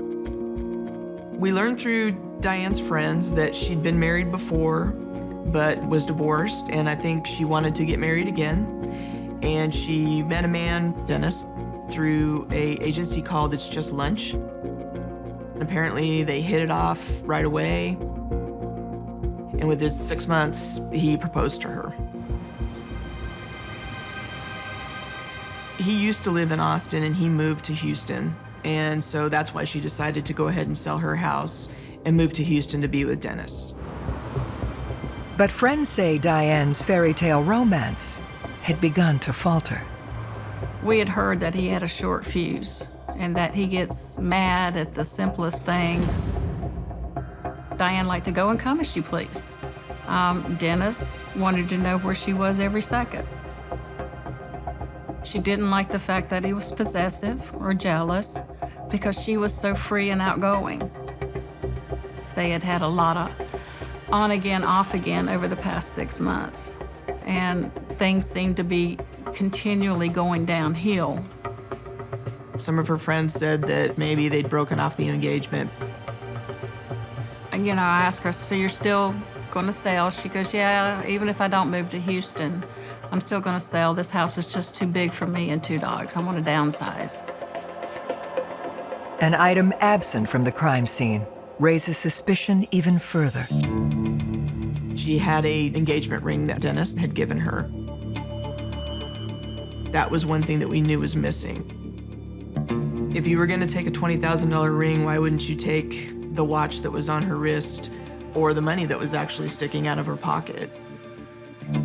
So things were taken, but they almost appeared to be as if they might have been tokens. As questions swirl around Dennis, police receive another incriminating clue. One of Diane's friends knew a lot about Diane's personal life. And she had told us that she believed Diane had made a date for Thursday night online with some man, and she didn't know who it was. Dennis was very jealous of Diane. If he had found out that Diane was dating other people, yeah, he had been absolutely furious. furious.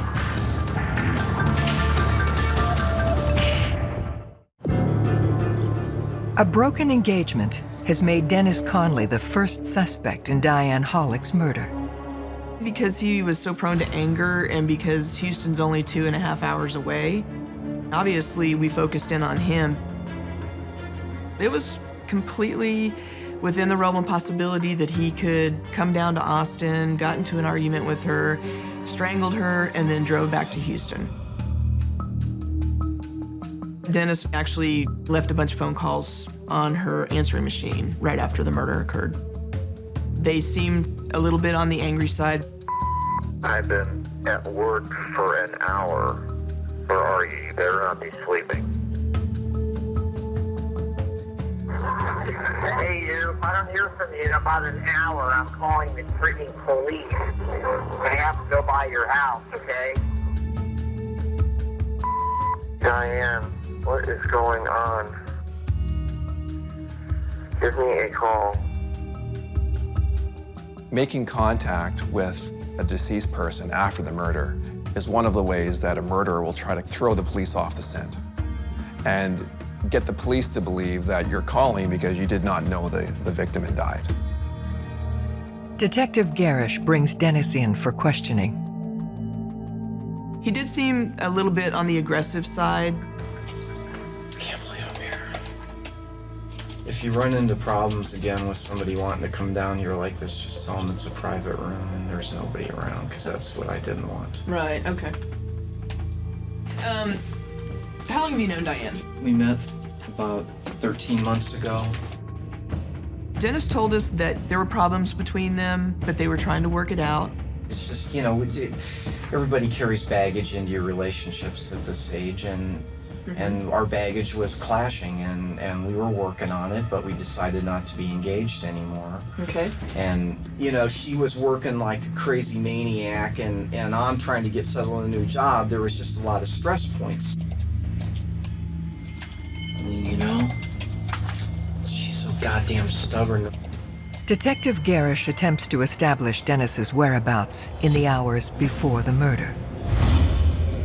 Diane did speak with Dennis around noon on Thursday via instant messenger. He said he was in Houston preparing a presentation Thursday night for a big meeting he had on Friday morning at his place of business. I've got a friend staying with me, so you can vouch for me if it comes to that. Through eyewitness testimony from his roommate, cell phone records, we were able to disqualify him as a suspect. Also, when we forensically analyzed her computer, we found no evidence of that date. We were never able to confirm that she ever had a date with anybody on Thursday night. Dennis had some anger issues, but he couldn't have done this. Dennis is soon pointing the finger at another regular presence in Diane's daily life. Has anybody gotten a hold of Ray? No, we're trying to figure out who Ray is. What's the deal with Ray? I mean, I don't want to be vindictive, but he's the one that... You're here to hear it all. Yeah, so, I mean, Ray, every time I've met him, he's definitely out there on the edge. Diane had actually hired Ray to be one of her employees, so he worked for her. Dennis said that Ray really had a crush on Diane. He would send her flowers and give her gifts. Dennis thought that that was a little odd. The way Diane described it to me, he seemed to worship the ground she walks on. He seems to be attracted to women that are not attracted to him. It's a strong accusation, so police speak to others to back it up. Ray was pretty devoted to her. He's the one that took care of her dogs when she would go traveling or go out of town. He'd come over, he'd take the dogs home with him, or he'd sit there at her house and take care of them. He was always there. Ray even appears at the house while police are processing the scene. The woman who lives up the street called us and said, hey, Ray's over at Diane's house if you want to talk to him. Ray was a little flippant about everything, kind of joking and just odd. I mean, he was almost too enthusiastic about helping us with the investigation. I know Diane probably better than most people in the town. I watched her house for the last couple of years, her dogs. I can tell you anything you need to know about the house or what she does or anything about it, so. Okay. You can be here for a long time if you want. You think that I can help you out? I kind of want to know her schedule and. Police, they've got a nose for things that aren't normal. And so if you're really forthcoming and you're really cooperative to a level that just doesn't correspond to what people believe is normal, then it can kind of lead to a creep factor. Not to rug into your business, but did y'all find any signs of 4th century at all? Like any doors, nothing? She locked everything, so. These are her keys to our house, too, in case you need copies of them for you. To your house? No, to her house. Oh, no, I'm gonna take those keys. Okay. She's deceased, and there's really no need for you to be in the house anymore. Who do you know that has keys to the house? Just me. As far as I know, I think I'm the only person that I know that has keys. I think he liked her so much that he had hope that one day she would like him or grow to have feelings for him. People say you might have had a little crush on her. Diane? Oh, hell yeah. For sure. I always had a crush on Diane. And Diane didn't reciprocate your feelings? No. And that could have angered him. Said, Ray's definitely a potential in this. It could have been out of jealousy for her being engaged to Dennis and leaving Austin, or he may have made some type of an advance towards her that wasn't reciprocated, and he got upset with her and strangled her. The fact that she's covered up, there's remorse. Ray could have felt remorse after the murder. Ray must now account for his whereabouts during the time frame police believe Diane was murdered. He told us he was at work. Do you punch in at work? Yeah, so you can get that too. That's a record you can use. And there's cameras all over the place too in the parking lot. There's a scan card. Every time you walk out the door to leave, you badge in, badge out. So it's all documented every time he comes in and out of the IBM facility. So we were able to eliminate him through those records. Ray was an odd character, but he wasn't our guy. Ray continues with his helpful behavior. There's probably questions I would like to ask you, but I'm not sure you'll be able to tell me or not. Go ahead and ask it, and I'll let you know if I can tell you. Did they know where they found her? Was it in the living room, the bedroom? I mean, yeah, she was in the upstairs bedroom. She never goes upstairs. I would guess that she was showing somebody the house, and they went upstairs to look at the house.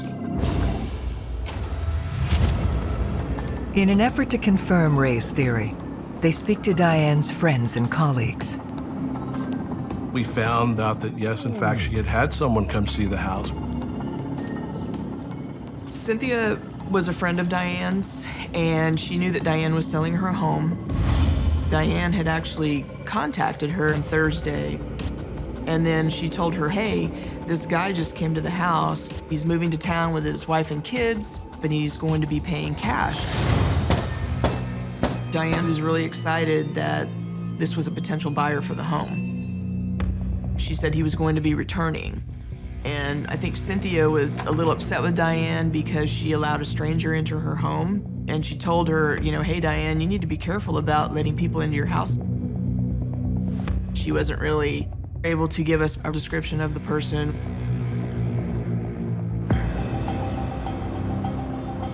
Police turn to the nearby community, hoping for a lead on Diane's mystery buyer. When I first started canvassing the neighborhood, I spoke with the immediate neighbors, and no one had seen anything. And so that was a little discouraging. As I went to the different homes, I was told by some residents that also had their homes for sale that a male had come by interested in buying the property. One of the residents that I spoke to described the vehicle that this man had been driving as a metallic minivan. These people were telling me that the guy made them nervous, that he was kind of domineering. Detective De Los Santos comes to a man who says he saw a metallic van parked in Diane's driveway around 5 p.m., the day before her body is discovered. So that definitely threw up a red flag for us.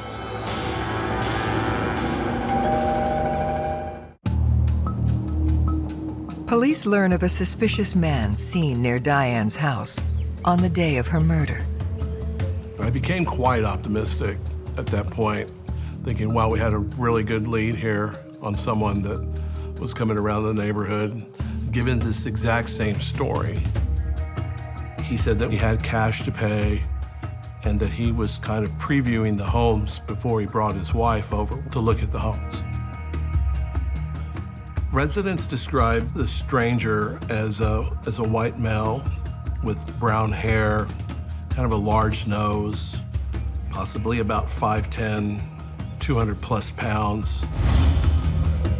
They find a woman nearby who is visited by the same man at 3 p.m., the day before Diane's body was discovered. She definitely got a creepy vibe from him. He had left her a name, Walter Miller, and gave her the telephone number and said that he would be coming back with his wife. When I searched the name Walter Miller through the Austin Police database, we only came up with two. And one was in his 90s, so it obviously wasn't him. And the other one didn't fit the description. So we were able to pretty much rule that name out as being fictitious. They traced the phone number to Bastrop County, around 35 miles from Diane's home. It came back to a gentleman by the name of Matthew Sapolsky. A background check reveals a criminal history.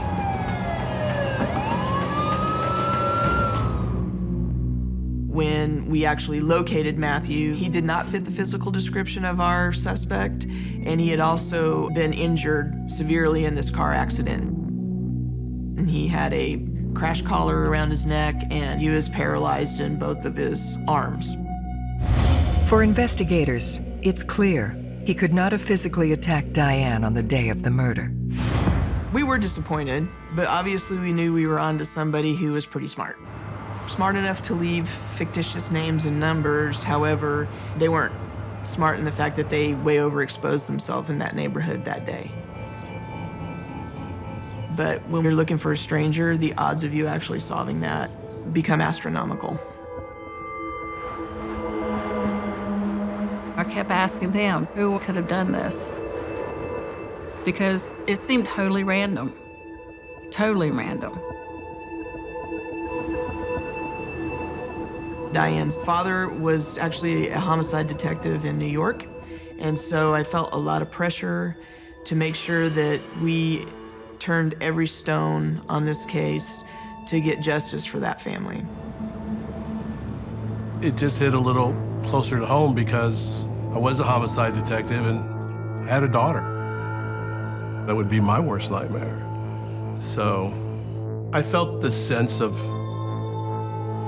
urgency to solve it. Using eyewitness accounts, they create a composite sketch of the man and release it to the media. Within minutes, we started getting multiple phone calls from women that had encountered this man, and they had their homes for sale. The incidents go back as far as 6 months, all across the Austin area. It appears that he went to homes during the day, and he went to affluent neighborhoods. He was targeting a specific time frame to target a specific type of person. Most of these women were stay-at-home moms, and their husbands were not there. During basically the depression in the real estate market, I think he felt like these women were so eager to sell their homes that they would be more willing to let him in. So it might be that he just went through all these women because he was looking for the perfect victim. Or it might be that he was building up his courage to finally go through with it.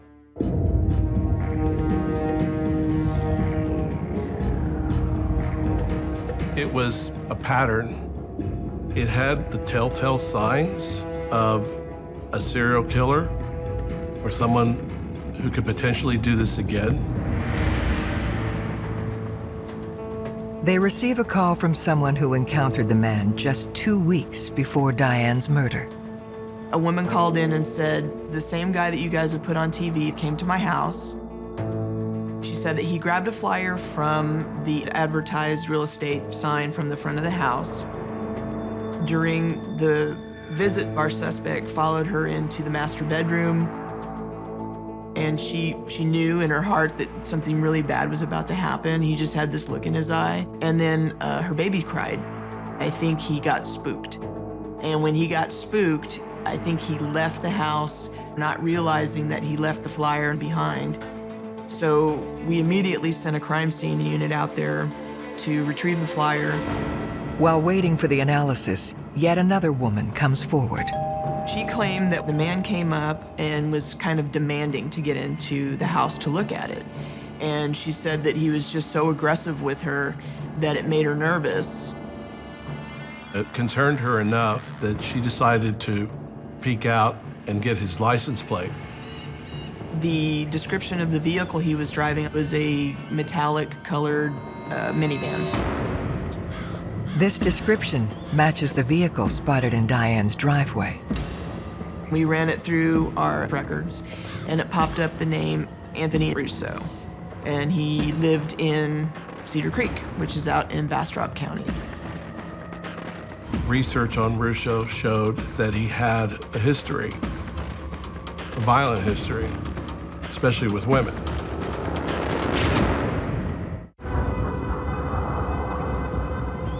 Police believe they've uncovered the identity of the mystery homebuyer spotted in Diane's neighborhood. 38-year-old Anthony Russo. Mr. Russo had recently been let go from prison after being incarcerated for an aggravated kidnapping. And in this particular aggravated kidnapping, he tied a woman up, basically held her hostage in her office for several hours. He spent over 8 years in prison. During that time, he found God. So now he's out of prison, and he's gone to work at this small church in Cedar Creek as a music minister. After you've done this job for just a few years, you learn that anyone is capable of anything.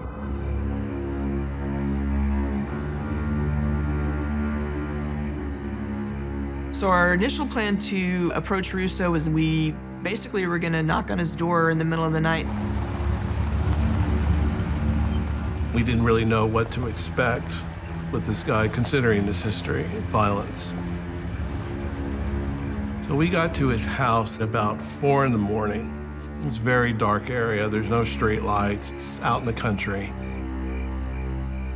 We actually saw a metallic colored minivan. He opened the door. He never asked us why we were there. Russo didn't seem too terribly surprised. We asked if he would come in and speak to him, and he did. He basically told his wife, you know, I'm on parole. These things are going to happen from time to time. I'm going to go ahead and go with them, and I'll be back later. Things go wrong in your town or something, it's possible people would look at you. And that's okay. Though I don't know what this is about. And we'll explain that to you when we get there. Detectives come right to the point. We had a picture of Diane, and we basically threw it on the table in front of him and asked him point blank, do you know this person? I want you to be as honest as you can. You remember ever talking to her? Yes, sir. You never talked to her? No. I don't remember seeing her or talking to her. Her name is ever. Diane. You know any Dianes? No, sir. So you're saying you've never seen this woman, never been to her house, never been invited to look around? And he immediately said, is somebody accusing me of robbing them? or stealing from them, because if that's the case, that's not me. I don't know what to say, but I haven't stolen anything from anybody. And we basically told him, you know, she's dead. And he said, well, I have nothing to do with that. I don't know if you noticed when you walked in here, this is the homicide unit. I don't know if you've seen TV tonight, a composite drawing of what looks like you. I've done a lot of things wrong in my life, I'm telling you. As badly as I feel for this woman here, I'm sorry, but you guys are barking up the wrong tree, and I don't care how hard you dig, you're not gonna find me committing any crime like that. Their next step is to place Russo on the timeline to determine if he could have killed Diane. He told us that he was in the Austin area because he was going to a Christian radio station to talk to them about his website. About what time was that? So that would have been about 4 o'clock, I believe. Sometimes they answer the door, sometimes they don't. When no one came to the door, I went ahead and left. The storm blows in, and he ended up getting lost. He said, I was lost, I didn't know how to get out of the neighborhood. He said, but I really didn't know what neighborhood I was in. He called his wife in a panic, and she stayed on the phone with him basically until she directed him out of Austin and got him on his way back to Bastrop. I know I was on the phone with my wife the entire time going all the way home. I have no idea where I was at. Do you think it's a little coincidental that several people said that they saw you in the neighborhood? Well, it has to be coincidental because I hadn't been in any neighborhood. When police dig deeper, his story doesn't hold up. Everybody in the radio station was preparing for this storm, and part of their tornado protocol is to get everybody that works in the building into the lobby and open the front doors to equalize the pressure if a tornado came through. So if he had been there, they would have seen him. If you get questioned, you shouldn't provide false alibis and false evidence, because what you're doing is creating a constellation of facts that are building up against you. His phone records also indicated that he was still in Austin during the storm. The phone records indicate he was there around 5 p.m. on Thursday.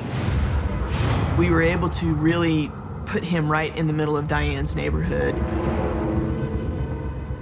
We were pretty excited because we knew that we were on the right track. We specifically asked him point blank if he was out looking for homes in Austin, if he was in the neighborhood to buy a home, and he flat out adamantly denied that it was not him. He wasn't in the market to look for a home. They couldn't afford that kind of home, and it wasn't him. Police obtain Russo's fingerprints for comparison. When they processed the flyer that had been obtained from one of the residents, it had Russo's fingerprints on it that showed that he had been at that residence and that he had given that story to that particular resident. As homicide detectives, that's the one thing that you're looking for, is that one mistake that opens the case for you. It proved that he had been the one that was going from house to house that was for sale. He was lying. Police have Diane Hollick's suspected killer, Anthony Russo, cornered, but there isn't enough evidence to justify his arrest. All we had was a very circumstantial case, so now comes the hard work to make a case against him to keep him in jail and prove that he was there. When we got the fingerprint hit on the flyer, we were able to prove that he lied to us, and that in and of itself is a parole violation, which was enough to revoke him and put him back in jail for making a false report to a police officer. And so this really was a strategy to give us that extra time we needed. We went to Tony's house to execute the search warrant, to photograph the van and collect any evidence that we might get from that van. I was a bit disappointed when we didn't find anything. And then as we're starting to go down the driveway, I found where he had some wire rolled up, and it was held in place by his white ties. They appeared to be exactly the same size as what was used to bind her wrists. The thing that really threw it over the top for us was we seized a computer from his home. He was a member of a group that you have to sign on to called Necrobabes. And it is a kind of a fantasy website. Basically, these are vignettes, little stories of women who have been strangled and bound. And there's photographs either of real crime scenes or staged crime scenes that go along with these little vignettes. It became very clear to us that Tony Russo had an affinity for bondage and strangulation. Police look through Russo's search history and discover he was looking at the site only hours before Diane's murder. One of the stories had to do with a woman being strangled in her home that was for sale, and that the ruse would be that you make it look like it's a robbery. That was pretty much what he did. He emulated that story almost to a T. That piece of the puzzle was pretty much the last piece we needed. We knew without a doubt it was him. On May 29th, 2002, Anthony Russo is indicted. He had this fantasy of strangling women, and I guess it just came a time where he couldn't resist any longer, and he had to act it out. With Russo still claiming innocence, police use the reconstructed timeline to help prove his guilt. The day of Diane's murder, I think that Tony had been sharking around in neighborhoods looking for a victim. He came upon Diane's house around noon. I'm sure he surmised she's single. No one else appears to live in the house. She's a potential. Russo leaves. Diane carries on about her day. As the day progresses, perhaps he went to other locations, other houses, and didn't find what he was looking for.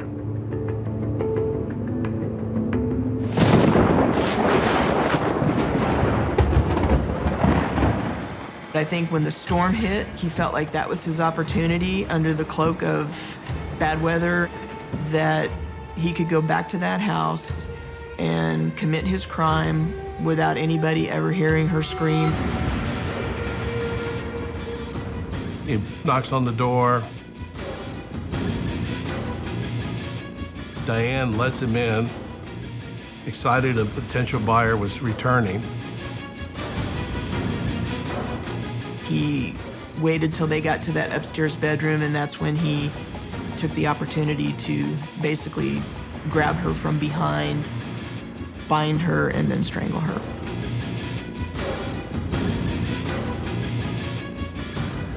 He comes back down. He's wiped maybe whatever he touched, made sure that he didn't leave anything behind. He gets in his minivan and he leaves. Tony Russo is a sexual sadist. There were several that were victims of his that came forward. We were lucky that they weren't murdered. The jury finds Anthony Russo guilty of murdering Diane Hollick. He's sentenced to life in prison. He was sicko, just evil. I keep tabs on Russo because I don't want that SOB getting out. Tony Russo will never victimize another woman again. He will be in prison until the day he dies.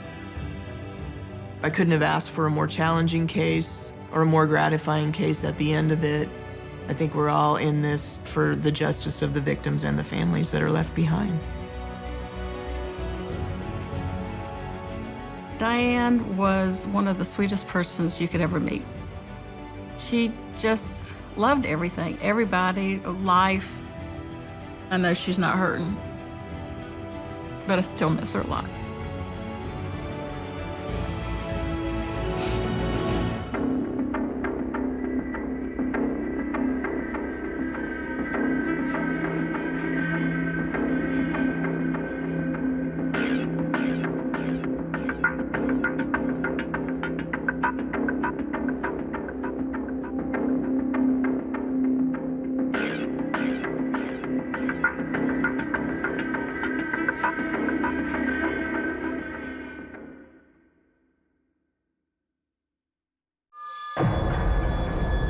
He didn't have a clue what was going to happen. And you should be safe in your own castle. And he wasn't. A brutal killing. He was a great father and a good husband.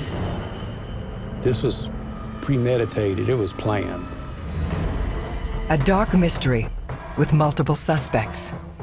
He didn't want us to know that they were sleeping together. I think he was Mr. Gigolo. He was a career criminal. He's been known to shoot people before. The truth will be revealed. He finally said, look, I'm not killing nobody, but I'll hook you up with a guy who will. Every day in North America, dozens of people are murdered.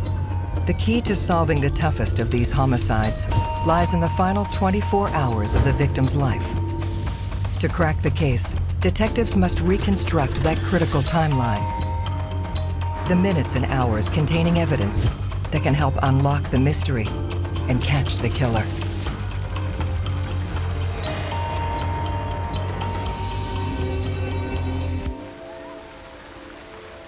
It's a searing summer day in Addis, Louisiana. Addis is a growing community. It started off as a very small little town, but has grown. A lot of people that are moving in there with children. But residents of this usually quiet town are in for a horrific shock.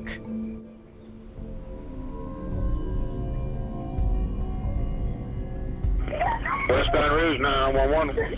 Oh my God! Oh my God! Help me! Somebody is in the bed. There's blood coming out of his ears. Somebody's been in my house. I just walked through the door. Oh my God! I got here. First responders arrived on scene and cleared the home to make sure no suspects were still present. Close behind are Detective William J. Starnes and investigator Richie Johnson.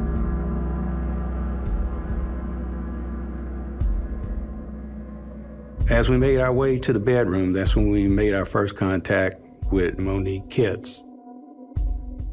Monique was screaming, and we tried to talk to her, but she was not very audible when she answered us back. In the bed is Monique's husband, Corey Kitts. We could tell something major happened because of the blood.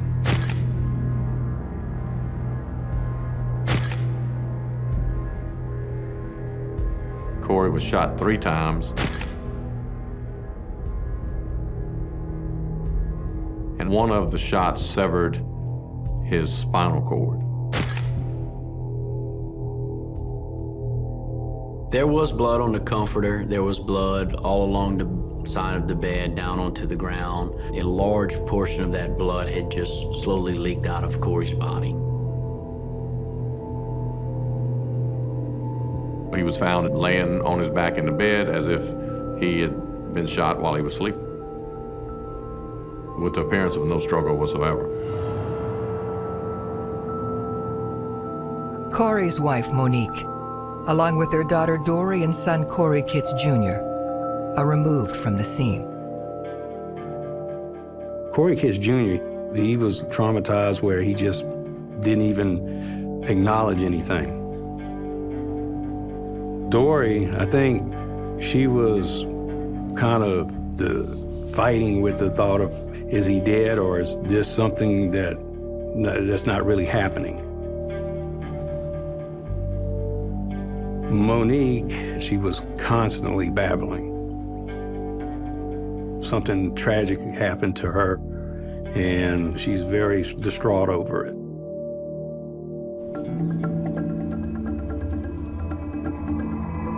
We interviewed her. She said, I didn't really have any enemies. By all accounts, Corey Kitts was a likable guy. The neighbors liked him. His family liked him. His in-laws liked him. He was a great father, good worker, good provider. The people that he dealt with, they said if he needed money and he had it, he would give it to you. Everybody loved him. He would literally give you the shirt off his back to help you out. It was just strange. We don't commonly see someone killed in their home in their sleep. That's just not normal for our area. They examine the house, looking for clues as to the identity of the killer. The door was unlocked when officers arrived. So there was no way that someone forced their way into the home to commit this homicide. That we knew for sure. It didn't look like a burglary. Normally, you'd find drawers open, you'd find things tossed around. Laptops, computers, the whole house would have been in a disarray, and there'd have been a lot of stuff stolen. Basically, everything was still in the house. There was some broken glass. It was a vase that was knocked over. I believe the things that were broken was as the intruder was exiting in a hurry. So, no forced entry, the closeness of the gunshot. Those are all really personal things.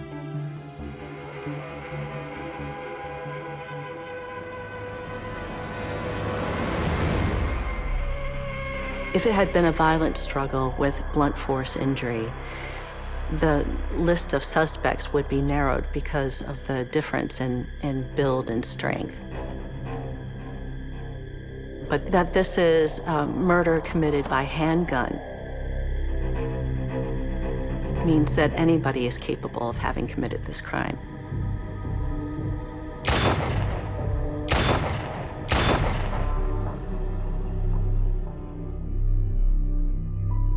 There's something here. There's more to it. You had this guy who was this upstanding guy, everybody liked him, but he's dead. And we need to figure out why. To solve the case, investigators must unravel Corey Kitz's last 24 hours. The significance of the 24-hour timeline, those last movements of your victim, are often critical to what happened. They become instrumental in every homicide case to going backwards from there to investigate who, where, when, and why.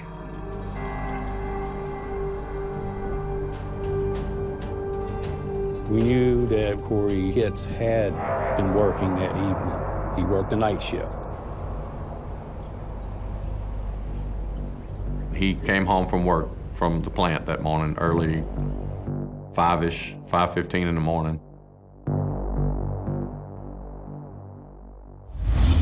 No rigor mortis had set in. So time of death was sometime between 6 in the morning and noon that day. We felt that it had to be someone who knew his schedule. And that's where you really start looking around, especially at family, friends.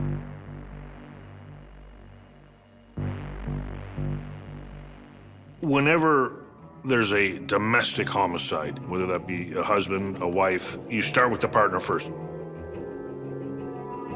You don't call Monique a suspect just because she lived in the house, but you have to include her or exclude her.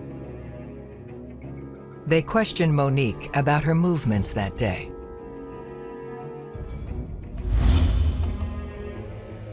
Monique accompanied Corey's sister, Clonice, for a walk at the track at like 6 in the morning. And Clonice Stewart informed us that she had walked with Monique Kitz that morning. After her walk, Monique came home, talked with Corey for a few minutes, took a shower, got dressed. He was still watching television at the time when she left. Then she said she went to her daycare down in Plaquemine. And when we looked at the neighborhood video, you see the vehicle going out toward the highway, and turning in the direction of Plaquemine.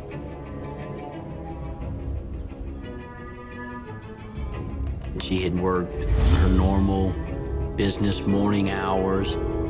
We confirmed with video that she did go to a local laundromat and was just coming home with the 2 kids for lunch on Friday.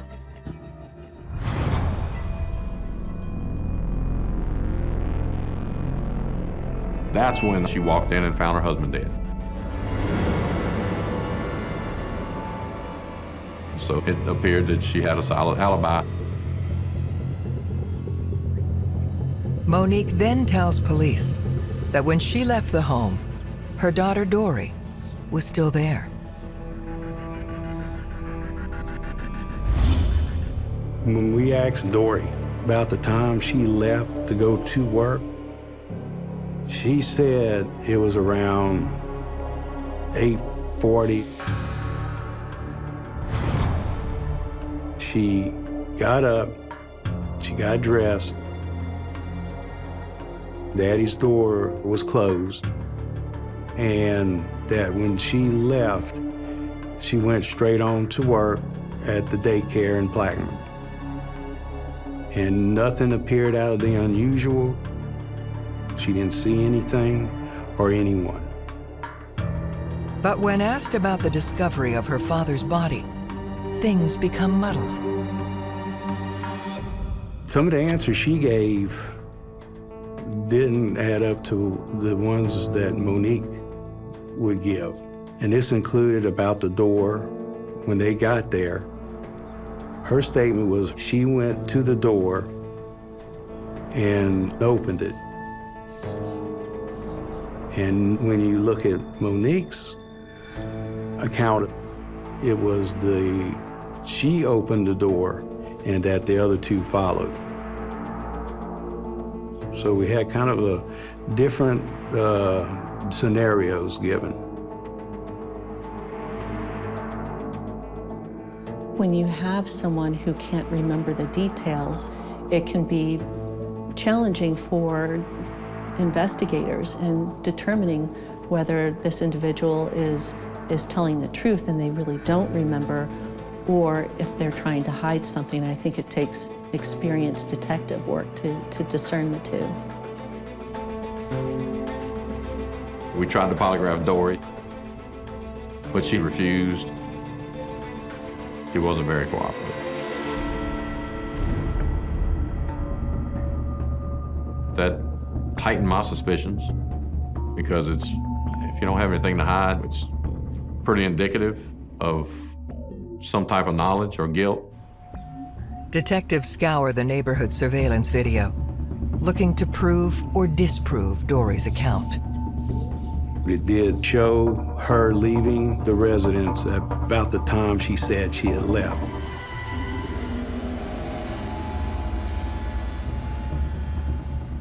But there was another person in the vehicle with Dory.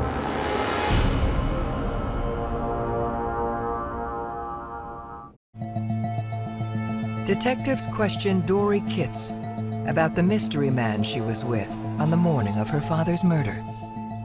We were able to determine it was Marlon, which was her boyfriend. Once the police find out that the boyfriend was in the house the day of the murder, he's automatically a suspect. You're going to have to convince the police that you did not do it, because you are immediately a person who has the opportunity to kill him. When asked to explain herself, she changes her story. The night before, Marlon had supposed to have gone home.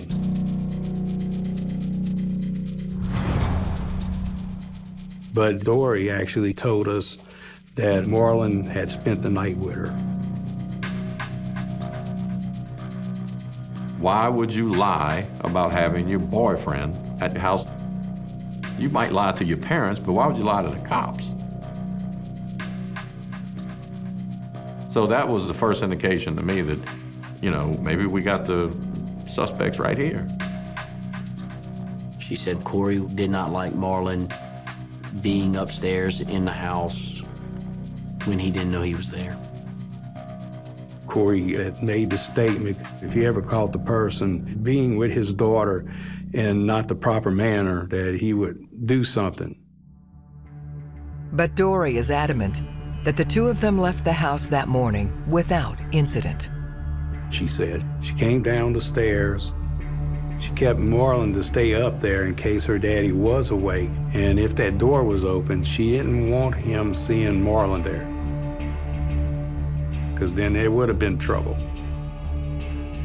According to her, the door was closed. She motioned for Marlon to come down and got in the car, left, and she took him to his job and then continued on to her job. The only way to confirm this is to speak to Marlon. I think there's a certain tension always between a father and the boyfriend of the daughter. That there is a lack of trust. If they don't like each other, that dislike can lead to hate in some circumstances, and that could lead to one of them wanting the other one dead. Marlon had told me that he was at home the morning of the murder, that he had an uncle who drove him to his workplace. He told me, he said, I went there, I worked, I didn't see Dory until when we heard about the homicide. Marlon's denial directly contradicts Dory's version of events. So that kind of raised suspicions about him. But we're being careful, of course, at the time that we're talking to him, because he's a suspect. Is he feeding us bullshit? They convince Marlon to do a polygraph. There's a reason why polygraph is used in my experience. It is to send messages to the person that you're having interviewed. You don't believe them. Why would you ask them to take a polygraph otherwise? They would ask him questions like, did you murder Corey Kitts? Under pressure, Marlon comes clean. Marlon just basically admitted he spent the night there, but he didn't know anything about the death. And he passed it, a perfect polygraph where he he was telling the truth.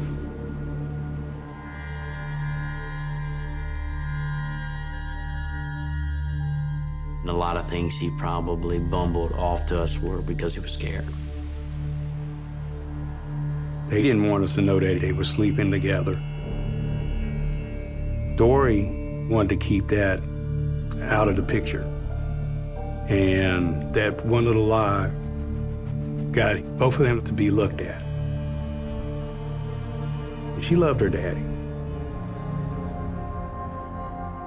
Dory then provides detectives with a new lead. She said, I do know my father had spoke about a red car that was parked across the street a while back that he had never seen before.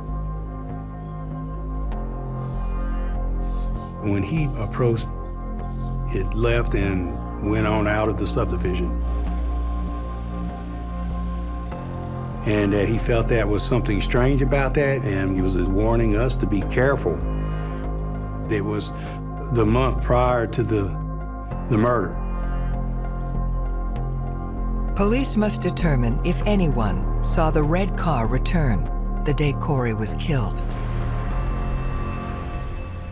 Canvases are done almost in radiuses. So you take a short distance around your crime scene. You canvass within that area. Very, very important, because people do see things. You have to find a way to use their information. A neighbor was found who lived directly across the street.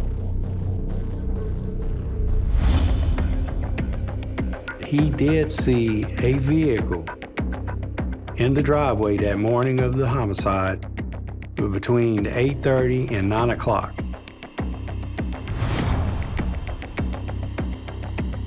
But it appeared to be a silver SUV, not a red car. He said, I was in and out of the house, loading up my vehicle, getting ready to go to work.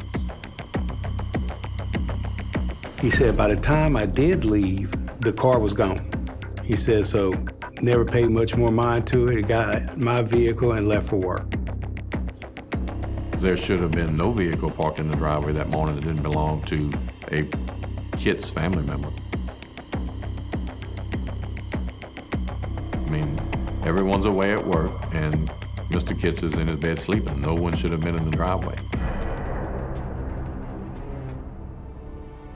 We believe whoever was in that vehicle had likely committed the murder.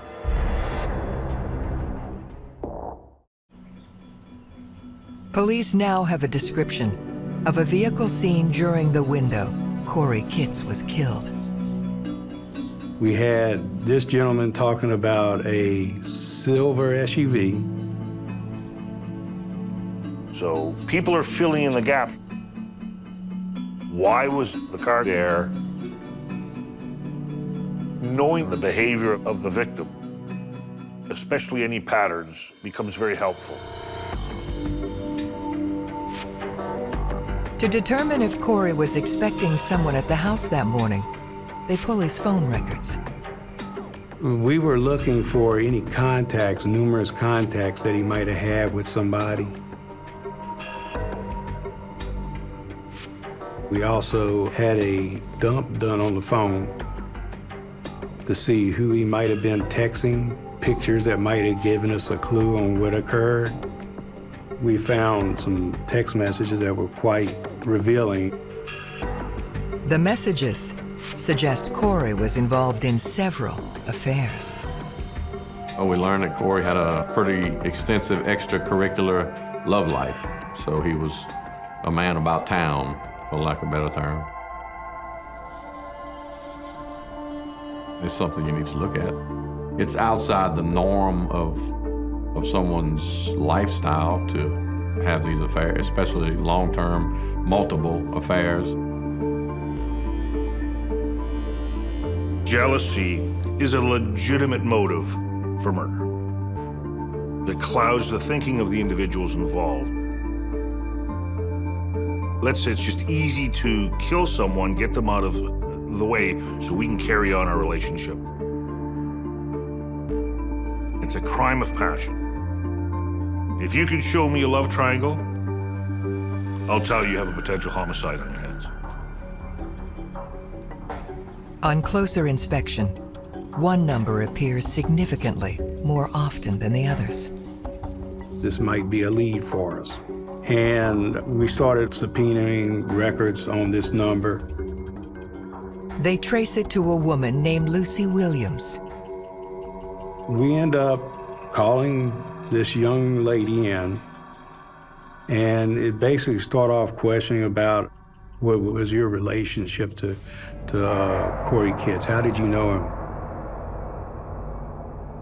She finally ends up telling us that they did have an affair, that they were close. They were seeing each other on numerous occasions.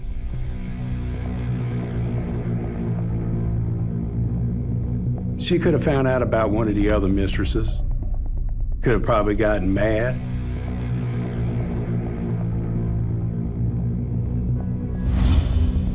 Detectives attempt to link Lucy to the car spotted in his driveway at the time of the murder. Her vehicle was certainly background checked, but it didn't fit the silver SUV. We never had her around that area around the time of the murder. And we found no motive from her whatsoever. This woman loved him. You could tell in her emotions, she really loved him. She got to a point where she knew that it was never going to be, so they end up becoming what you would consider best of friends. It hurt her when she found out that he was murdered. She had nothing to do with it. So that was another door closed. But the discovery of infidelity turns attention back to Corey's wife, Monique.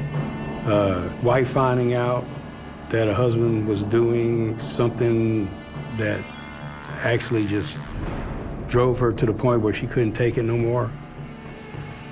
That would be reason for murder. Detectives must determine if she's more than just a grieving widow. Investigating families are difficult. You have to ask a lot of questions, and you have to realize at the same time you're dealing with the victims, potentially. And one of them could be the killer.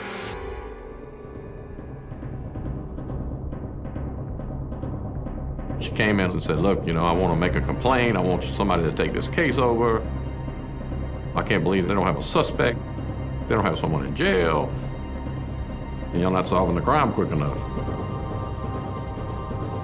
She said something about Dory's boyfriend taking a polygraph. And I said, well, that's interesting because I have one in the other room. That's one of the other things I do. Will you take one? She said, I got to talk to an attorney about that. She didn't want to take it, and that kind of puts up the red flags.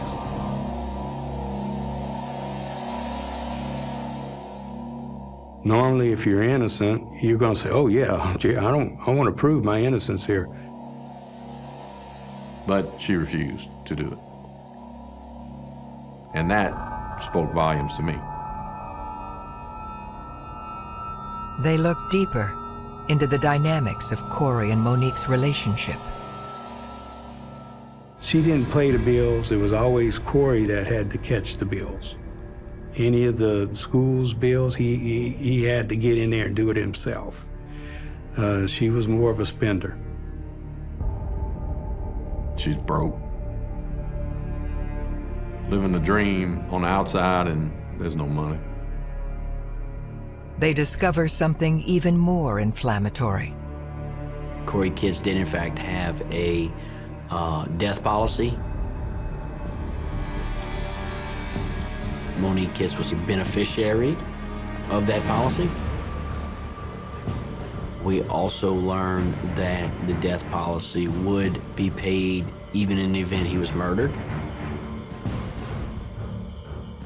We spoke with the insurance company out of New York. They had claimed that 5 days after Corey Kitts' homicide, that a Monique Kitts was calling, trying to get the claim on that. Best way I could describe it, you saw the smoke, and you knew there was a fire, and that sooner or later, the flames were going to break.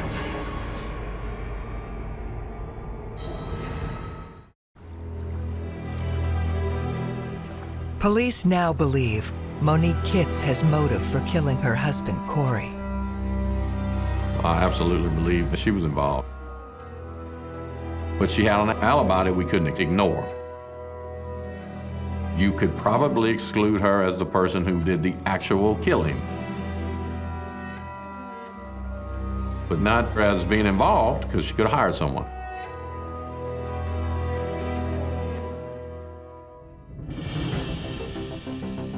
It's an outlandish theory, but would explain Monique's potential involvement. Monique Kitts' cell phone records were subpoenaed. It enabled us to track her movements the day of the murder, as well as her correspondence before and after. They focus their attention on who she was speaking to during that time. The police can determine down to 5 or 6 yards of where you were at any given time by tracing your cell phone. So if you're an innocent person, all you got to do is hand over your cell phone, and most of the time, you'll be cleared of that charge. If you're a guilty person and the police seize your cell phone, they can put you at a location at a specific time. When investigators were able to pull all the phone records together, some of the conversations were between her and a man called David Johnson. And there was thousands and thousands of contacts between them. It was such an astronomical number that even the investigators were like, this is crazy. We've never seen this many contacts between people.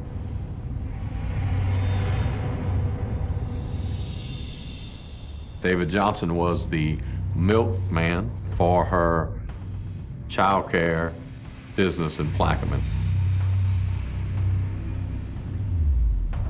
We learned they began seeing each other and having an affair.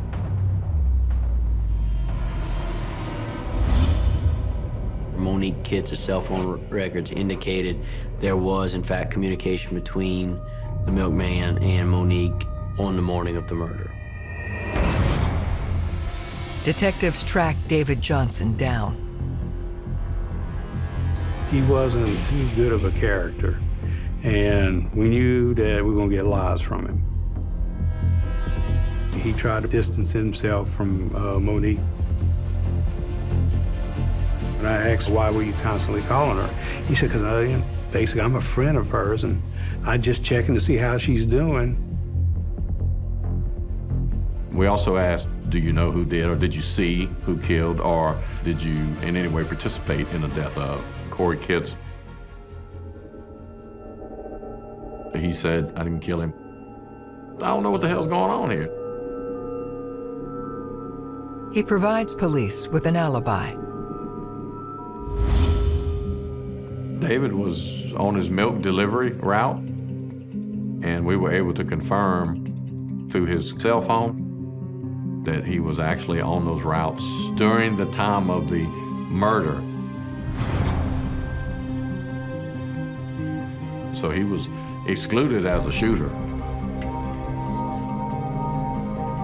But in the phone analysis, there was some three-way communications between David Johnson, Monique, and another person, Carl Howard.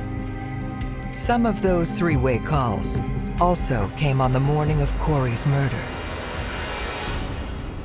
David Johnson was friends with Carl Howard from some years back, and he introduced Monique and Carl.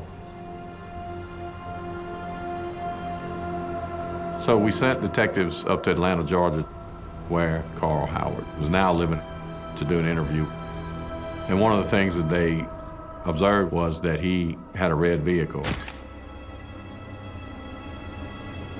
They remembered a red car reported by Corey outside of his home before the murder. Detectives question Carl on his whereabouts the day Corey is actually killed.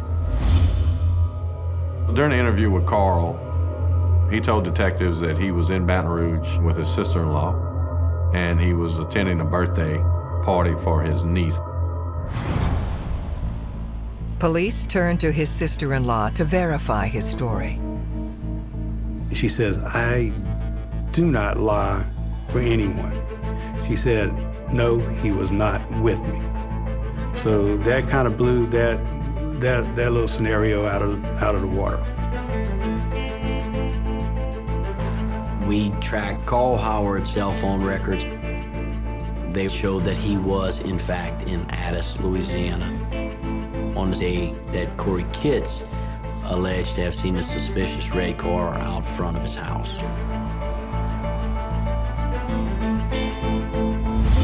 They also showed that he was in the area the day of the murder, almost to the minute, except for about a 20-minute, 30-minute gap where there's no communication.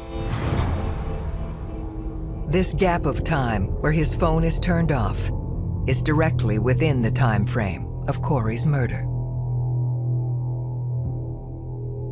So now you have this triangle of Carl Howard and David Johnson and Monique. You have these time frames of telephone conversations and communications can't be explained away. As they continue to dig into the cell phone records, they make a disturbing connection. Calls made from Howard's phone to that of a violent criminal. Corey Knox was that number that just showed up out of nowhere and was constantly contacting Carl Howard.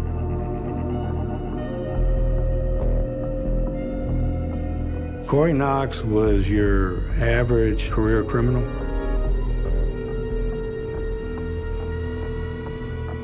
He's been known to shoot people before. He ran with local gangster and had a pretty extensive record himself. With an alleged history of gun violence, police must determine how Knox fits into this crime. His mother had a vehicle that matched the vehicle that was seen that morning. It was a silver SUV. And it was just like, oh God, we got a piece of the puzzle in. At that point, we couldn't say he was a shooter, but he was involved. So now we think we have all the proper puzzle parts, and now we need to put those pieces together.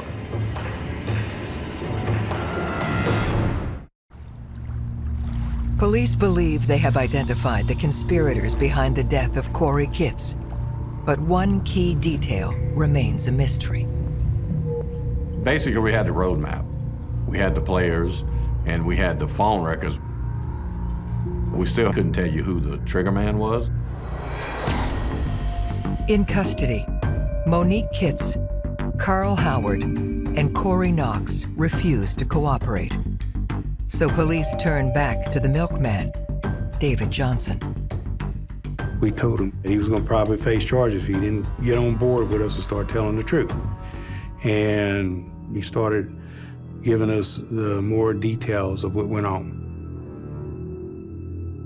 He outlined the entire deal from day one. He was able to tell us that Monique had confronted him about killing her husband several years back. And he said, look, I played along. Yeah, I took $1,000 from her as a down payment.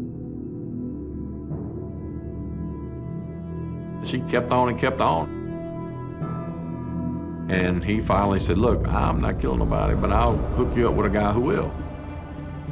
He mentioned it to Carl Howard, and Carl ended up hooking up separately with Monique, and they hatched this plan to kill her husband.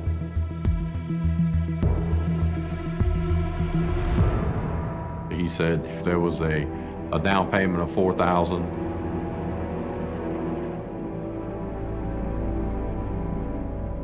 And that Carl Howard had made an attempt on an earlier date, and that attempt was foiled.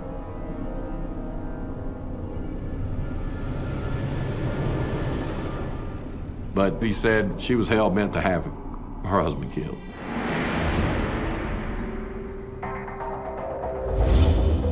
Using David's testimony, police are now able to construct the timeline of what happened when Carl Howard returned for a second attempt at Corey Kitts' life. So the morning of the murder, Carl Howard told Corey Knox that his vehicle wasn't running right and he needed a ride over to Addis.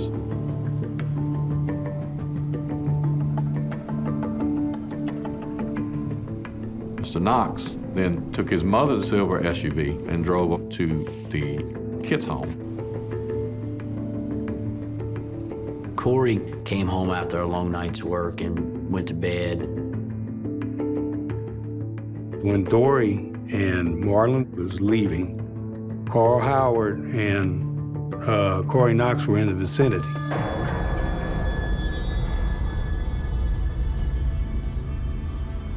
They were quite aware of the car that Dory drove, and not to do anything until they were sure that particular vehicle was no longer at the scene. They parked in the driveway, which coincides with what the neighbor said he saw. Carl Howard went up to the house,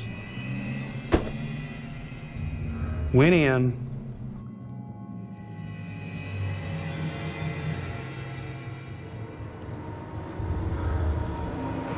and shot Corey Kitts in the head.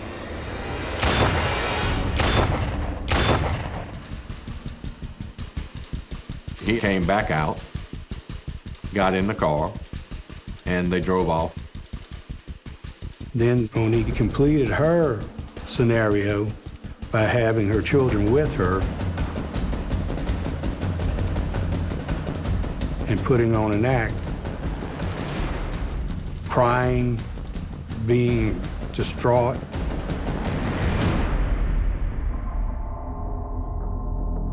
That is just about as diabolical as you can get. To bring your kids home, knowing that your husband would be found dead and your kids would see that. Now that's cold.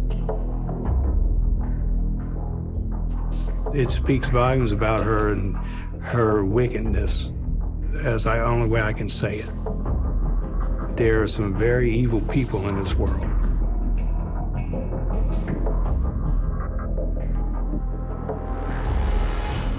I think the motive in the end with Monique was money. It was greed. It was about money.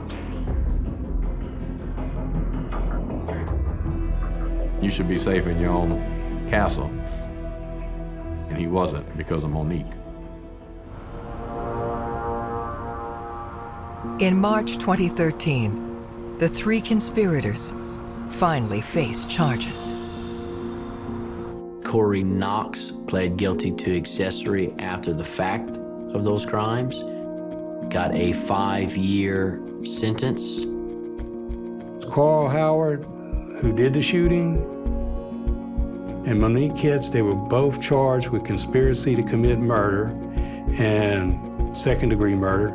Both were found guilty and both received life without parole.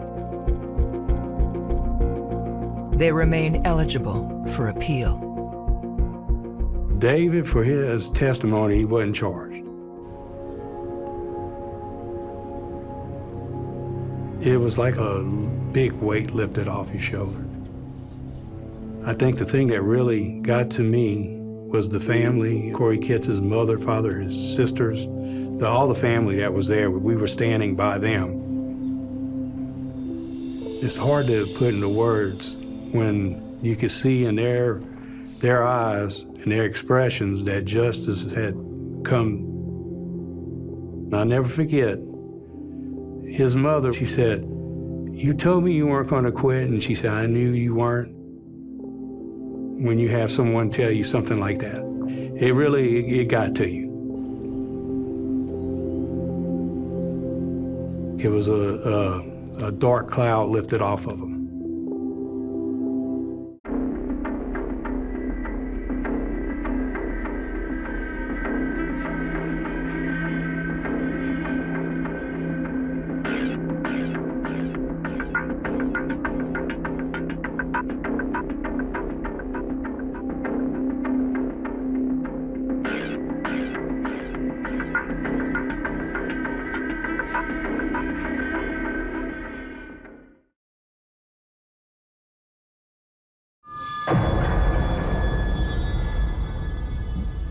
This is a case of murder and mystery and intrigue.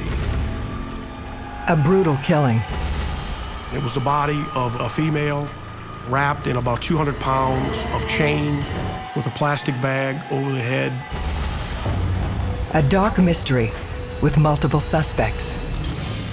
This person may know something that they're trying to withhold, and they're scared to talk now.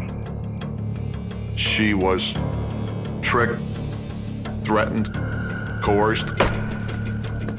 There's an urban legend there was about $500,000 in cash that went missing.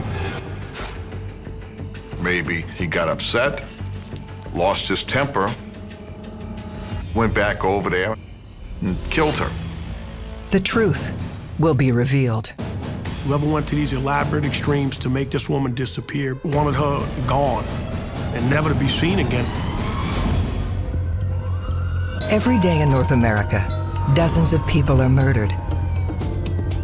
The key to solving the toughest of these homicides lies in the final 24 hours of the victim's life.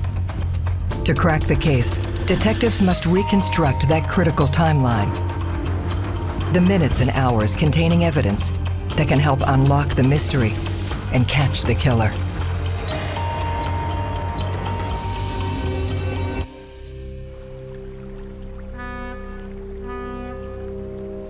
Five miles down the Mississippi River from New Orleans sits the quiet community of St. Bernard, Louisiana. St. Bernard being so close to New Orleans, being so close proximity to the river and the traffic on the river, and just the multiculture attracts people here. People are friendly and open. You know somebody who knows somebody who knows that person. It is a small community. This familiarity can also create a false sense of security. Some fishermen report they had found a body in one of their lines.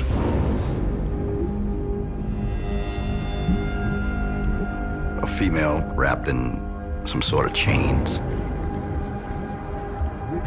She had, I think, a cord or something wrapped around her neck. The body was in an advanced state of decomposition. She was dressed only in a nightshirt.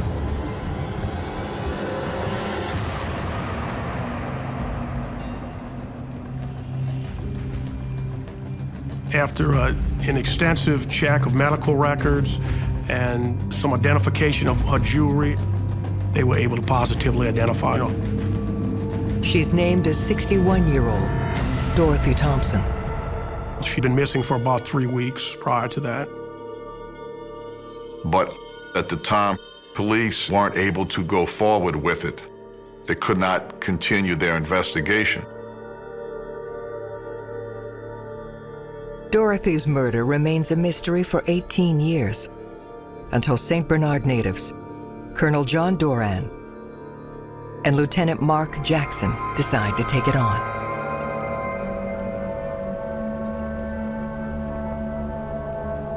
I remember it so well because it was a big deal for St. Bernard. When I was about 15 years old, some friends of mine and I hustled a little job cutting grass at a pet cemetery. And I remember that lady that owned it. Dorothy was a bit of a recluse, kind of an eccentric type person. I don't think she was particularly in good health. But by all accounts, she was a generous person, a sweet person. Dorothy's house sat way back off the highway, so you'd have to drive back kind of a secluded driveway to get to her house through some wooded area.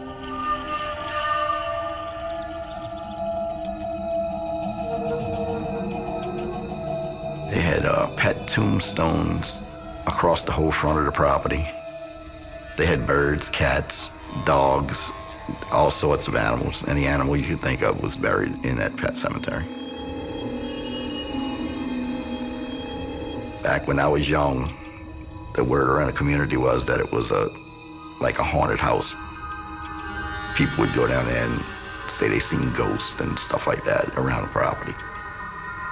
It was a strange place, to say the least.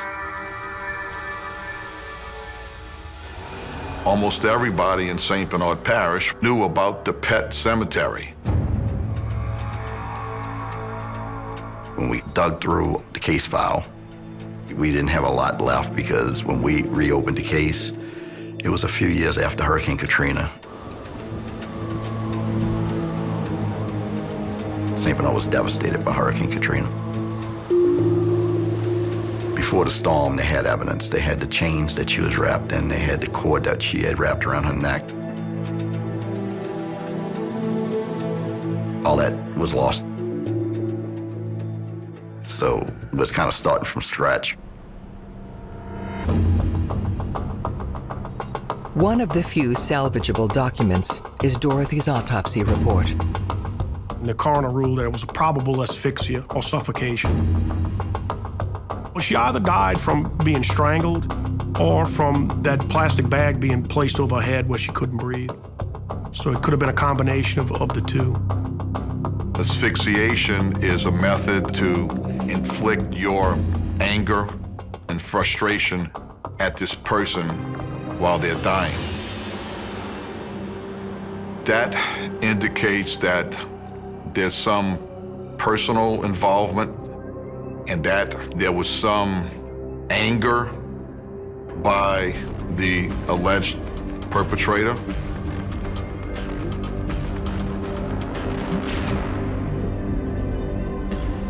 To me, that was a premeditated, deliberate act. Whoever went to these elaborate extremes to make this woman disappear wanted her gone and never to be seen again. As detectives unravel the past, they learn this isn't the first death police have investigated on this property. We discovered that Dorothy's first husband died of a gunshot wound. The story was that it was a self-defense, that he was beating Dorothy and Dorothy shot him. And her second husband committed suicide on the back porch of the house.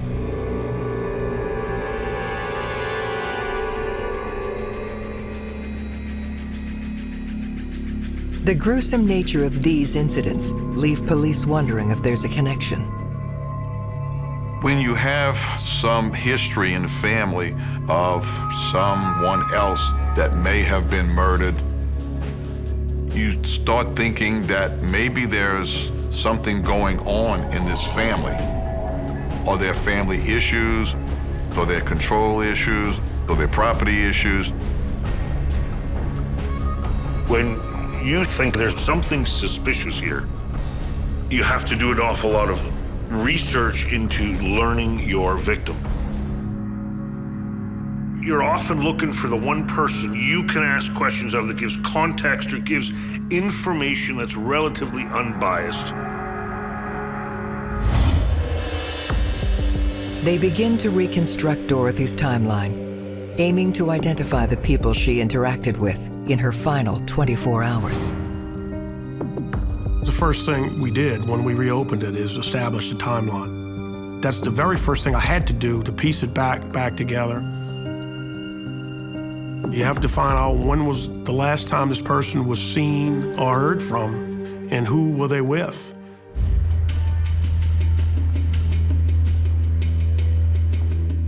They tracked down the woman who originally reported Dorothy missing. Patricia Newman, she was in her early 30s. She did a lot of volunteer work in the community, particularly at hospitals, helping elderly people. She befriended Dorothy and started to take care of her. Dorothy was in deep depression because of the passing of her mother. She was on several different kinds of medication. They almost had sort of like a mother-daughter relationship. Patricia Newman had spoken to Dorothy around 9 p.m. on the 13th of April. She was to pick her up Sunday morning to run errands and maybe the pharmacy, something of that nature. When she tried to contact her that following morning at 9, she got no answer. She drove down there to check on Dorothy, thinking maybe she was sick or something else had happened. When she realized she wasn't there, I think she was immediately worried because Patricia knew that she did not have the wherewithal or the means to travel anywhere. And at that point, Patricia began to think that she may have met with foul play. She called the police.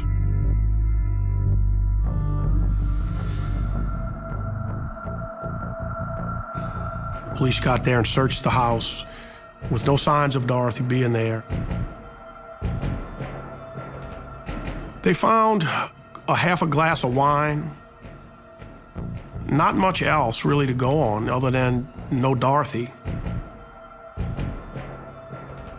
She was missing, had vanished into thin air. Between their conversation the previous evening and Patricia's 911 call, there's a 12-hour window for the murder. You can start then making your timeline as to somewhere right after she last talked with Patricia, that starts the clock running. They press Patricia for other details about Dorothy's final day.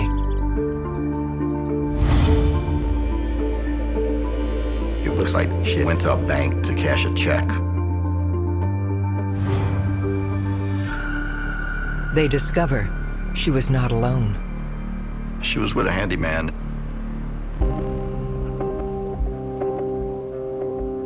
We learned that Dorothy was hiring these transient types. She seemed to gravitate toward these people, or they gravitated toward her. People would learn about the pet cemetery, learn about her, befriend her, and offer to do something for a few dollars.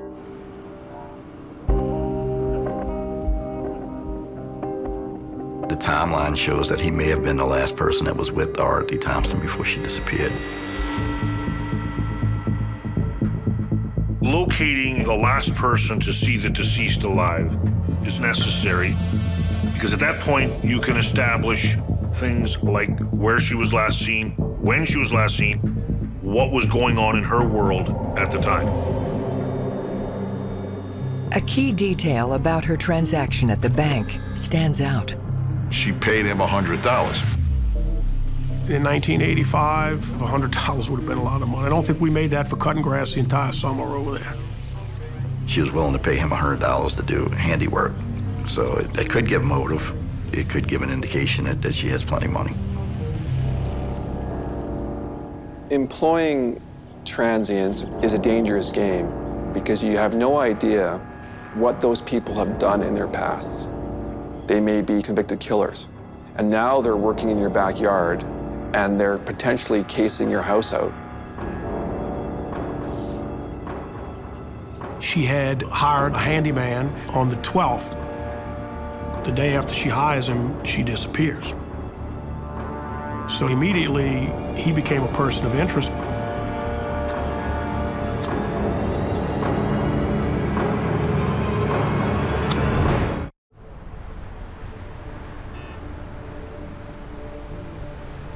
Detectives are looking for an unknown handyman who received $100 from murder victim Dorothy Thompson within hours of her disappearance. St. Bernard was very open, and it's an easy place for transients to come in, maybe do a little odd job here and there, make a few dollars. It made the case very difficult because you had a lot of people that was on that property at different times, doing different things. A discovery in her home gives them a potential lead. They found a note in the house, and they came up with the name Kenny Pommier. And they found out where he lived, and they were able to find him and brought him in for an interview.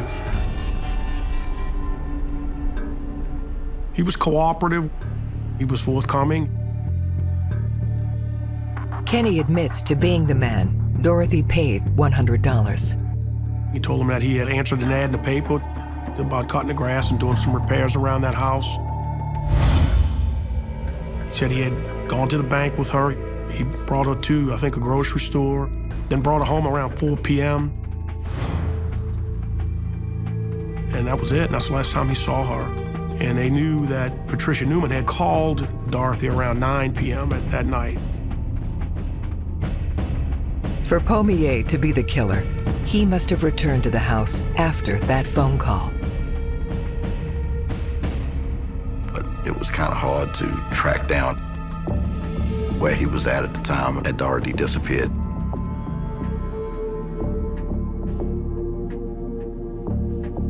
Unable to confirm any alibi, they look deeper into the robbery motive. They never could really establish that there was anything of real value that she had there other than some jewelry. So to go to that extreme to dispose of this body, to me was something more sinister. There's only a few reasons people murder, and it's, money, greed, revenge. To me, it's always motive. Motive, then means, then opportunity. But in this case, my first instinct was the motive had to be there. You kind of get that gut feeling about who you're dealing with, and they didn't necessarily rule him out, but I think they were satisfied with what he told them. Police identify another individual who may have had opportunity in the time frame Dorothy was killed. Elton Childress was another handyman that worked on Dorothy's property. I think they was in the hospital together, and she kind of befriended him, and Childress wound up working for her. When you look at his criminal background, he had some violence there. Armed robbery, driving while intoxicated, and drunk in public, and things of that nature. He was a bit of a shady character, a bit of a mysterious kind of person. People with criminal records, the police would definitely pursue those individuals more aggressively and more rapidly. Because of the background he had, the way she was killed, somebody wanted her to disappear off the face of the earth. They didn't want her to be found. Somebody that had to have the means and wherewithal to do this. Brought in for questioning, Childress claims he was nowhere near the house the night Dorothy went missing.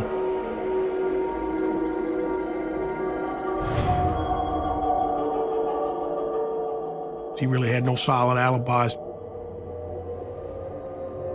So you want to investigate how is he connected to her? Did he have any motives? His explanation is tied to a lingering mystery that has surrounded the pet cemetery for decades. Childress told the investigators that he was looking for hidden treasure on Dorothy's property.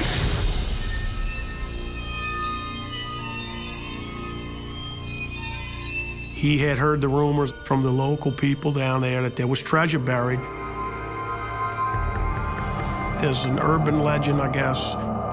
Apparently, Dorothy's mother had murdered her ex-husband's new wife in Kansas City. She fled here and basically found this spot in St. Bernard, which is about the farthest place you could go from Kansas City, and opened this pet cemetery and essentially hid out the rest of her life there and was never extradited back to Kansas City to stand charges. Her ex-husband, a casino owner with alleged ties to the mafia, is rumored to have amassed a small fortune. There was about $500,000 in cash that went missing, and then he mysteriously died. And that's the treasure that they talk about. I remember over the years, you would hear stories of kids going in a pet cemetery at nighttime.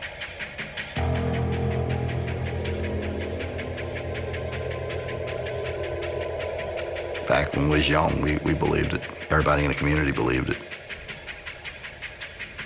Rumors have a way of growing, and a rumor of buried treasure in a pet cemetery, you're going to attract a crowd of people who are going to want to take it.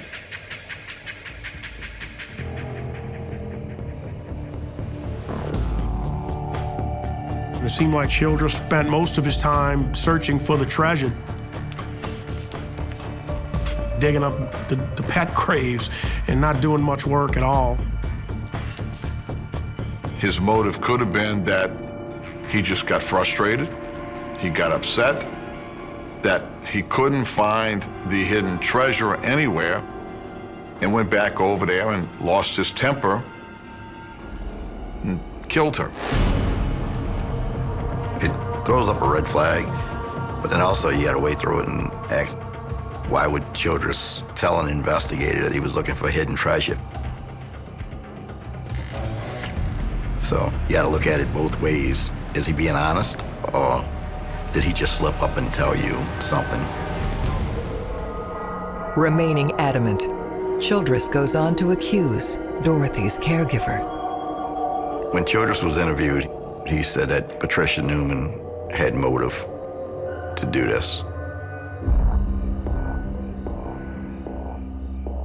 That she befriended Dorothy because she was trying to take her property. It's choice land down there. By 1985 standards, it was worth a lot of money, probably $250,000 to $500,000. Detectives take a harder look at the woman who reported Dorothy missing. It's common for suspects to try to establish themselves and get on the good side of an investigator and try to be forthcoming with plenty of information and showing that they have a big interest in this case. They found out that Dorothy had had some children that lived out in California that she was estranged from since they were babies. Dorothy had bequeathed the power of attorney over to Patricia, and that left her in the will. She was with her. She was close to her.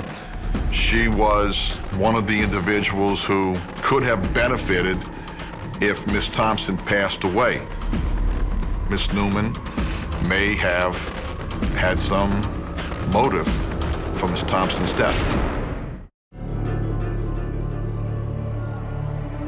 Detectives consider if Dorothy Thompson's closest friend, Patricia Newman, killed her to inherit her property. Patricia could have benefited a lot from Dorothy's passing.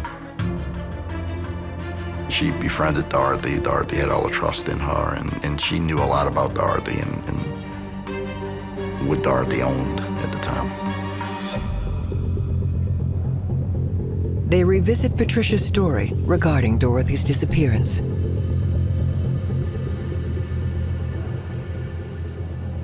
With Patricia calling the sheriff's office and asking the sheriff's office to go check the well-being of Dorothy, Patricia possibly was trying to establish an alibi.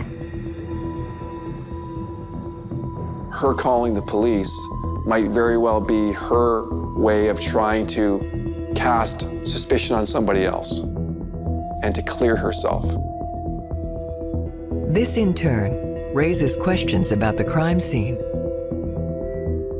The manner of the death was extremely violent, but when you see the house itself, it doesn't look like anything had happened. It's difficult to marry those two ideas. I think the first theory you would assume when you get to the residence and she's not there is that she was maybe killed someplace else.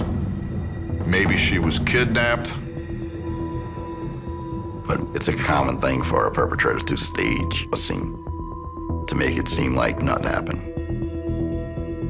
So I think you have to consider all possibilities. You have to look at everything and everybody that was involved with this woman. Patricia insists she didn't see or speak to Dorothy after their 9 p.m. call. Her intentions were genuine toward Dorothy.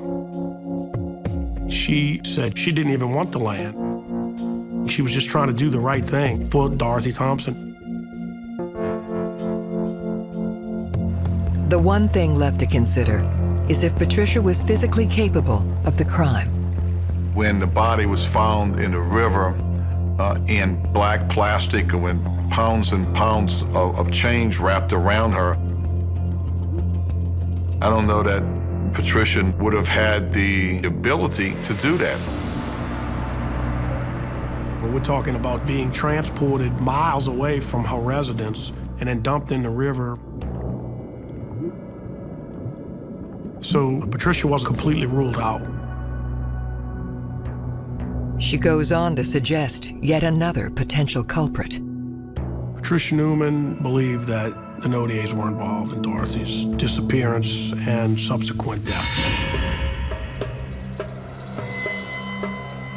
They were a couple named Brandon Nodier and Bonnie Nodier, who lived there and were also caretakers / groundskeeper. Brandon was a handyman. He would cut the grass and stuff like that around the residence. They run Nodier's name through the system.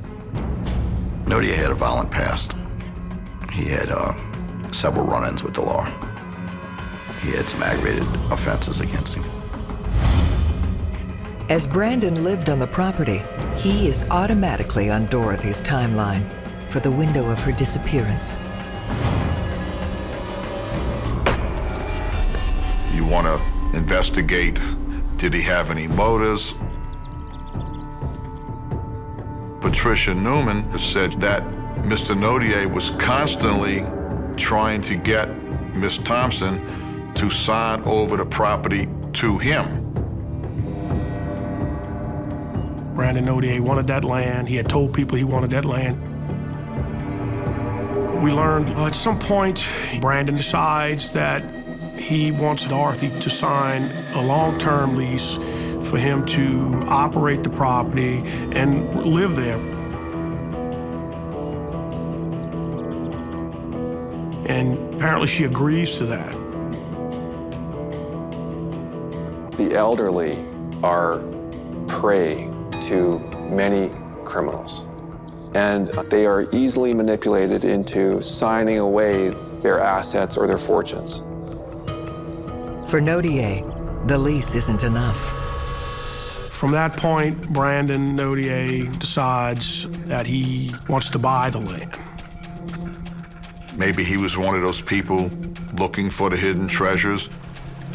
Brandon and Bonnie convince her to drive up to an attorney's office in New Orleans who represented Brandon Nodier and sign her property over to them in an act of sale.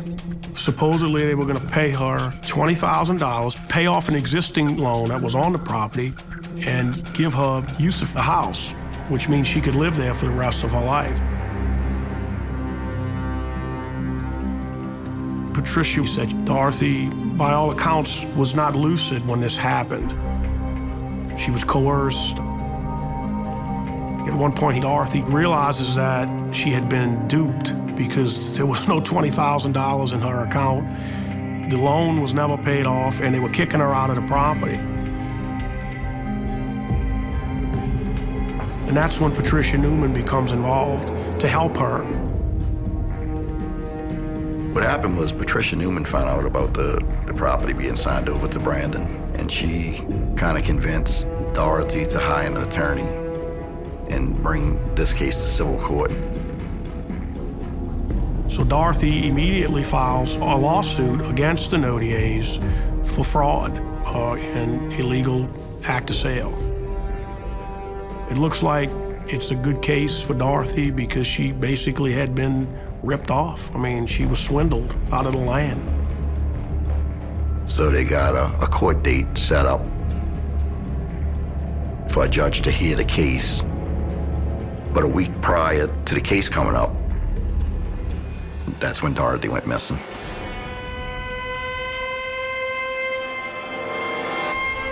So that turned the case on its head once that was found out.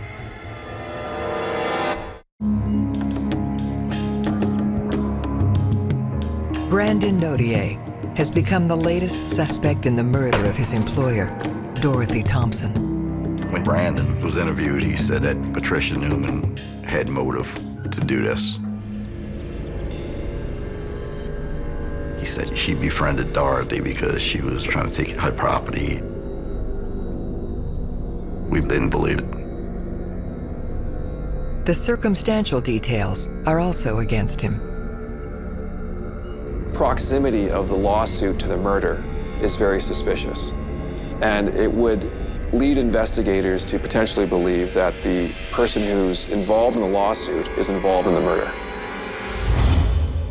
The challenge for detectives is they have no physical evidence tying Brandon to Dorothy's disappearance. When you have no evidence, it's a real challenge. You keep going back at what am I missing? Let's find another way. Think outside the box. Let's get from A to B where we have to get to. And oftentimes, it's frustrating. We were in the process at that time of piecing back some of the information. When in 2009, we received an ominous call from a guy that says he has information about an old murder. So I start talking to this guy, and he says, you know, I know about an old murder, and I can help y'all solve it. Which murder? And he says, the Pet Cemetery murder. So we asked him if we could meet with him, and he was very reluctant at first to meet with us. Detectives convinced the caller, Juan Garcia, to talk. I pick him up, and he's a tough guy from the street. I mean, he's not some shrinking violet. He was scared to death. He said he was a friend of Brandon Odier. And Brandon admitted to him that he had killed her, and he was glad that he did it because she deserved it. He said he never told anyone because he was afraid of Brandon, and they were friends. Though his story sounds convincing, the timing is suspicious. We asked him in the interview, what's making you come forward now to talk about this case? And he said he had a premonition that this lady showed up at his bed while he was sleeping, and she had chains on. And it was Miss Thompson. And he said Miss Thompson had asked him to get her justice. And that's why he was there.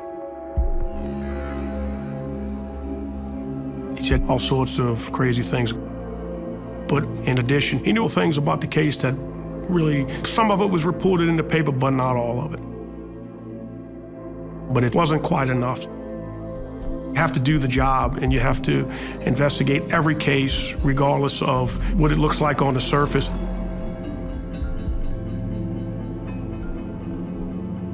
She was a helpless woman, really. Somebody has to speak for the dead. It's our duty. I felt like I was compelled to solve it. This was mine. So we had to do a lot more. We came up with the idea that we was gonna go try to talk to Bonnie Nodier. We figured that she would be the one to talk to about this.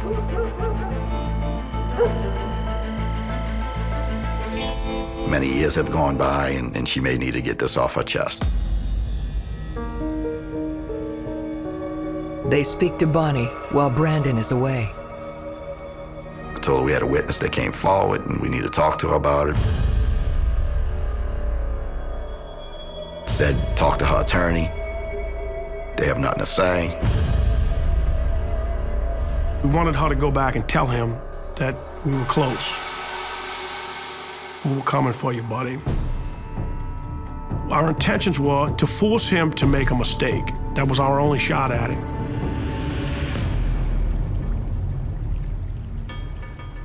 A few weeks go by, we get a call in the office from a female.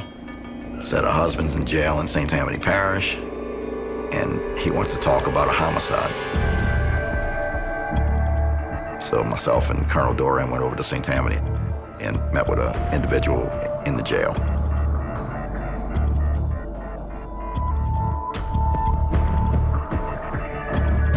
James Tregler had a long criminal history of bombings and all sorts of crazy things.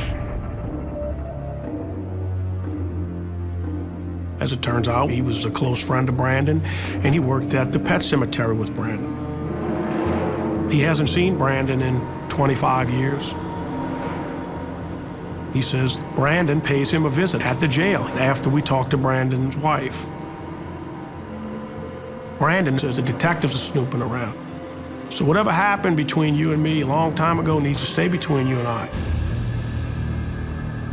Brandon's visit brings back memories Tregler has been trying to forget.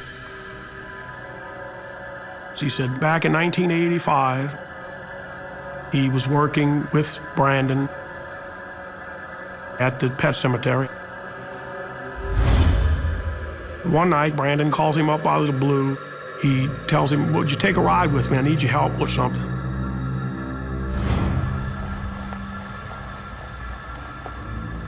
So he says they go down to the Pet Cemetery. and he tells James to stay in the truck. So James does. He said while he's out in the truck, Brandon goes inside of the house. Then a few minutes go by, he hears Miss Thompson inside the house screaming.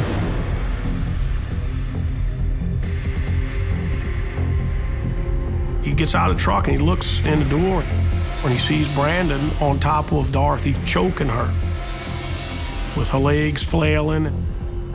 So he yells at Brandon, "Hey, what are you doing? Stop." Brandon gets up and he tells James to go back in the truck and wait. But during this time, Dorothy comes back to life. She's not dead.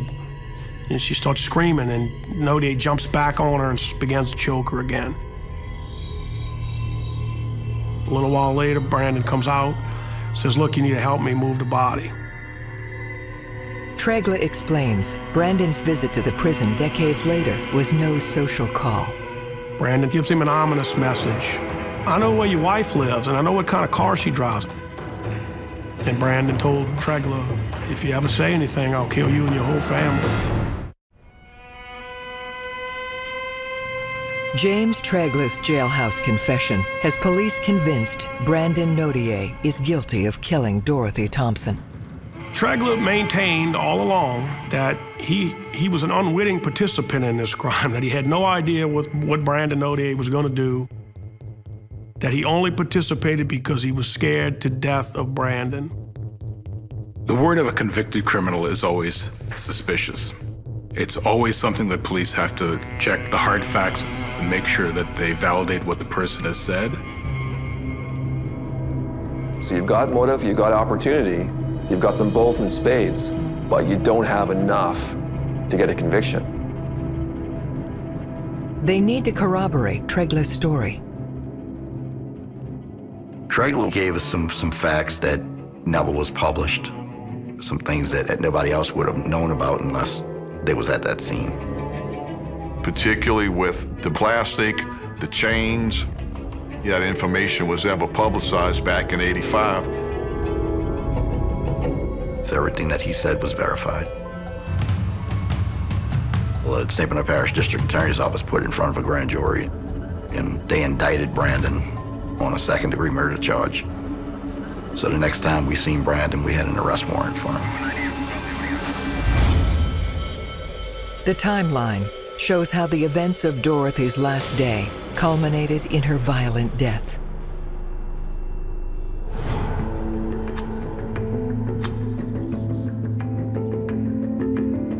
Dorothy hires Kenneth Pommier to do some work. He brings her to the bank. She pays him, runs some errands. She goes back home. At about 9 p.m., she talks to Patricia Newman.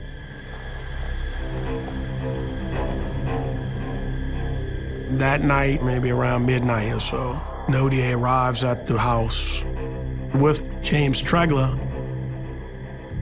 Probably forces his way in. He may still have had a key. Nodier was probably upset that he wasn't getting the property. He was probably upset that there were proceedings in court which may have prevented him from even trying to steal the property. He goes in and he attacks Dorothy.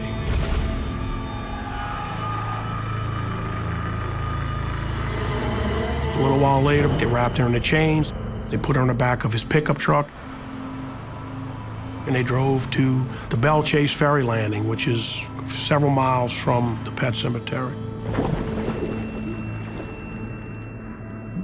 And they simply threw her in the river.